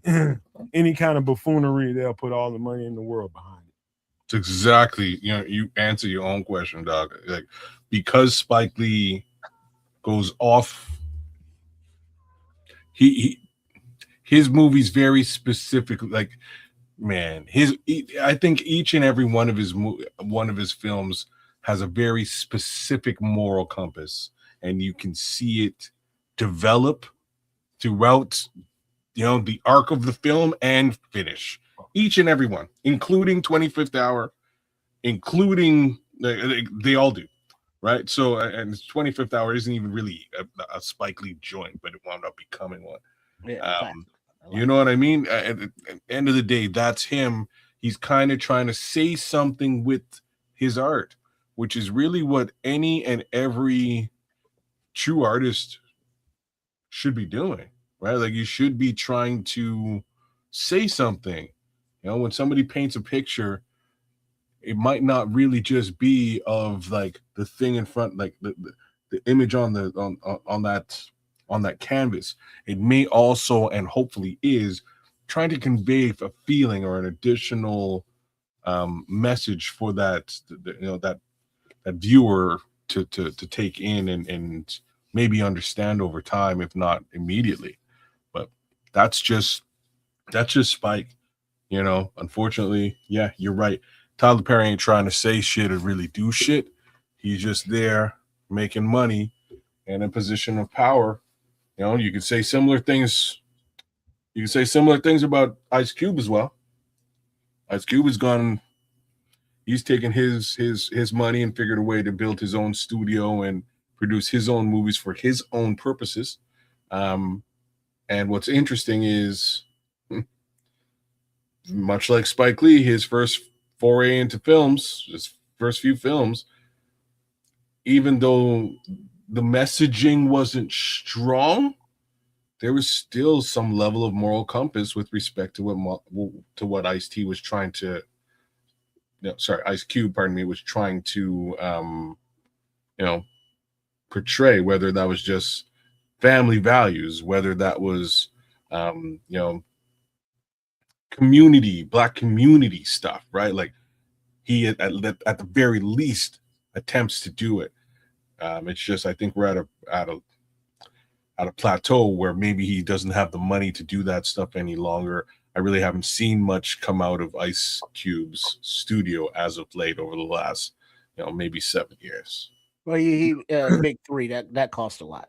There you go. So he is doing something a little bit different, and that's where the money's going. But there's many more Black directors, executives that try to produce a lot of films, not to mention, people like Bill Duke, people like Mario Van Peebles, his father. There's all kinds of people that have been trying to do this shit for a long time. And, depending on who you are, you might have favor with this person, that person that helped push it through. You might not. But the truth is, man, some of the stuff needs to be said. Let me speak to Quato right quick. Thank you for coming here, Quato. I'm just going to read this and I'm going to respond to it mildly. He says, "You're a good guy, no man. I don't know why BCP Shorty has a problem with you. I don't know either. I don't know. But all I know is thank you for, for supporting. You know what I mean, Quato. But I don't pay no attention to that kind of thing, man. What he eats don't make me shit, and vice versa. So it just, he was probably just on that catnip. It wasn't nothing personal. Yeah, I don't know about all that, man. But I just don't fool. When I don't fool with you, I don't make no funny stuff about it. I'm not gonna act like I like you. I just don't fuck with you.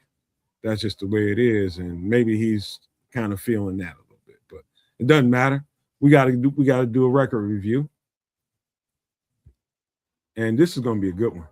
And I hope we got time to really finish this off. But I heard you say some shit before, but we're gonna see how you feel about this one.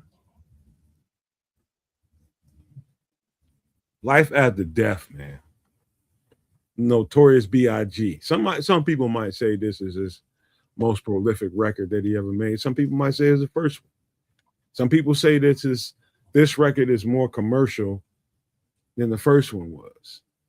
I don't know, but I know this is a dope ass record that I can still get into like I did the first time I heard it.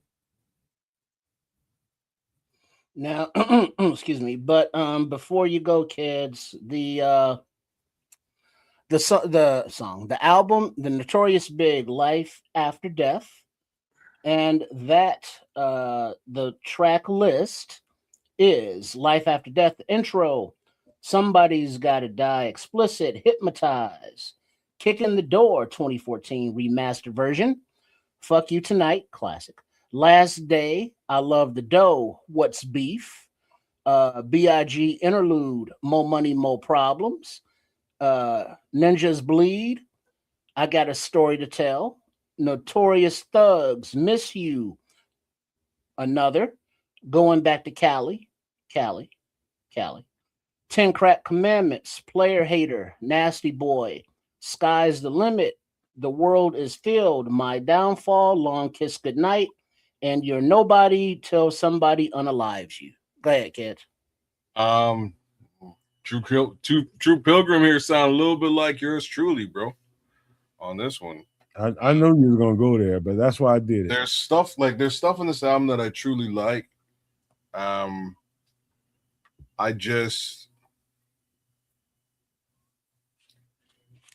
This is like the height of commercial rap era for me, and a lot of at that point, I really moved away from the more obvious, the hot 97 rap. I kind of moved away from. Like I just put it like that. This album was a very clear and obvious commercial success, but it was also a clear and obvious commercial effort with which I have little to nothing to relate to. For me, this album was a very large departure from that young Jamaican kid who.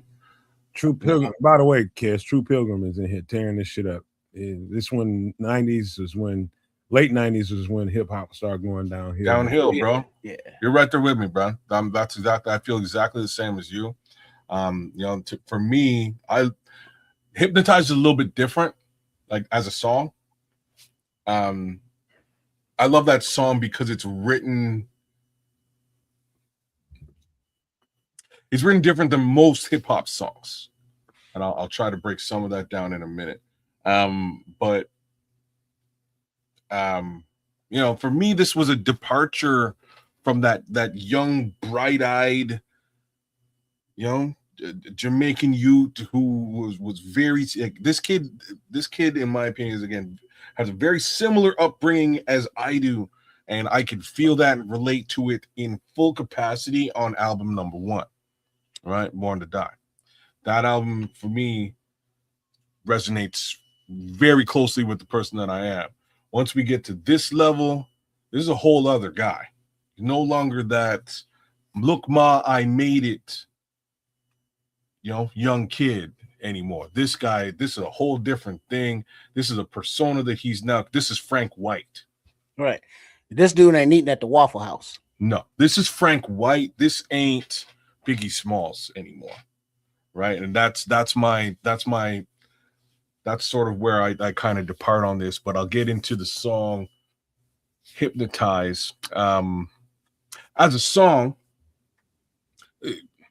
I don't like this album a lot, but as a song, Hypnotize it kind of holds a special place in my heart because of the way that it's written, and it's sort of written, how do I explain?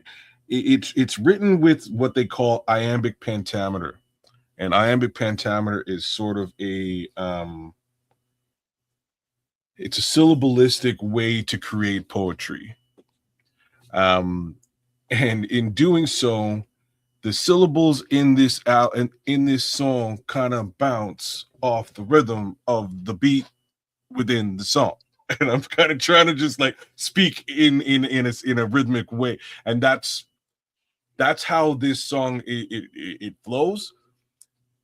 Like there's only certain rappers in the history of rap that can do this or have attempted to do this, and Hypnotize is almost a perfect, a perfect iambic pentameter written rap that again you just don't see from most MCs. I'll try to like there's only a few guys who can even, like Slick Rick kind of does it. Rakim does it on a few songs. Mos Def has done it on a couple of songs. Mad Skills. Can I interject here? No. Can I interject here, kids? Yeah, sure. Because you're going the long way around of saying that the truth is Puffy did try to make this the most commercial album for him. You know, the lyrics were done and probably most of the music was done before he died. You know what I mean? But how this was marketed was to really take it and go mainstream with it and use it in a way that he used it. Now, I'm gonna tell you the greatness of Biggie. Even though I guarantee you, if he was still here and he had something to say about how this record was produced and how it all came about, he wouldn't have. I'd just say 30 to 40% of what was in this record, production wise, he probably wouldn't have been with. Yeah, but I think what's great about Big is lyrically, he owned it like no other. Lyrically, he just destroyed whatever was put in front of him. He owned it. Like even the songs that I care less for, I listen to it lyrically, and I'm just like, man, nobody else really could have done that like that. You know what I mean? Like Sky's the Limit is a weak ass song to me. It's a terrible song. And I know he probably wouldn't have been with it, but he did it because that was his contractual obligation. It was a terrible fucking song. But Puffy had to get that sample in there. And he owned it lyrically the best way he could. But there's other records in there when he's talking about, scheming on a player from the New York Knicks that lyrically was the bomb, bro. I can't think of the name of that song right off the top of my head, but I got a story to tell. That shit was dope. That shit was dope. How he did that lyrically and put that story together, you felt like you were there.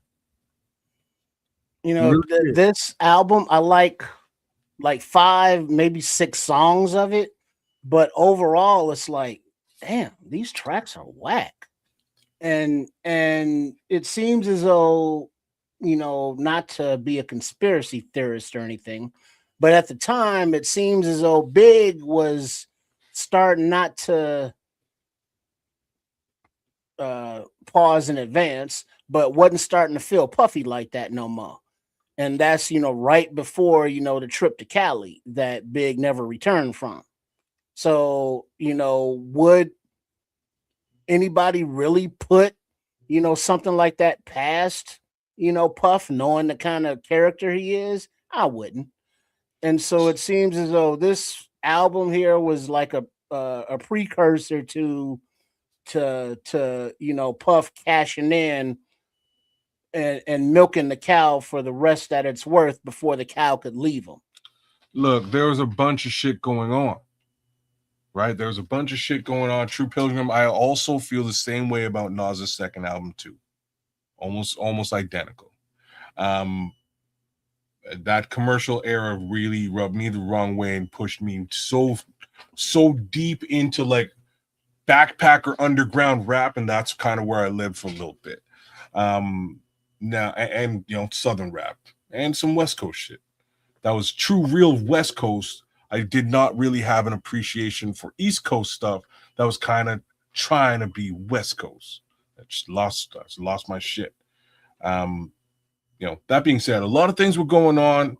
There was a lot of flirting with Un Rivera. If you guys remember that name, rest in peace, Un Rivera. Un Rivera was a guy who was doing, he was producing a couple of groups. The one artist that I can remember off the top of my head was Charlie Baltimore, who Biggie was also dating in some capacity too during this period of time. His company was Undies. It was what? Undies. So Undies? he was a side piece to Biggie. Biggie was slowly ginning up the artists that he wanted to put out. You know, Charlie Baltimore and some of these other little C's were coming up under Undies Entertainment. I didn't remember that being the name, but it was like Look it up. something. Look Yeah, it up. it was on something. Like I'm not gonna argue with what it was, but yeah, like so Un had a bunch of lower artists that were directly related to Biggie, and Biggie would do tracks with them. And those tracks had fuck all to do with Puffy, and it was pissing him off. There was also an eventual link up with Jay-Z. There was also an eventual link up with Jay-Z, like where Jay-Z winds up dating Charlie Baltimore and winds up unaliving on Rivera. That's a whole thing. All right. No, Un is still alive. Say what? He's still alive. Are you sure? Yeah. If he died, he just died in the last couple of years because of health or something, but he's been around. Really? So his name is Lance Rivera. Lance Rivera, yeah. What, he lived? Yeah, man. You thinking about something completely different. And you waxing poetic about it. You thinking about some whole other shit. He's still around unless he just passed in the last couple of years. He's done some pretty good interviews about that whole era too. He did some on Vlad TV. He did some on he might be gone now. Okay. I thought, sorry, my bad. Oh, interesting. Okay, my bad. I thought he had passed with the whole nightclub thing. I didn't think he survived that. I think you got that confused with some of the Steve Stout stuff. Maybe. I did not think that he made it out of that nightclub. Nah. Apparently he made it out the nightclub. Because really, like, what's weird is that this incident occurs and Un Records kind of just, right? Disappears. That's just the power of Puff. Well, Puffy's one part, but Jay-Z's the other. He didn't have no juice. They had Rockefeller wasn't even a thought in somebody's daddy's nutsack at that time. No, it was him and Jaz-O then, wasn't it? So when I say what happened in the nightclub, do you know what I'm talking about? The one with Shine? No. You talking about the Steve Stout incident. You got the wrong executive, bro. No. So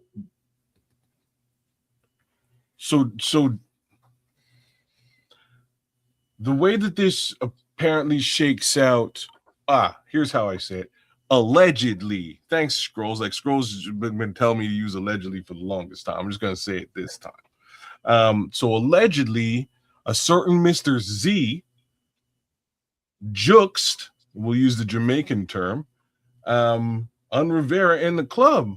And there was an ongoing lawsuit about it, and there's also a rap about this. Like, there's a Jay-Z rhyme about this. It had a lot to do with, again, Charlie Baltimore and Jay-Z dating her at the time.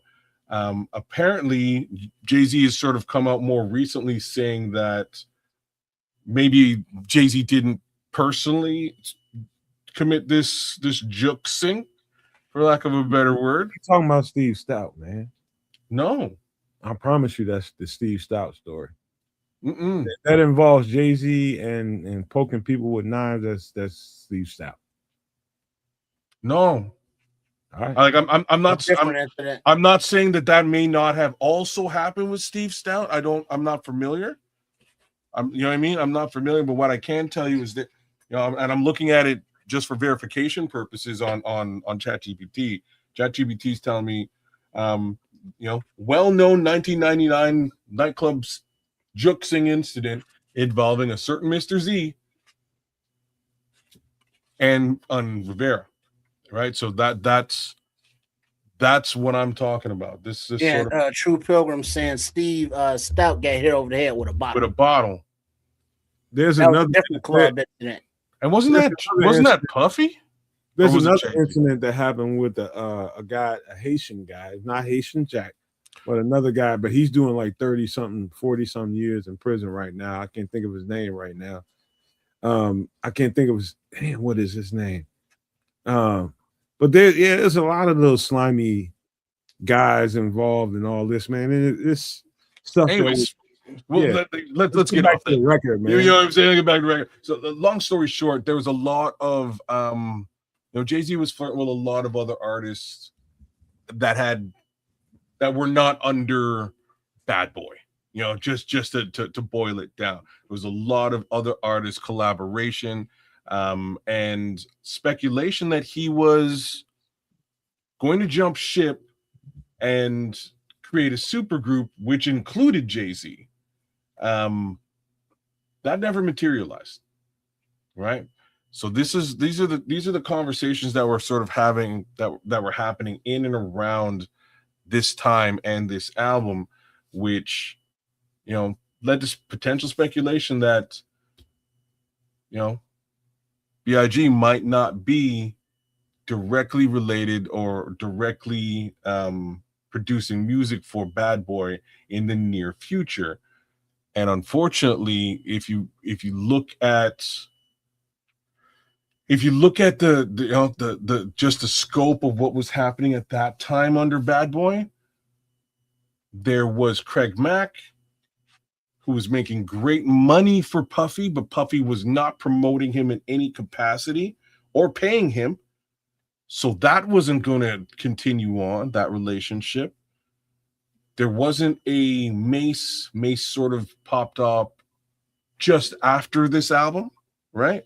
There really wasn't anything with respect to Bad Boy other than Mary J. Yeah, there was no stable. You know what I'm saying? I'm kind of going through it. The stable didn't really exist at this point. So where was Puffy gonna make money if Biggie disappeared? Puffy's cooked, right? So it's just sort of an interesting look at this time frame. And again, unfortunately, it does point. Yeah, Puffy did do Craig Mack dirty, and rest in peace to Craig Mack, man. Sticking to the review of the record, though. Yeah. Lyrically, I listen to the first record. I listen to them both all the time now, and I'm telling you, in the dynamics of lyrical content, he literally got better during the second album. And you might not have liked the tracks that were selected for this record, but man, that guy he got more potent. Yeah, I'm telling you, lyrically, he was better. And just, it's like the first record, he was, okay, I think I'm all that. The second record was I'm all that, and it came out lyrically. Another thing to note about this record, there was one collab outside. Wait a minute, is that the first record or the second? No, that was the first record when he did Method Man. So this is Bone and Biggie. I think there's 2 collabs on this album. Yeah, it's the first record when he only had one collab, and that was with Method Man. I think there's more. Yeah, I think there's more than one on this album. So definitely Bone and Biggie. The Bone and Biggie record. I got the count. You didn't know that Big can spit like that with that rapid fire style. You didn't know that until he did it. That's another thing that made the record a little different, was the fact that he was, hold up, you can hang with them, and he tore their ass up. In my opinion, man, that shit was dope. And I ain't talking about the track. I'm just talking about how he made sure he elevated and he just overcame whatever their lyrics were. He just whooped their ass lyrically. Yeah. Not to say the more obvious thing. I'm not sure that was a hard thing for Biggie to do. Biggie's a lyrical guy, and like I'm saying, what he does on Hypnotizers, I think very overlooked. In my opinion, it's a very special rap, man, from front to back. But the rest of this album, I can totally live without. There's not a lot on this album for me.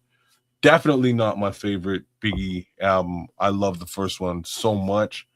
It's a timepiece for me, and I can relate to the person, like right down to, Miss Wallace.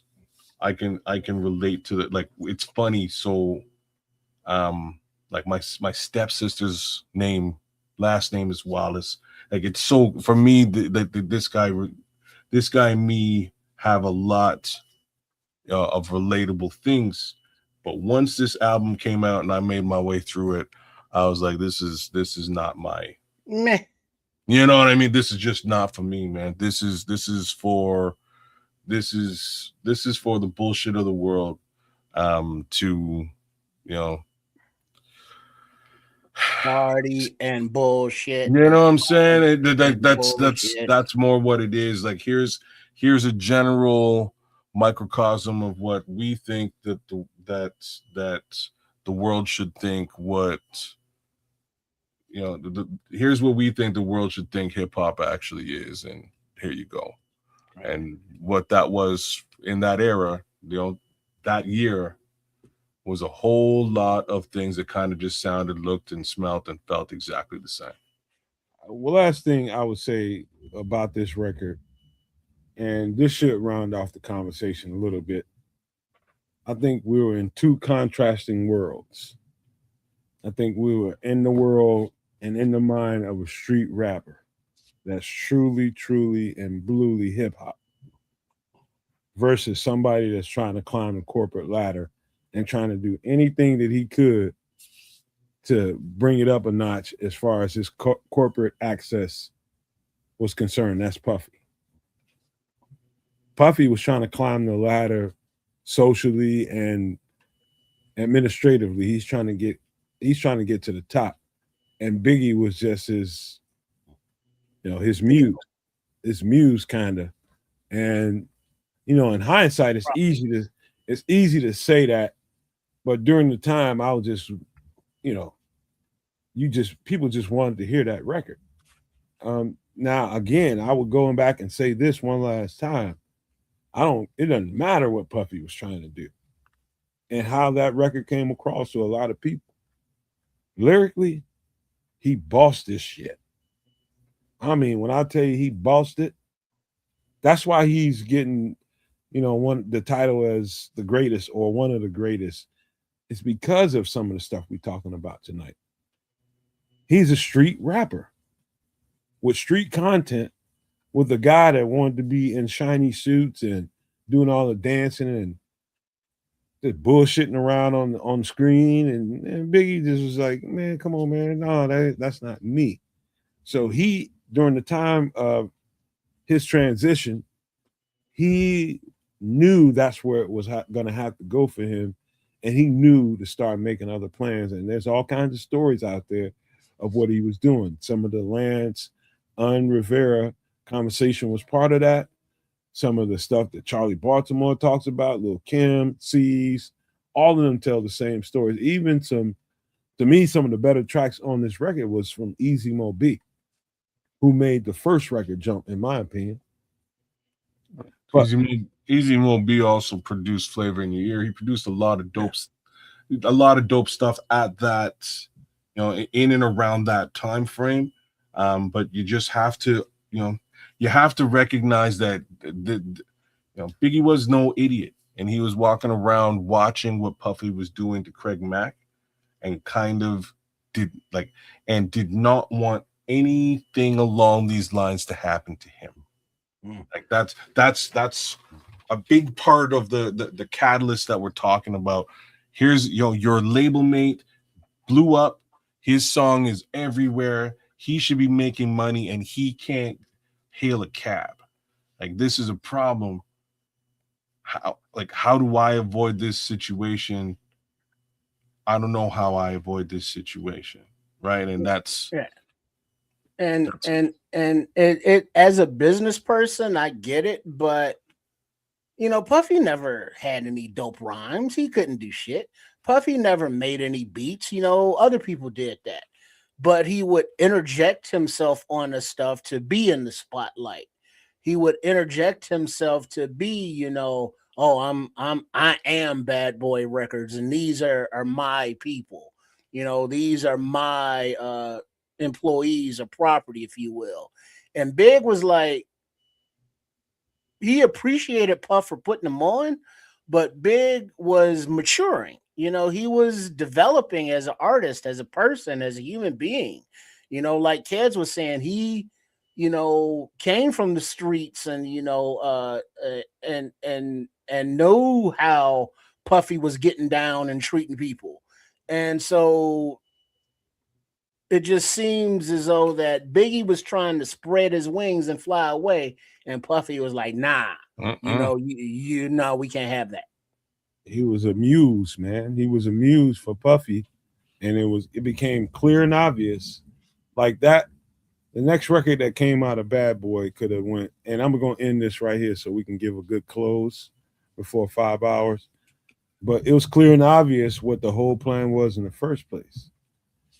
Big built him up to set Puff up, because that after this record and Big passed away, it should have been the next artist up. Instead of that, it became Puff and Puff only. And that was it. It was all a setup for him to be the star. I wish I could argue with any of that. Like, I will say that Mace got a lot of shine. Mace and the Locks wrote a lot of his lyrics. That wasn't the next record that came out. No. That's why I said I can't argue with what you're saying, because the next album that came out was Puff Daddy's album. It was more. And it sucked. It was like terrible, horrible. We're talking about Puff Daddy here. He's never been really actually a rapper in any capacity. Mind you, even in I can never remember the name of the song, but the first song with Biggie Smalls on it. Huh? What are you talking about? What are you talking about? The first song for who? I'll try to explain it to you. Puff So the first Puff Daddy record was not a Bad Boy record. Just remember, man, we only got a couple more minutes, man. Don't worry, we'll finish it off here. The first record included Puff Daddy, a gentleman named Third Eye, Biggie Smalls, and Mary J. Blige, and Supercat, the reggae singer. That's the first. Yeah, that's Supercat. And Dolly, my baby. Is that the name of the song? It's not Dolly, my baby. Yeah, but that is the song. That's not the name of it, though. Yeah, I can't remember. I can't remember what the name of this track is, but that's the first one. And on this track, Puff Daddy comes out and he busts a rap, and it is absolute garbage. And this is the first time he did it. And he kind of took a step back for the next maybe 2 years and didn't come out as an MC again after the reception that he received on everybody. You hear the songs like, yo, Biggie's killing it, Mary's killing it. Who's this Third Eye guy? Yeah, he's all right. He's doing and like Supercat's dope. But who's this guy? This guy sucks. Why is he on the song? And somehow, maybe 7 years later, he figures his way back onto an album with a whole different style. And the shiny suits apparently suited him and worked, because in the end, he had some level of music longevity, which I'm yet to understand. But such is commercial hip hop, I suppose. All right, man. You know what? This is one for the ages, man. This record right here, I still love listening to it and evaluating what I heard to this day. I can turn it on right now and go from beginning to end and listen to each one of those tracks. Think about the producers that made those tracks. Think about the time and space that Biggie was in, Puffy was in, and why those tracks came about. You start thinking about some of the trends of the time and knowing what those were, like the record kids is just talking about the reggae record with Supercat. You know, that was a trend at the time. You know what I mean? And the way they were rapping on there, I might have missed something in that part, but that was some ridiculous. That shit was terrible, but he was right about that. But we got to get ready to close this out, man. I had a good time doing this show. A lot of stuff to talk about. There's some stuff we did not talk about on the show because we all got some big mouths and we like to get carried away. And so we missed some stuff on here. I'm sure we'll pick up the slack on the next Extra Sauce, but make sure you hit the subscribe button. Make sure you hit the like button on all 3 channels. Share some of this content with your friends on Sports Chicago Style and on Kids of Canuck, and also on this channel, the Nomad Network. We would appreciate you doing that. We really would. And so let me kick it on over to Kids for some final thoughts before we get out of here. Yeah, man. Thanks for kicking it with us tonight. The song I was talking about, strangely, was the Dolly My Baby remix. That's actually what it was, Trip. So thanks for that. Long story short, feel free to go check it out. Dope track. You'll hear Puffy rap. It does not sound like the Puffy you know, and you'll wish that he was not a part of this song either. That being said, back to the Bears. Can't wait to see what this offense shakes out as and what it looks like.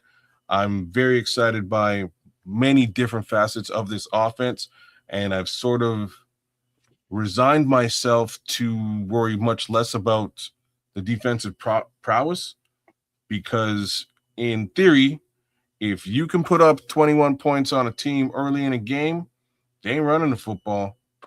So now it's just a question of whether they're passing the football and whether our secondary can stop them. And I think we've got a super powerful secondary that can do just that.